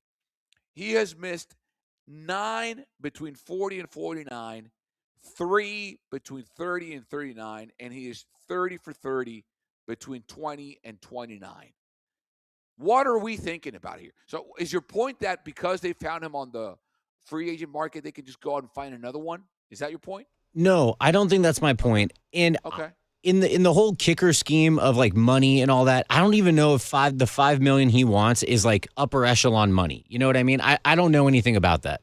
But I think that when you get to the contract table, you can go up to Eddie Pinheiro and be like, yo, dude, how do we feel about 3 years, $12 million? How do we feel about 3 years, $15 million? Okay. 2 years guaranteed, or even 1 year guaranteed. I don't even know. But I feel like I'm with you, Carlos. We can get this done. I'll give you some money. We can get this done. I'll give you some. Let's give the people some context. Please. Right? These are the top 5 paid kickers in the NFL right now. Right now. Right? Number 1 is Harrison Butker from the Kansas City Chiefs. This isn't a per year average salary. Harrison Butker signed a 4-year, $25.6 million contract in 2024. His average salary is $6.4 million a year. He had 17.7 guaranteed at signing, right? So that's number 1. Number 2, same year, same length, pretty similar contract is Jake Elliott. He signed at 29 a 4-year, $24 million contract. That's $6 million a year. Same year, 2024, the year of the kicker. Cameron Dicker, the kicker from the Chargers. He's good. He's good. He signed a 4-year deal worth $22 million. That adds up to $5.5 million a year. And then we have, again, in 2024, that's the year of the kicker. Evan McPherson signed a 3-year, $16.5 million deal with the Bengals, making $5.5 a year. And then in 2023, Graham Gano, who was 36 when he signed a 3-year, $16.5 million contract. Last season, to just cap this off, Will Lutz in 2025 signed a 3-year, $16.1 million contract worth $5.3 a year. He's 31. He signed it with Denver Broncos. So right now, there are 1, 2, 3, 4, 5, 6, 7, 8, 9, 10, 11 kickers made $5 million or more last season. Chris Boswell from Pittsburgh, Tyler Bass from Buffalo, Brandon McManus with the Packers, Jason Myers with Seattle, Kaimi Fairbairn with Houston, and the aforementioned Lutz, Gano, McPherson, Dicker, Elliott, and Butker. So if he wants 5, I'm fine with that. He's 31. I mean, he's going into his age 31 season. 3 years for 16 mil, that's the market. I don't hate it. I understand it. And, man, give your head coach and your quarterback and your offense peace. That's the question, Violante. What are you willing to pay for peace from your kicker? And after you went through turmoil and drama with Moody, man, wouldn't you pay for that? Dude, I'd pay an arm and a leg. I'm down. I'll give my arm and leg for some peace at the kicker position, like Eddie P provided. Although, I didn't know about this, but 4 missed extra points, huh? Yeah, but you know what? I don't care about those. Okay, I'm okay with that. I don't. I don't. He missed 4, whatever. Career, he's missed what? 14. 14 in a 7-year career. That's 2 a year. And once again, Carlos, I think a 2-year deal gets this thing done. 2 for 10. Let's go. Come on. Who says no? Eddie P was off the scrap heap, and he came through for us. Let's pay him. I get it. But the top 12 kickers in the league all have 3 or 4-year deals. So if I'm Eddie P, I'm going to play devil's advocate here. If I'm Pinheiro and I just had a career season with the Niners, and they just went through hell to find a replacement for Moody. And I was the one in the first swing they took on this thing. I just fixed their problems. Why wouldn't I at least want a 3-year deal? Because, again, the top 12 kickers in the league all have either 3 or 4-year deals. All of them, without exception. Butker, Elliott, Dicker, McPherson, Gano, Lutz, Fairburn, Myers, McManus, Bass, Boswell, and Daniel Carlson all have 4 or 3-year deals. So 3 for 15 and what, 15.3 if you want to make it 5.1 and get above McManus at age 31. I think I don't hate that. Man, I don't want to think about the kicker. I have PT. Do you hear the trauma on my voice, Violante? I don't want to have to think about a damn kicker.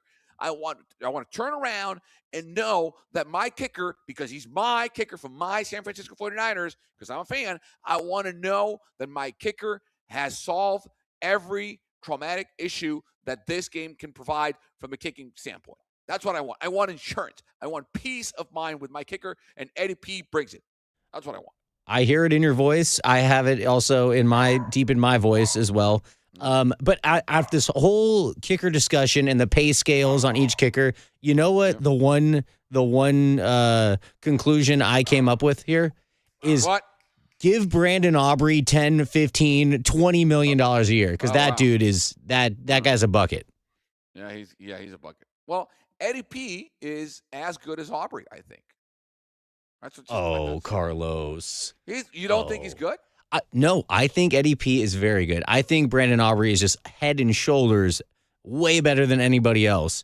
But I think Eddie P is good, and I think they should pay him because, like you said, I can't go through this who's my kicker, or is my kicker trustworthy, or I need a weapon. I need a weapon from my kicker, and Eddie P was a weapon. You're right. Brandon Aubrey, Eddie P was 96.7% last year. Brandon Aubrey was 85.7%.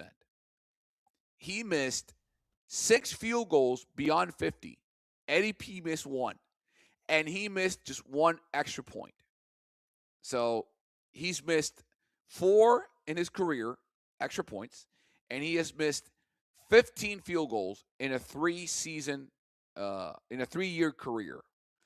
So you know what? Give me Eddie P, man. Okay, all right. I'll take Pinheiro over Aubrey. That's just my take. I like your numbers. I like your numbers you're rolling with here. I'll down that hill. You could be Eddie P's lawyer. You could be at the contract table. Dude, I roll with Eddie P, man. I roll with that dude. Listen, he is a cold-blooded, salsa dancing, soccer kicking assassin. Man, I'm all over Eddie Pinheiro, man. I love that dude. I don't want to see him go. If I see Eddie Pinheiro kicking for someone else, I'm gonna have that will give me nightmares. I'm gonna throw a fit. I'll be pissed too. Horrible. I'll be pissed too. Dude, just picture that. Picture Team X driving up to Santa Clara, and you see Eddie Pinheiro trot the field and kick a field goal to break your heart. Picture the damn Rams, dude. No. No. Ask Sean McVay what he thinks about kicking security. Just ask him. Eddie P, man, he made $1.17 million last year for a 1-year deal. Pay the man. Just pay him. Pay him. If he goes in the free agent market and the Rams sign him, dude, we're screwed. Break. On the other side, we're going to wrap it up with a phenomenal conversation with Kerith Burke from NBC Sports Bay Area. This is Sports Fun KNBR on the Sports Leader.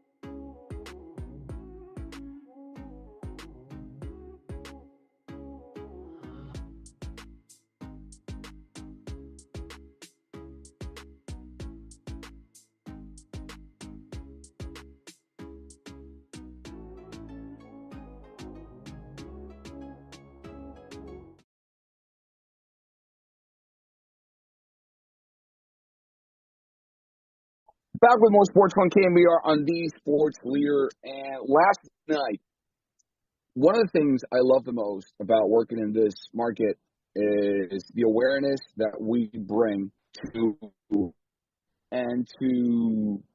people who do a great job, regardless of gender, of race, of age, of backgrounds. And women in sports have gained more and more space, but it's not been easy. And one person that I know and work with and respect that I know has been doing so much good work, not good, great work, is Kareth Burke. And last night, I hope everyone witnessed what we did in this all-women broadcast of the Dubs game. And Kareth joins us today from NBC Sports Bay Area. Kareth Burke. Kareth, thank you so much for being with us today here on Sports Phone. What was that like for you to be part of an all-women's NBA broadcast for the Dubs? Yeah, well, first, thank you for thinking of me. Wow, thank you for that introduction. And the Women's Empowerment broadcast on NBC Sports Bay Area is one of my favorite games of the season. We had Cheryl Miller in the broadcast booth, a Hall of Famer. You ever talk to Reggie Miller? He says, oh, yeah, my sister's the far better player. So to pick these brilliant minds, Natalie Nakase was in the booth. And just I'm really happy with how much weight the network puts behind women's empowerment by really going full throttle to make it a great show. What like? I mean, bring us to let's spill the curtain. What's that like? What's a production meeting? How is it different from a regular Dubs broadcast with, a Fitz and Buki and Bonte and the guys? How was last night different, Kareth? Yeah. Well, first of all, it was packed.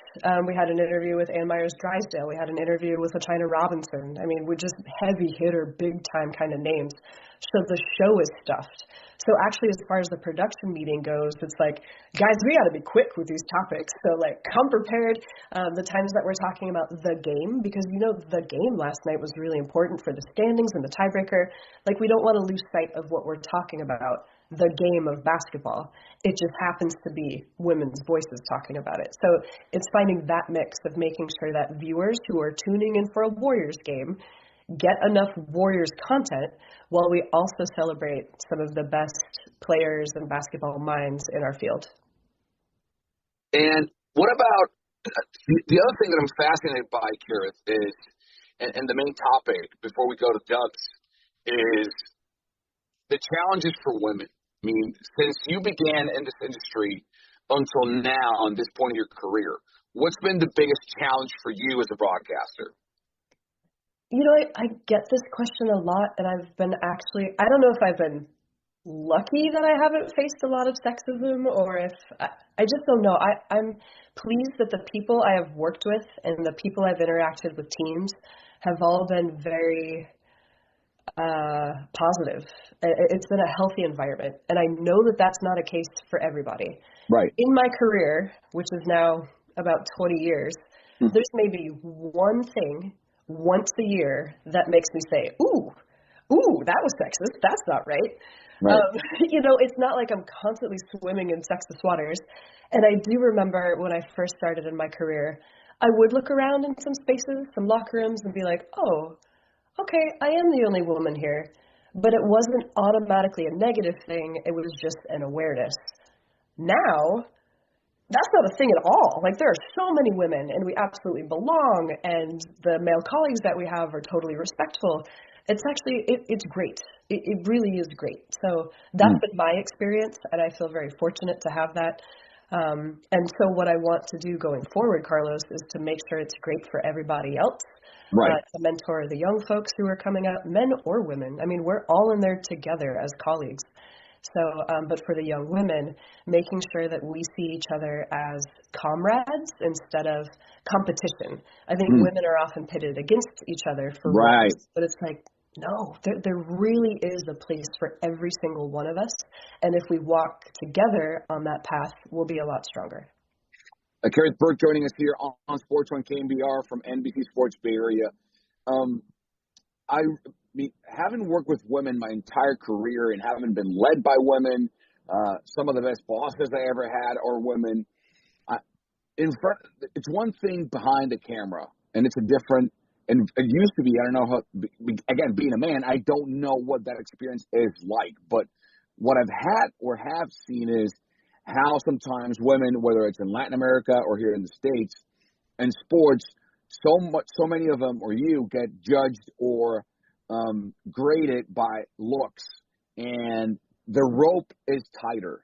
Like if a man makes a mistake, it can be brushed off easier than if a woman makes a mistake or says a comment that it's not accurate or misspeaks a stat or just makes a bad assessment or whatever the case may be.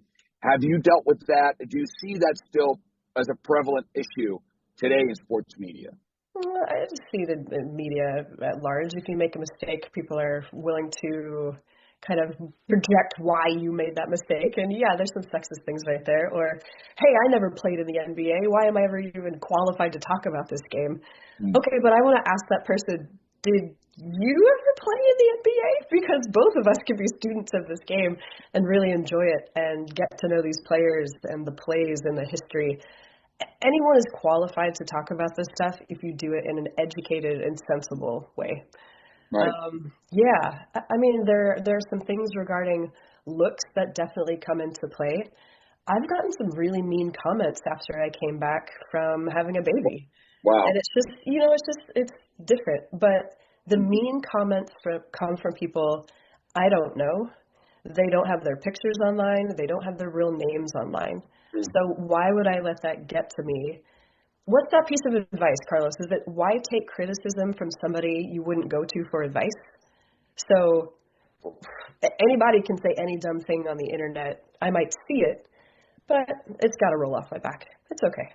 Yeah, I mean, and not to equate one to the other, but I've been a target of racist comments because I'm Latino or Hispanic or bilingual, and like, why do you pronounce this way? Why do you roll your R's? Or, I mean, and other different heavier comments. And I know what it's like to be judged by something that I can't control. Like I didn't choose to be born in South America. I didn't choose to be bilingual, or maybe I did. I mean, it's a tool. So I don't know.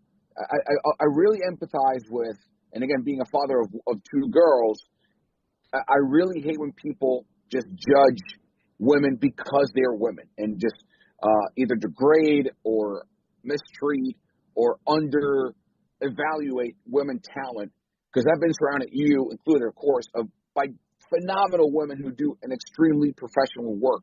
And your pregnancy and you being a mom, how did that make you a better journalist? How does that make you grow as a professional, Garrett? Again, something no man will ever understand. I don't care what they say. No man will ever understand what it's like to gestate another human being. So did that either swerve or change your perspective to your craft? I mean, physically, you might not understand what that feels like, but right. there's a fatherhood element. It's I hope my well got deeper for empathy and for the struggles of other people and what they're going through.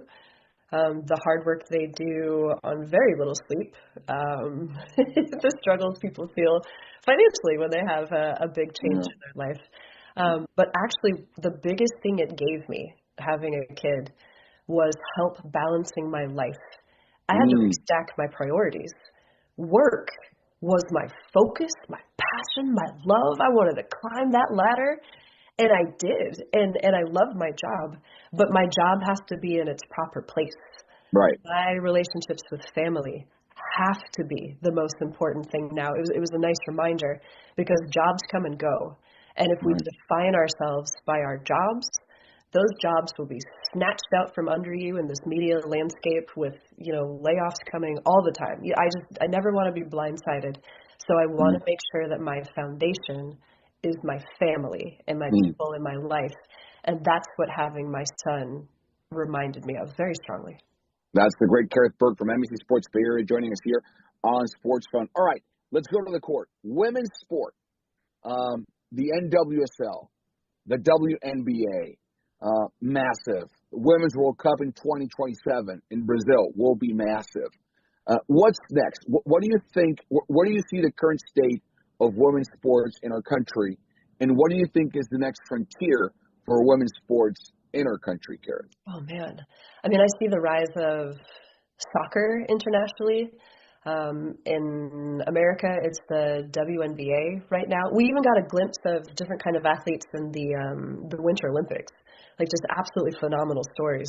And the reason why the stories of these female athletes can grow is because there has to be a way for fans to connect with them with their eyeballs. It's as simple as making sure you can see them on television or on Instagram or wherever people want to connect with media, on YouTube. But it's just putting them out there on networks so fans can connect with the fandom.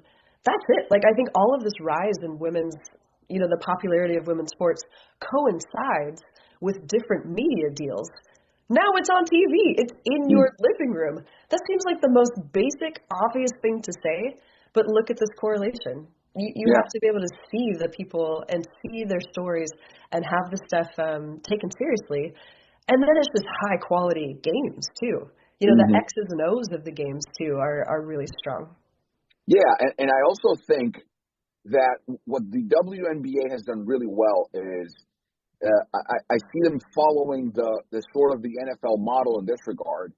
They know how to market their stars, and I know there's so many of them in the league right now, but when you get a unicorn like Caitlin Clark, to me, they've done such a great job of marketing her and the league around her and rivalries and Aja Wilson and all these stars and all these markets.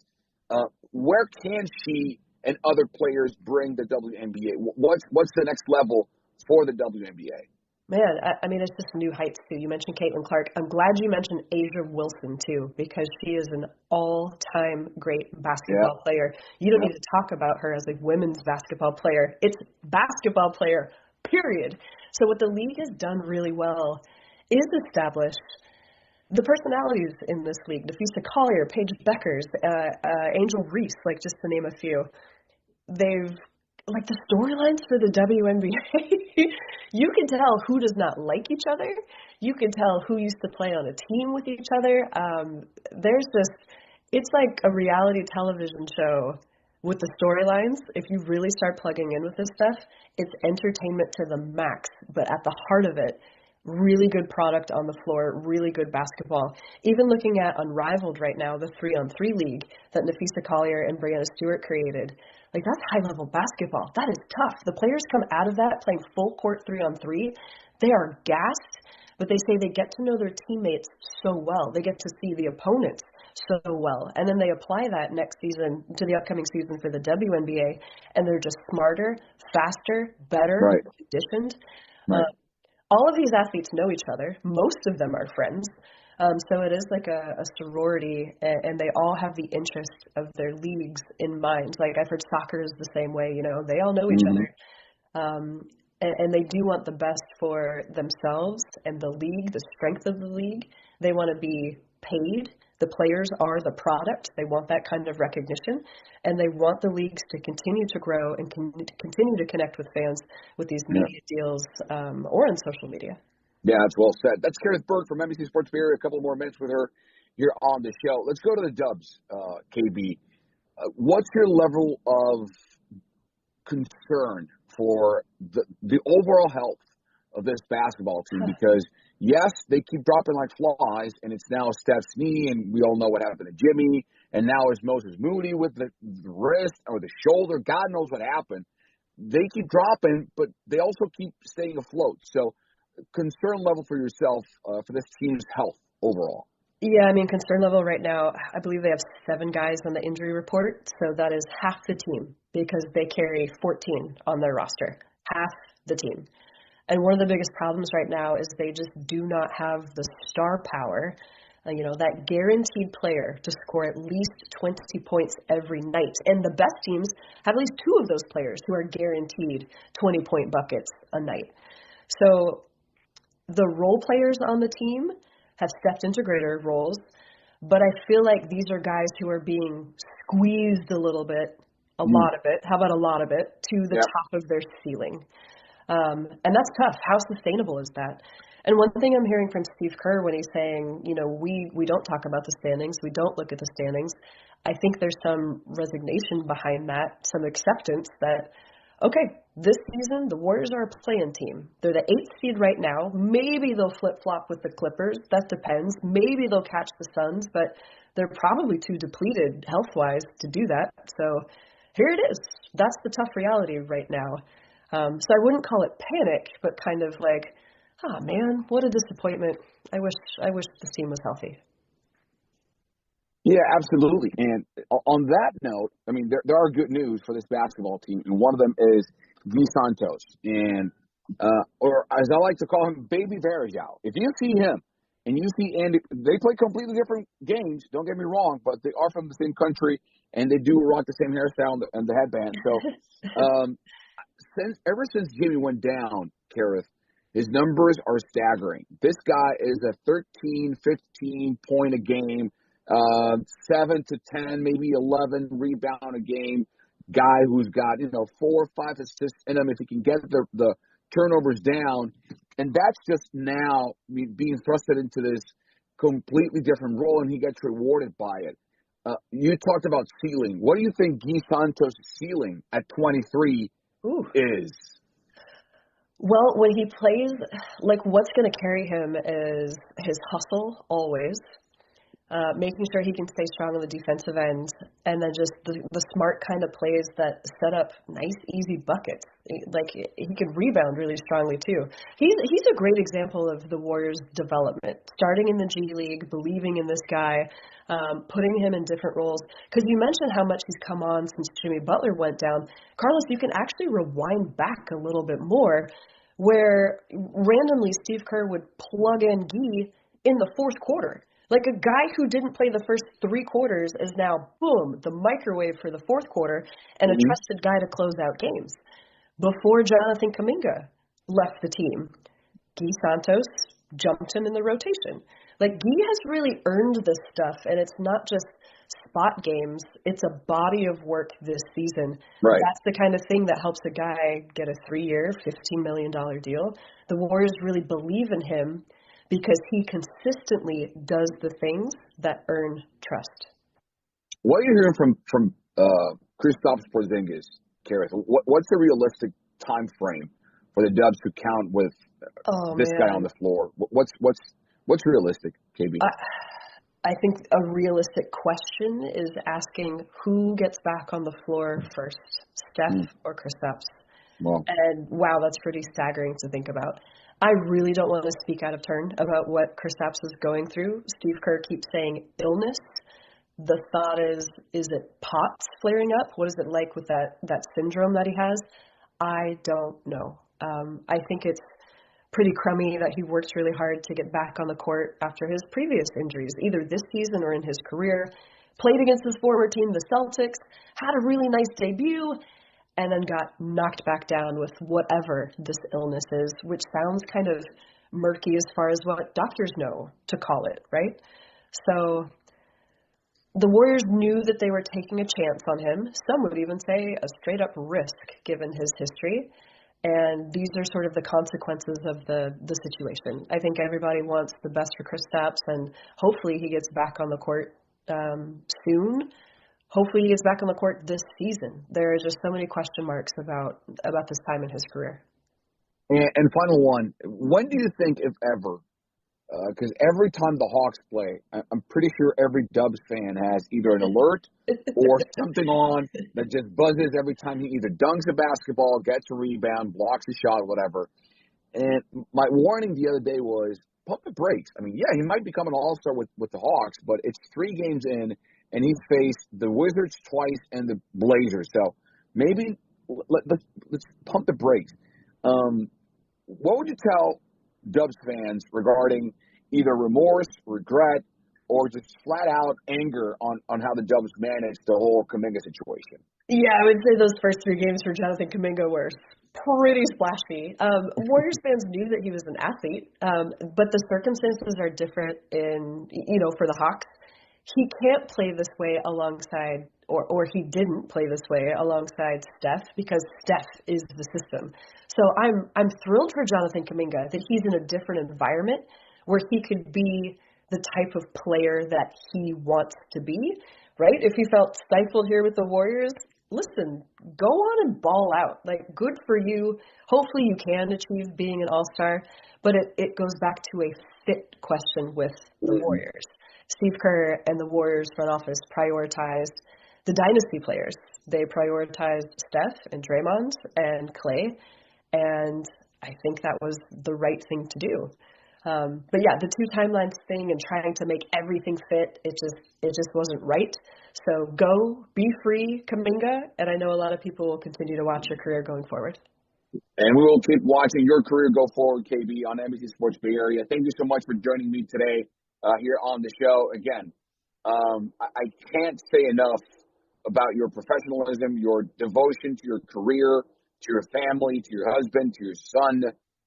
Everything you do is at the top of the our profession's market, our profession's expectations and tiers. And you're right up there with, I would pair you or pit you against the best. I've seen you do it for years. It's a privilege to see how you go about your craft in your career, KB, and thank you for joining me tonight. Thank you. That was a lot, but I really appreciate it. That means a lot. Thank you. Kareth Burke on Sports on KNBR. We'll be right back.